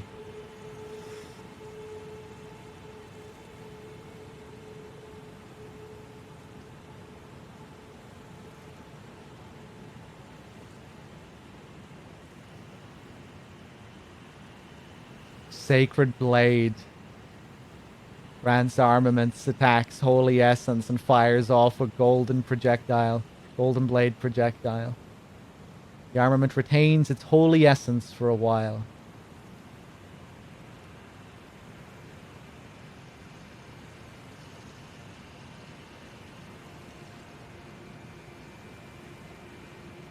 The only institution not to revile them as accursed beings.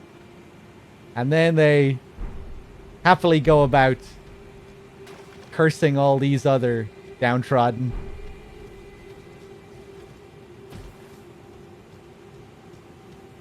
No problem slaying the new accursed beings on the block.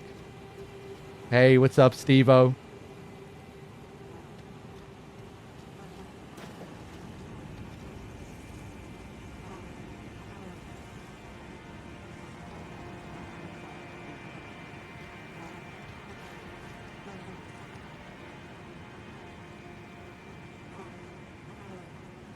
Is there anything particularly interesting about Fia's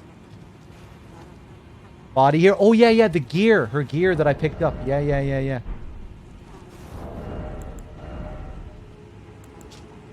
Hood of black cloth that covers the whole head. Worn by Fia, the deathbed companion, on her journey after being exiled from her home. The fabric itself is soft as silk.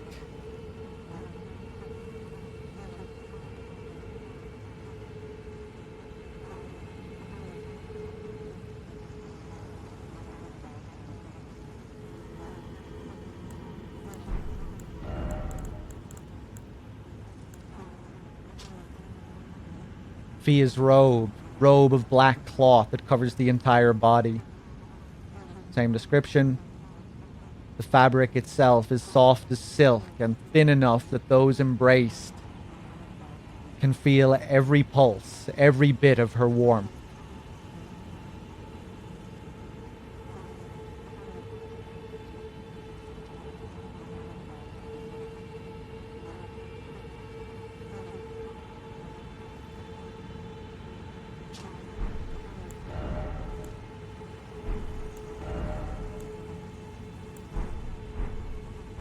Okay.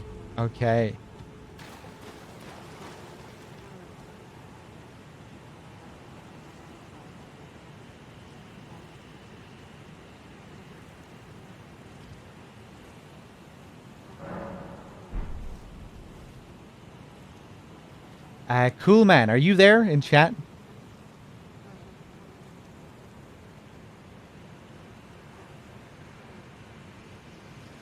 I'm curious about the parallels that you're seeing between Fia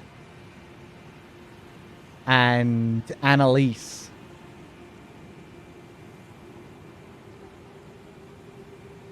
The I feel like there might be a parallel between like the spreading corruption that you take from her and maybe the exchange of vigor as well, the vigor that we give to her. Could we compare her status as a vile blood to Fia in some way? Well, Fia isn't really, she isn't those of one of those who live in death. She's just a tarnished now, right? But maybe before she was a tarnished? I don't know. Yeah, I'm just curious what were the main parallels that you saw between the characters?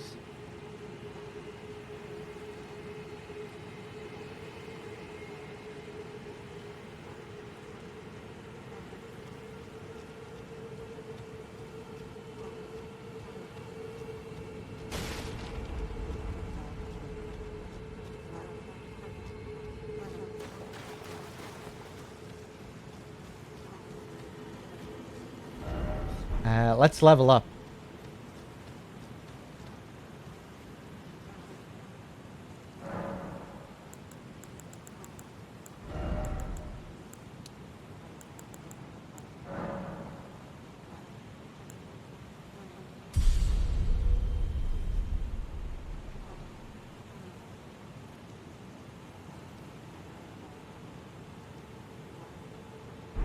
Interesting how he referred to her as a whore as well. D there. I guess given that she lays with people and it's seen as like a kind of sexual act, the transference of her vigor and all of that. So there's that sexual element that's implied that they would share as well, right? Annalise and the Vile Bloods. They were condemned for their sexuality. Well, that's made more explicit in Japanese, I remember you were telling me. Seems like D's dialogue here may have been less censored with the language he was using, you know, calling her a whore there. It's mainly that they're female characters who are played as sensual. Yeah. I was going to say that. You can just off their personalities. Yeah, they do speak very similarly and they do have that sensual kind of feeling about them, while also both being shunned as these corrupted, or, you know, swearing allegiance to corruption or being corrupted themselves.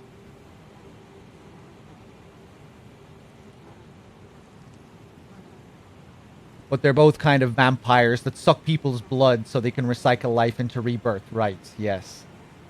He calls her rotten and shit as well, so that's a tell that she's impure the same way Annalise is. The same language is being used. The dialogue there was a lot more like the Japanese for Bloodborne. Yeah, that's what I was thinking of. Yeah, no, I was just wondering, because when you, like, even before we got the scene with Dee there, you were saying, oh, she's a lot like, she's like a nicer version of Annalise. And, yeah, I was just curious what parallels you were seeing. So I definitely did get that same impression about just their, you know, how sensual they were, but I thought you were probably seeing more than I was. You were probably seeing other parallels that I missed. But yeah, I didn't really think about the transference of vigor in that kind of vampiric sense. But it just, it did remind me of, you know, when you put your hand out and Annalise whispers, feel the spreading corruption burn or whatever. That did kind of remind me of how soft Fia gets as you transfer your vigor over to her when she gives you that hug. When she hugs you.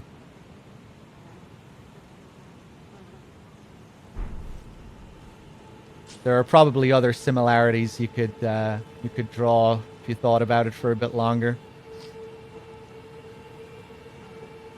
But yeah, all the same, even though the parallels are kind of interesting, I'm not sure how I feel about them reusing that scene so strongly. Like you were saying, in Bloodborne, it really felt like it was a shocking inversion of Solaire. You know, you meet Alfred and he has these similarities to Solaire when you meet him. oh, you know, he's all friendly.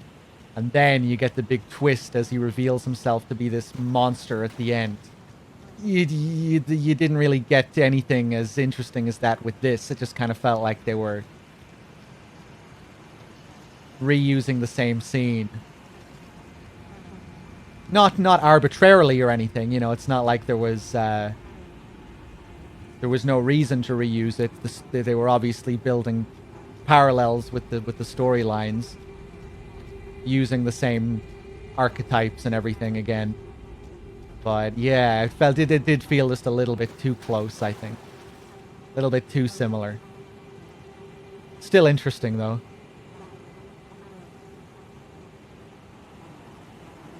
When she says burn in Japanese, it can mean to arouse or excite too. Ah, okay.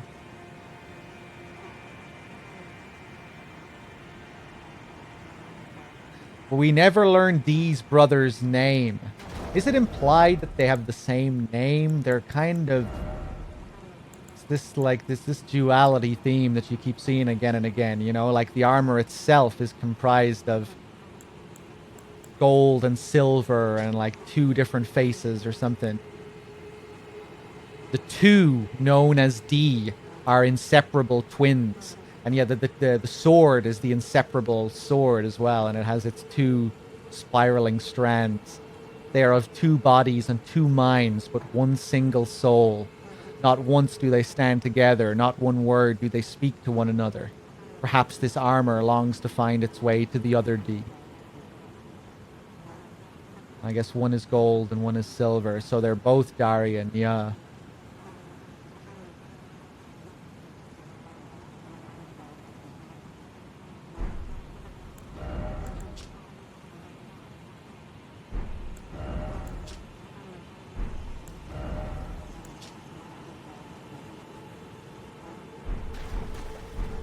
Okay, cool.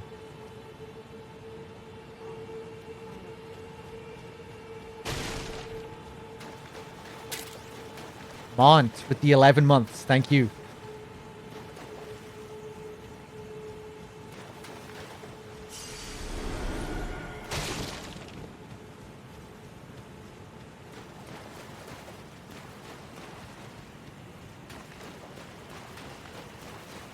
Sort of reminds me of Lautrec's armor. Yeah, I can see that. Okay, guys, I think we might wrap it up there for now. Thanks for being here. It's always great doing these lore playthroughs and hearing everyone's ideas. And with the second playthrough, it's been lots of fun seeing new stuff like we just saw now. I didn't see any of this on my first playthrough. So yeah, really interesting to dig into it a bit more. I hope you've enjoyed it. And yeah, maybe you learned some new stuff as well, or started thinking about things in a different way. If you kill the other D in the world, when you first find him in Limgrave, he gives his name. Ah, okay. But yeah, guys, thanks for watching. Thanks for being here, and we'll continue this sometime soon, I'm sure. Cheers, everyone. Take it easy. Peace. I'll see you soon. Thanks for watching.